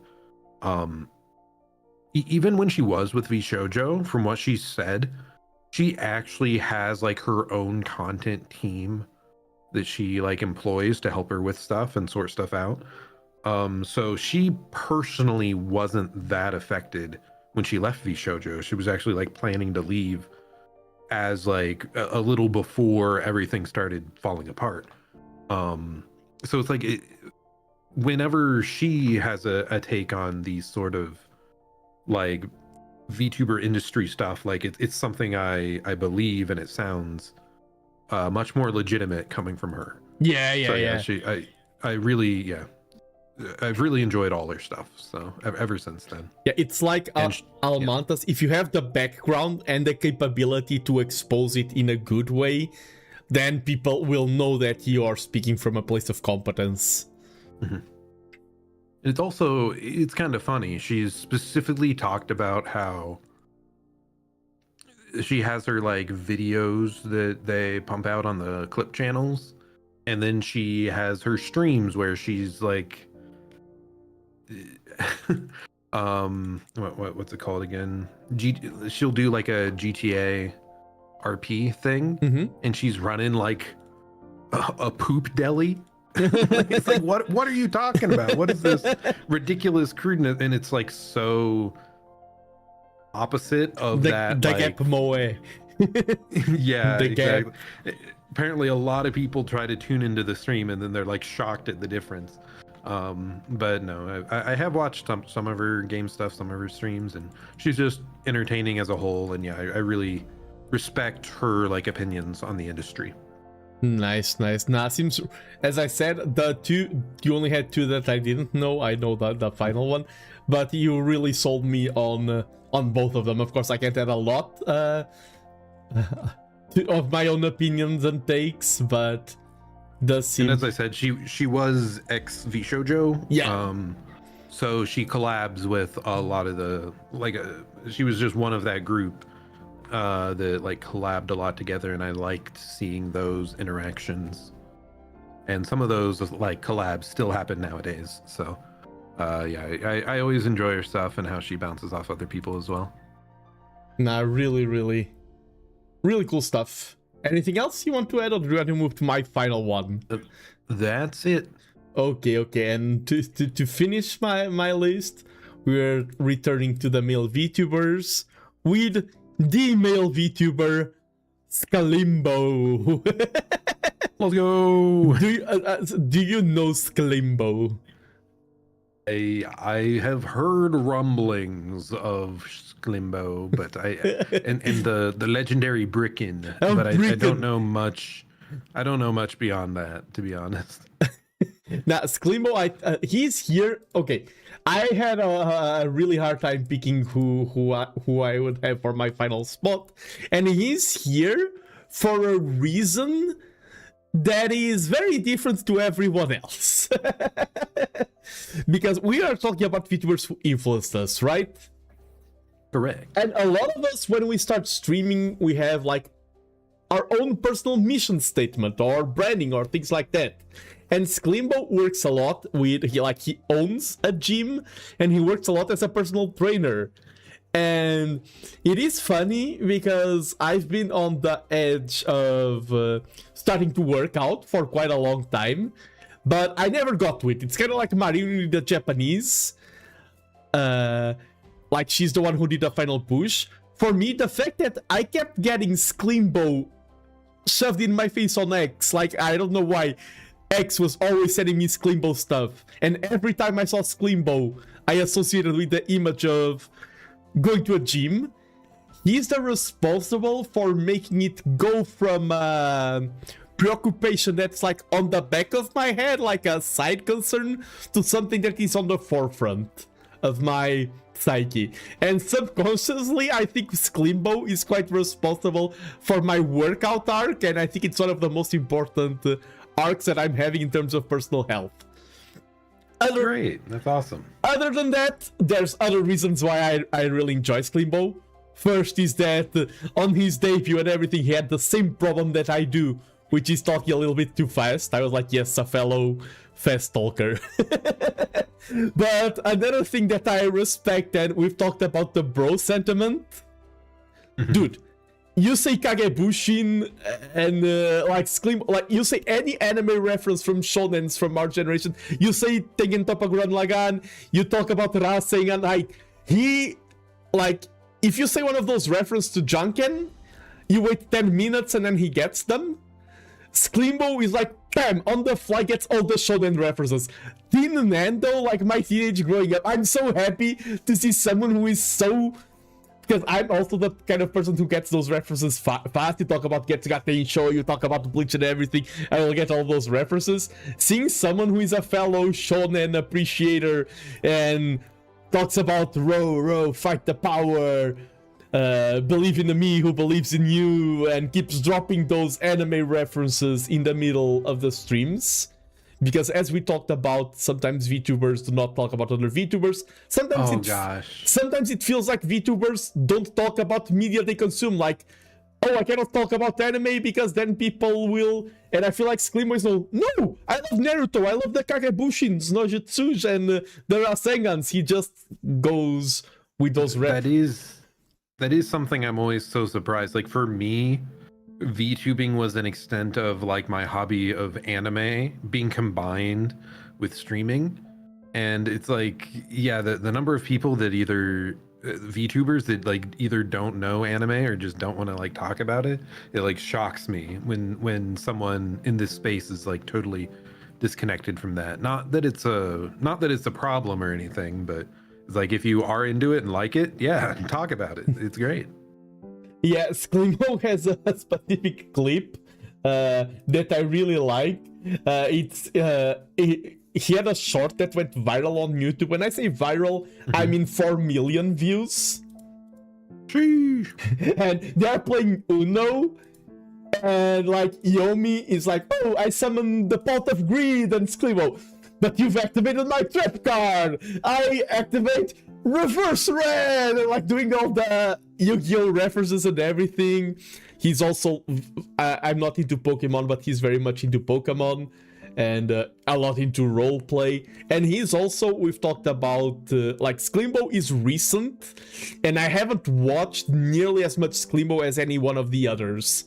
But for example, there was a stream I saw him and Almantas talking, and they were discussing a little bit of physical health and mental health. I saw him also with Horatius the Dwarf and everything. And every time I saw him talk, I saw him speak a lot of times about complex topics. And even like he talks about how he used to be overweight and then started working out, and sometimes talking about psychology because physical workout and mental health are very related, and Sklimbo touches on both of those topics and touches them in a very informed and responsible and adult way, which I find very admirable. So Sklimbo has been around for a little bit, not as much as like he's the most recent of all of these, so I will watch your journey with great interest, but I felt like as a rising star and someone who had a very creative debut, and I feel like the beat, like his model being what it is, wouldn't work on a lot of people. I think his commitment to the beat makes it work. That's his freaking model. And yeah, I was gonna mention mad respect to anyone willing to push the envelope like that, like to go with a model that's so out there, outside the norm. Yeah, and it also breaks a little bit the narrative. Like, a lot of people say, oh, corpos are only successful because X, Y, or Z. And sometimes the narrative is like, oh, corpos are only successful because they have a lot of money, so they have superb models. And we've seen indies with superb models who have flopped. And Sklimbo shows the opposite, shows a corpo with a unique model that doesn't flop. And I wish him, as the representative of all male VTubers, I wish him a lot of success. And I also enjoy that, like, the bricken and everything, pushing the envelope on those memes and everything. I think it's really clever. And also, one final note on Sklimbo, then I will ask if you have any other opinions on him. I have talked to him in private, like, not conversations like I had with Seth, with Almantas, just few messages like, hey, would you be interested in joining on this event? Very formal. Sadly, we never streamed together because our schedules never aligned, but he was super polite. I don't mind people saying no, I mind people being rude. Sklimbo was extremely polite to me, and even though he always answered no, and there were always very valid reasons for that, mad respect, one, for even answering, he didn't need to answer, and two, for being so polite in how he answered, so mad respect for that as well. But yeah, go ahead. I don't know if you have any Sklimbo insights. Yeah, I every time I see him pop up, it's something interesting. Nice way to put it. I also really like he's part of Sox VA that also has Yomi, and I really like I don't want to say that I really like Sox VA because there's like the curse of agencies, Sox agency, like there's the curse, oh, they're a VTuber agency, so I'm saying they are cool. 1 year from now, people will discover they're actually horrible. But I do hope Sox keeps having hits, and I do like Sklimbo, Yomi, and everyone for SVA seems to be. Even Zen is there as well. Oh yeah, I forgot about that. Yeah, Zen joined Sox VA, which is huge. Yeah. So I hope, I wish both Sklimbo and the agency a lot of continued success. And yeah, they very much seem pro talent freedom. Yeah, and not only talent freedom, but also what's the name? Is it Flock? I'm pulling a blank. Flock, right? The CEO. Yeah, Flock. Oh, Flock. Yeah, what is it? Yeah, I think it's Flock. I think he's not only pro talent freedom, but also stepping up to defend them. It's like taking a proactive approach in defending them as well. It is like the passive good attitude, but also the active attitude of protecting. Oh, it's Flork, isn't it? Flork, it's Flork. Yeah, Flork, yes. It wasn't sounding correct. It's Flork. Yes. And I don't know much about Flork, but I think he's like a long time internet creator from pre-VTubing era. Yeah, I think so. But yeah, that's my final. It was really difficult for me to pick just 9. So Sklimbo is here with a place of great honor. Freaking. Maybe I need to consume more Schlimbo content Like, to looking at- start my own exercise arc. Looking at the rest of the he's like Sklimbo is so freaking out of place. the freaking nose. What are you talking about? That's like peak male form right there. True. Well, over on my side, we are returning to the corporate sphere with Cecilia Immergreen of HoloLive EN Justice. Let's go. Justice is such a great. Justice was such a. We talked about myth. Justice also a banger. They're all bangers. It's crazy. It's crazy. Justice is still the most recent EN wave, I believe. Yeah, because it was Advent first, right? Yeah. Advent, then Justice. Yeah. Anyway, but yeah, Cecilia Immergreen, she is German. And that's it. And- That's the point. Bye. Stream is over. Da. But she is really good with like she plays violin, Yes. I believe, and she's also on stream done like, is it called, I think it's FL Studio. It's like one of the music maker Yeah. apps. She's done streams where she's like making little jingles and tunes. I remember one of the first ones she did, like that jingle is still used in like her opening scene to this day, and it's like just seeing her being willing to like do all these artsy processes on stream and like work through it and show it to you, like that's awesome.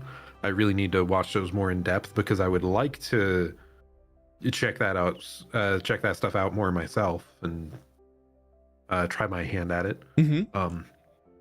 That's really just something that's so impressive about a lot of the HoloLive people, is just the widespread of their talents. Like they're all so multi-talented, and it's like it's not easy to show them on stream, by the way. Like, I love writing, I hate writing on stream. So having those talents and having the capacity to show them on stream in an engaging way is also, it's like a talent on top of a talent. And I think even just this week, Ina and Cece had a collab where they were both working on they would draw like their mascots, and then Cece like rigged the mascots to move with Live 2D, I believe. So like, yeah, she's so multi-talented. As well, it's very funny. Her HoloLive Oshi, I'm pretty sure is Ina. It was Ina before she joined. So again, it's like the Oshi of my Oshi. It's like good taste. Maybe I'll like this VTuber too. Yes. And then incredible, there's been this whole story arc where she is now Ina's rival. Oh, I remember that. Yeah. My rival. I can't remember when it started. It might have been like the Mario Tennis like streams, or it was just some other competition before that, I think. But then it really solidified during like the Mario Tennis arc. And yeah, they were just competing against each other and like cheering each other on by being like, and that's what rivals do. My rival. And I love that dynamic. I love a good rivalry. No, it's really I see ourself in them. Yeah, exactly. Ourselves, exactly. Rival dynamics are always like, some VTubers are like, oh, I'm trying to find a friend, a bro. No, find a rival. That's way cooler. Nah, but yeah, I agree, Cecilia. Like, yeah, and even the design and everything, like the freaking like doll with the like clockwork automaton. Clockwork. I was using, that's exactly the word. I love clockwork aesthetics. With the wind-up key on top. Yeah. I love clockwork aesthetics, so I really enjoy. I mean, it's funny because I also have. I mean, Seth is not clockwork; she's more of a clay doll that was brought to life. But we both have VTubers with the joints, and And another thing I also always enjoy is a little bit of banter. Yeah. And I gotta say, Cece is incredible at the banter, especially like her and Gigi's dynamic. Like, it's always very entertaining to really see her interact with anyone, because the back and forths and the the lines she can dish out is very funny. Let's see. There was another thing. Yeah, go ahead. It's on the tip of my tongue. No worries, no worries. This is another person that has a fan-made entire website of a Cecilia Immergreen archive. Oh, But it's every time she says she hated something.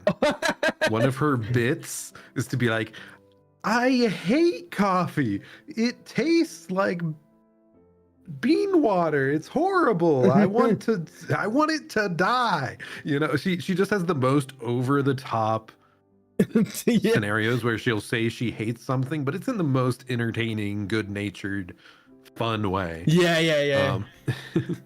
I know one bit. She's like, "I hate Cecilia Immergreen from Hololive Injustice." And it's just, I hate hating. Like,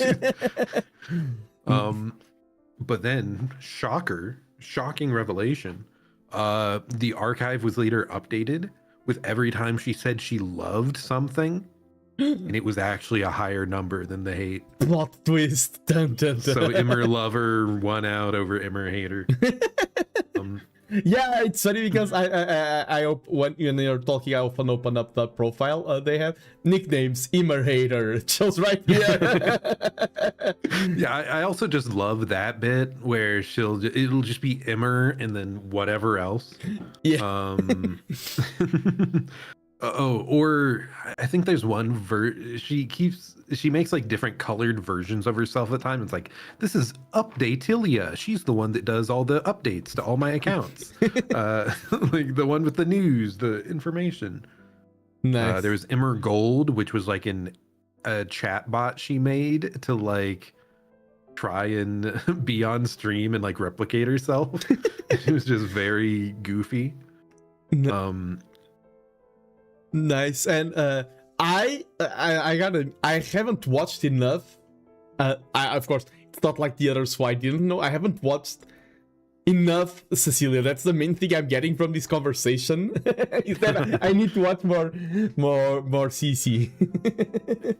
And there's been so many Hololive gens that it's like, some people have, been with you so long, so many years, that it can be really hard to like, all the new talents are incredible, but it's hard to, bump them up the lists any higher than the ones that you've already fallen in love with.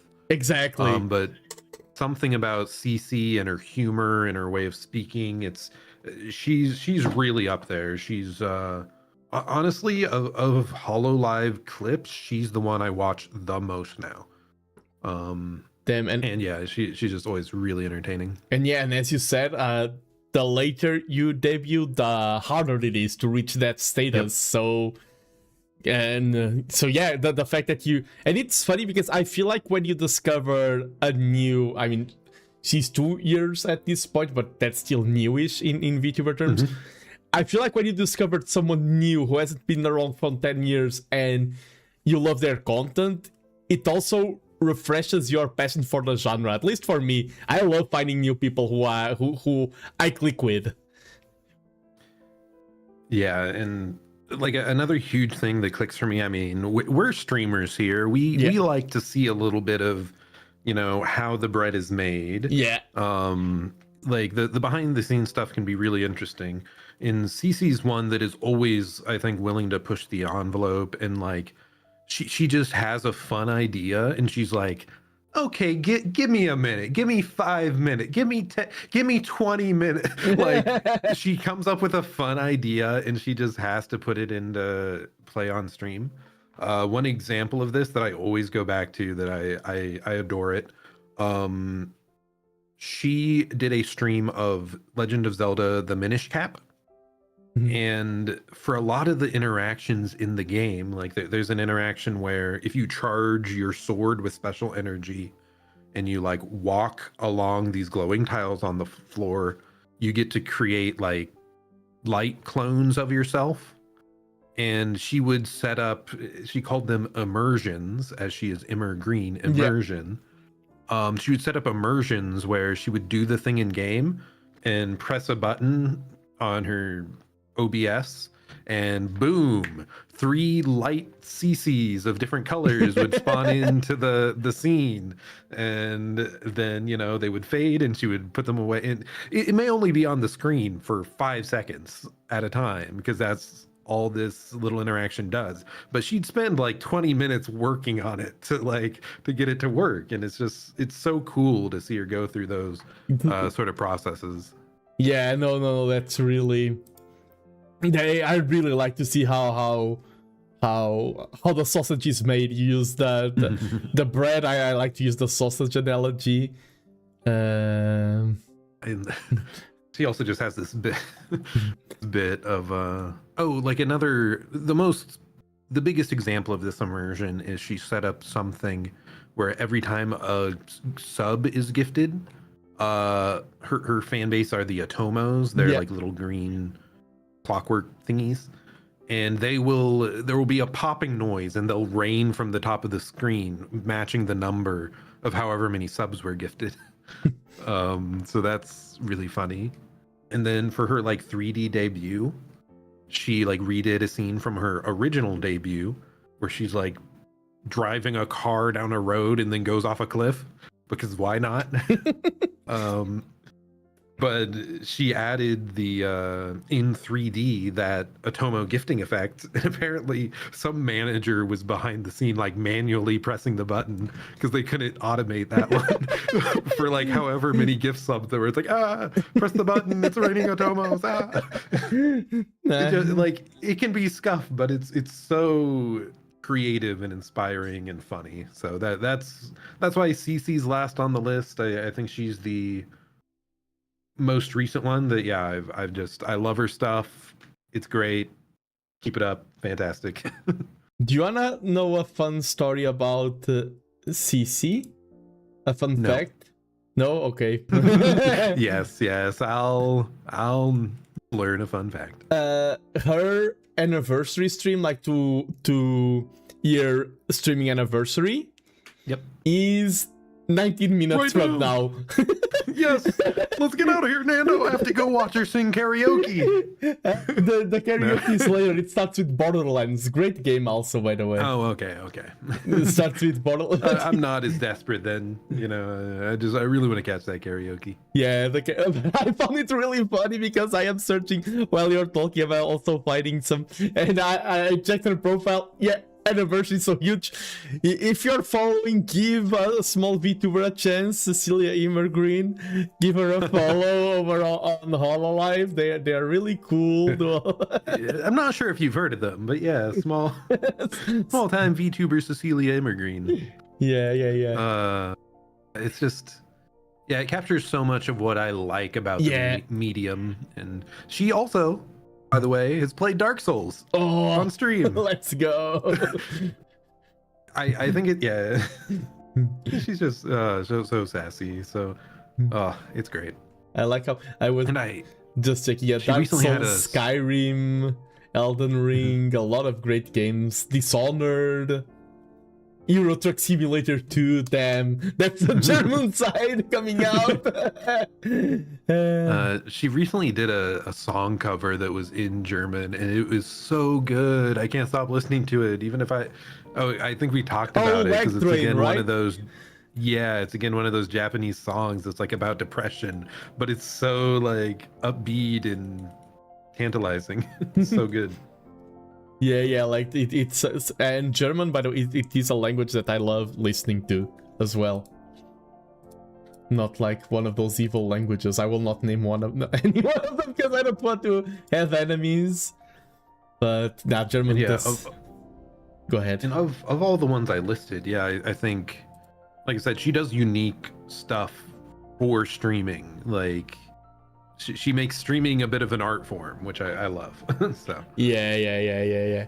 But I think we've talked quite a bit. do we want to really quickly go through some honorable mentions? Oh yeah, I will or- be. Yeah, I think I'm up for that. I don't have them prepared, so you can go first if you have them. Sure, I do have a whole bunch here. So it wasn't that hard for me to break this down to 9 only, but that was because I wanted The narrative kind arc. of my narrative chronological adventure through VTubing and how we got to where we are today.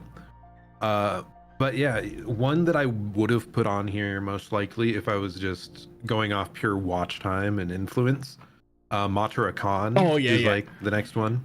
And she's another, I just remember, again, she's a great yapper. But I remember her telling a story about how she's been in the content creation sphere for like over a decade. Like she's been trying different forms of content creation for ages. And I feel like she's finally in a spot where she's like big, popular, successful, happy with what she's doing. And yeah, so I like her a lot and respect that a lot, that persistence. Nice. Yeah, but Harakan is also a great call. And then the rest I'll go through a bit more quickly because like Matara was the closest to the making the list. Yeah. And then Michi Mochi V, Mm-hmm. watched a lot of her yapping stuff. Sai Yu, the male VTuber voice actor guy. Oh yeah. Over on Twitch. He's pretty cool. He's friends with Amalie. Yeah. Or Monarch, whatever you want to call her by. She's done a lot of anime English covers that like a decade ago that got me. I liked those a lot. Yeah. Neurosama was interesting. Neurosama is a fun one. A Mint Phantom. Grape the Dragon. That's a more recent one. Been collabing with Nimi a lot. Bear the Witch is one from John Kim. Oh yeah, yeah. Nice. She's another artist, and she played through all of Silk Song on stream, and she seems pretty skillful at the video games. Nice. Elizabeth Rose Bloodflame nice. for music. Koseki Bijou was such a gamer. Yeah. If she was around a little earlier, maybe I probably would have watched her way more. Mentioned Altair, Gavis Bettel. Oh yeah. Another one. And then just the rest of HoloLive and HoloStars. Like well, I watch a little bit of everything if I can. There's only so much time in the day. Oh, and then TheNando and Sugi Yamagawa, like a couple great channels. Let's go. TheNando mentioned. I really like that guy. Yeah, he's so cool. Yeah. But yeah, that's all of them. A pretty long list of people, but Yeah, I think I'm finishing mine, but I was paying attention to yours, not worry. all good. All good. Yeah, Matara is the one I most wish. Like, yeah, if I had one more slot, she'd be on there.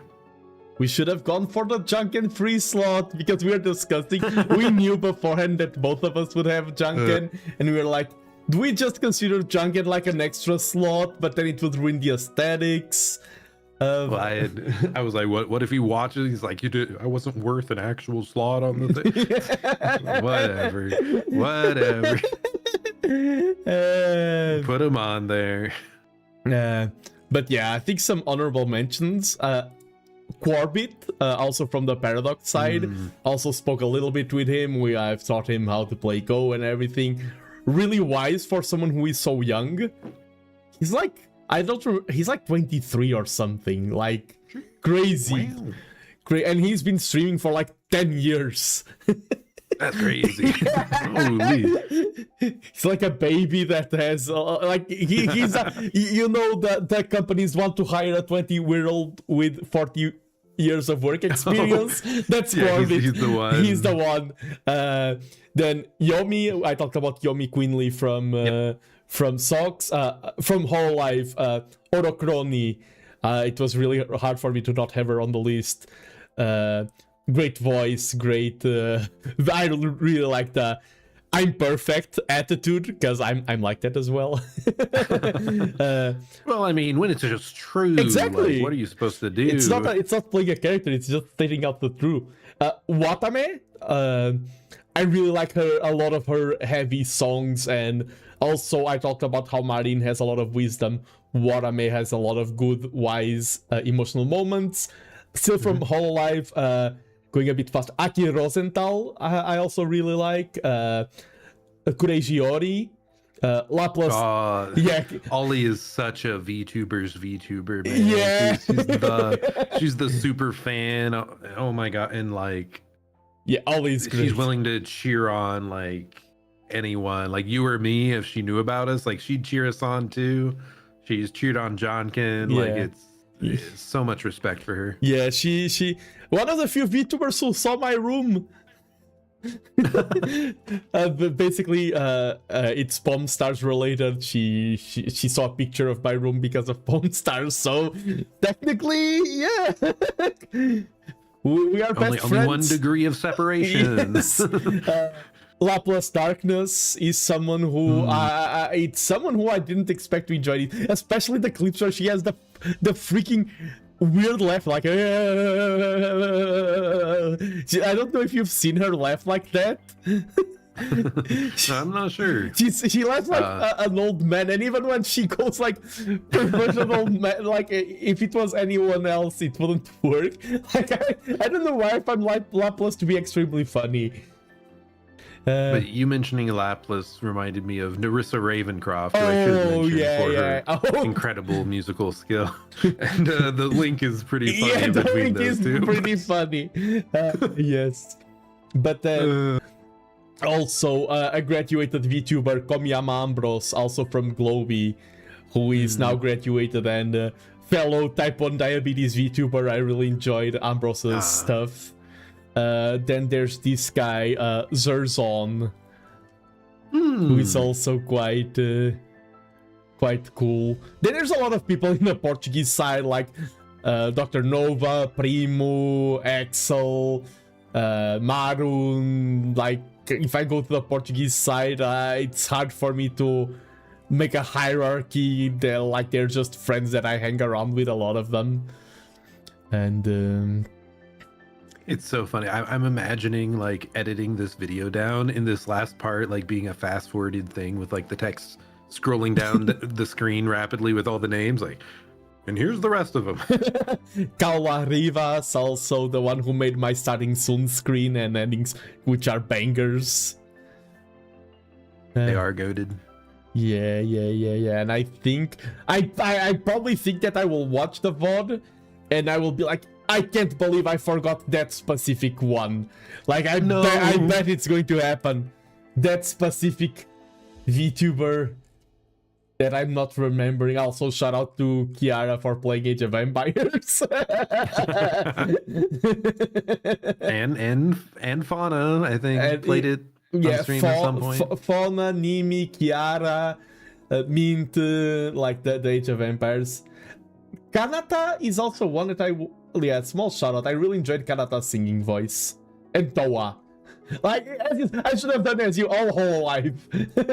Shout out all Hololive production. And yeah, if a Hololive clip pops up on my feed, I very often watch it regardless of who. Like, it's such a it's such a fun group. I forgot on how could I, because you just said about the clips popping up. Sakura Biko. How could I not? That one needs to be stated specifically, because the other day I had a clip of her playing the Chameleon game. Oh god, we need to play that, Nando. Yeah, it looks so cool. I already bought the game, so if you want to, just ring me. Hey Nando, do you? Yeah, but typing it out. Yeah, there's Miko, and even like I love her streams that feature character creation, like when she did the WWE streams with whole life being characters, and Soul Calibur, where she was playing versus creations from the community. I love when her content involves character creation. She makes it so... She has a talent for making it such a freaking banger. Oh, and also, I haven't watched a lot of his channel. Oh, two people. Horatius the Dwarf, that I mentioned a few times. Yep. He does a lot of psychology stuff. And also Saidere. Also a psychologist who does a lot of cool stuff. Yeah, has a PhD in psychology. So Fascinating. So it is always neat to see people of like different fields in VTubing. Also Tipania. Okay, I need to stop. I will go. Just goes down the entire like Twitch subscribed list. Like, oh, yeah, I think it's getting to that point. Okay. I'm going to stop. But yeah, I do need to have dinner soon. It's been 5 hours almost. What? Holy! Time does fly when you're talking about VTubers. Talking about anything between us, it goes quick. Yeah, man, I still can't believe how fast that like Dark Souls stream. That was crazy. That was absurd. How many? Okay, me like scrolling trying to find it, but it was just so. Oh wait. Co-op full. It's so funny. Your VOD is called Co-op Full Run, and it was not a full run. But yeah, that was 5.5 hours long, and I remember being like, that felt like 2. How was that 5.5 hours? It's funny because I'm checking my presentation on VTubers, and I have a quote that is good for the Marine segment. This is literally the quote from Hosho Marine, like cropped different parts, and it's a good way also to wrap it around, talking about the parasocial part. This is her exact quote: "Feeling happy when you hear my voice, that's fine, but not being able to feel happy unless you hear my voice, that's a pretty dangerous sign. Just keep this as a way to add to your happiness. Keep it at that level. The happiness you get from latching on to someone, it's extremely dangerous. Everything in moderation." And very wise Oshi. Very wise. And to quote Nimi Nightmare, ooh. and to quote Oscar Wilde, basically, I will keep doing funny segments until we reach the 5-hour mark, because we are so close now. I don't want to stop it before the 5-hour mark. To quote Oscar Wilde, "Man is least himself when he talks in his own person. Give him a mask and he will tell you the truth." And I think a lot of people who are not fans of VTubers think VTubers are very disingenuous and like, oh, they have a mask on, they're not a genuine person. And I think one of the reasons why we like these folks over on my side and your side and everything is because the fact that they're wearing a quote-unquote mask as a VTuber allows them to tell the truth and be more of themselves. I think that's one of the keys for VTubers of all different types who manage to succeed, is how genuine they are through the mask, through the lens of VTubing. What do you think, Mr. Zirzon? I agree. Yes. I mean, I'm a pretty straightforward person, I think, in real life or in VTubing. But yes, a lot of people I do think having this other medium that they can express themselves through does let them, break out of their shell, break out of their the restrictions that they may place on their real life self. And yeah, just allows you to be more true to yourself and a bit more of your like idealized being. I don't know. Yeah, because like you don't choose the face you're born with. In VTuber you do. In VTubing you do. You do choose the face you have. Like, okay, sometimes you don't have enough money to get a good face. Like, in a way, VTubing is pay to win. There is that quote, and there is just like real life. True. Sadly. We can't escape reality, Nando. No. Even if we're virtual, we can never escape. The horror. No, but No. VTubing is supposed to be escapism. What are we doing? But yes, I think I can use the ending screen to fill in the rest of the minutes. Don't know if you have any parting thoughts. It was a real... I do want to thank you also for being a humble guest here in my channel, and it was even more than the time, even more than talking about these cool people. It was just fun, in my opinion. Had a great time just hanging around. Yeah, it's always a blast hanging out, yapping with you, Nando. This particular idea has been in the works for a long time. Yeah. I'm glad we got around to it. And I mean, I do really like the 3x3 format. It allows us for so many possible topics. So I'm sure we'll come up with something else in the future. I'm sure that this is not the final time that us two rivals are going to be collaborating. 3x3 3x3 ReZero episodes upcoming soon. 3x3 ReZero characters. 3x3 3x3 ReZero authorities. 3x3. For you, it's just like 9 Daniels. Happy birthday, Daniel. Did you think I'd really forget? I can just imagine me bringing a grid of like 9 different characters, and yours is all just that meme. That's cute, Daniel. Freaking I love memes. I love stupid memes. They are great. But yeah, thanks so much for having me on the channel, and it's been a blast, as it always is. Yeah, and if you're watching this stream, if you started watching, you need to watch it all the way to the end. Give me 5 hours of watch time, no skipping. And now you earned I can't move my arms as a VTuber, but you've earned a thumbs up for watching it to the end. In Nando, maybe on break for a bit. I'll be streaming though. Oh yeah. Do announce your stuff, because I'm currently on a book break. I just do collabs. You are more responsible of a content creator right now. I was tired enough that I almost forgot to shill. Yeah. Not a real content creator, no. But yeah, I just stream full video game playthroughs over on my channel mostly. And on Monday we will be starting Deltarune Chapter 5. Ooh. And I almost never drop a game, so if you're interested in full game playthroughs, come check it out. Yeah, that's the one thing that Zirzon can say with a lot of confidence. He never abandons a game halfway through it, even if the game is Pac-Man, Dark Souls. Oh. You almost, my trauma. You almost got. I'm never coming back to this stream. You almost I'm never got coming back through Nando. an entire collab without having Shadow Labyrinth mentioned right at the closing gates. I brought out freaking Shadow Labyrinth. It wasn't the TheNando Zirzon collab without Shadow Labyrinth. And it's so funny. Recently, I played Blasphemous, which is another Metroidvania, and then I was also playing Mina the Hollower, which I mentioned, but it really just points out to me how bad Shadow Labyrinth was. It's like the enemy variety is so much better in these games. I can't believe. Anyway, this game is not 3x3's games that we hate.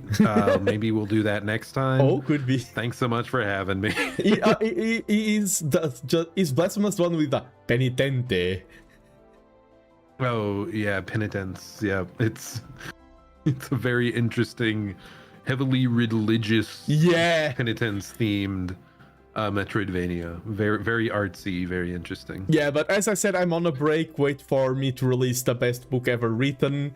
Nothing to promote. Go follow Zirzon. You're like, oh no, I'm devastated. I have no Nando content. You have Zirzon content. Go there, follow, subscribe, donate €12.50. And let's go. And that was it. I'm ready to leave for today. Are you ready, Zirzon? Yes, I am good to go. Farewell, viewers. Farewell. And on a final note, just remember, if there's something you can learn from this stream, go ring your friend today. Could be your best friend, and just spend a few minutes talking about something you enjoy, because it's cool. That's the final note. Very cool. Talk about the things you enjoy, and bye-bye, everyone. Farewell. Bye.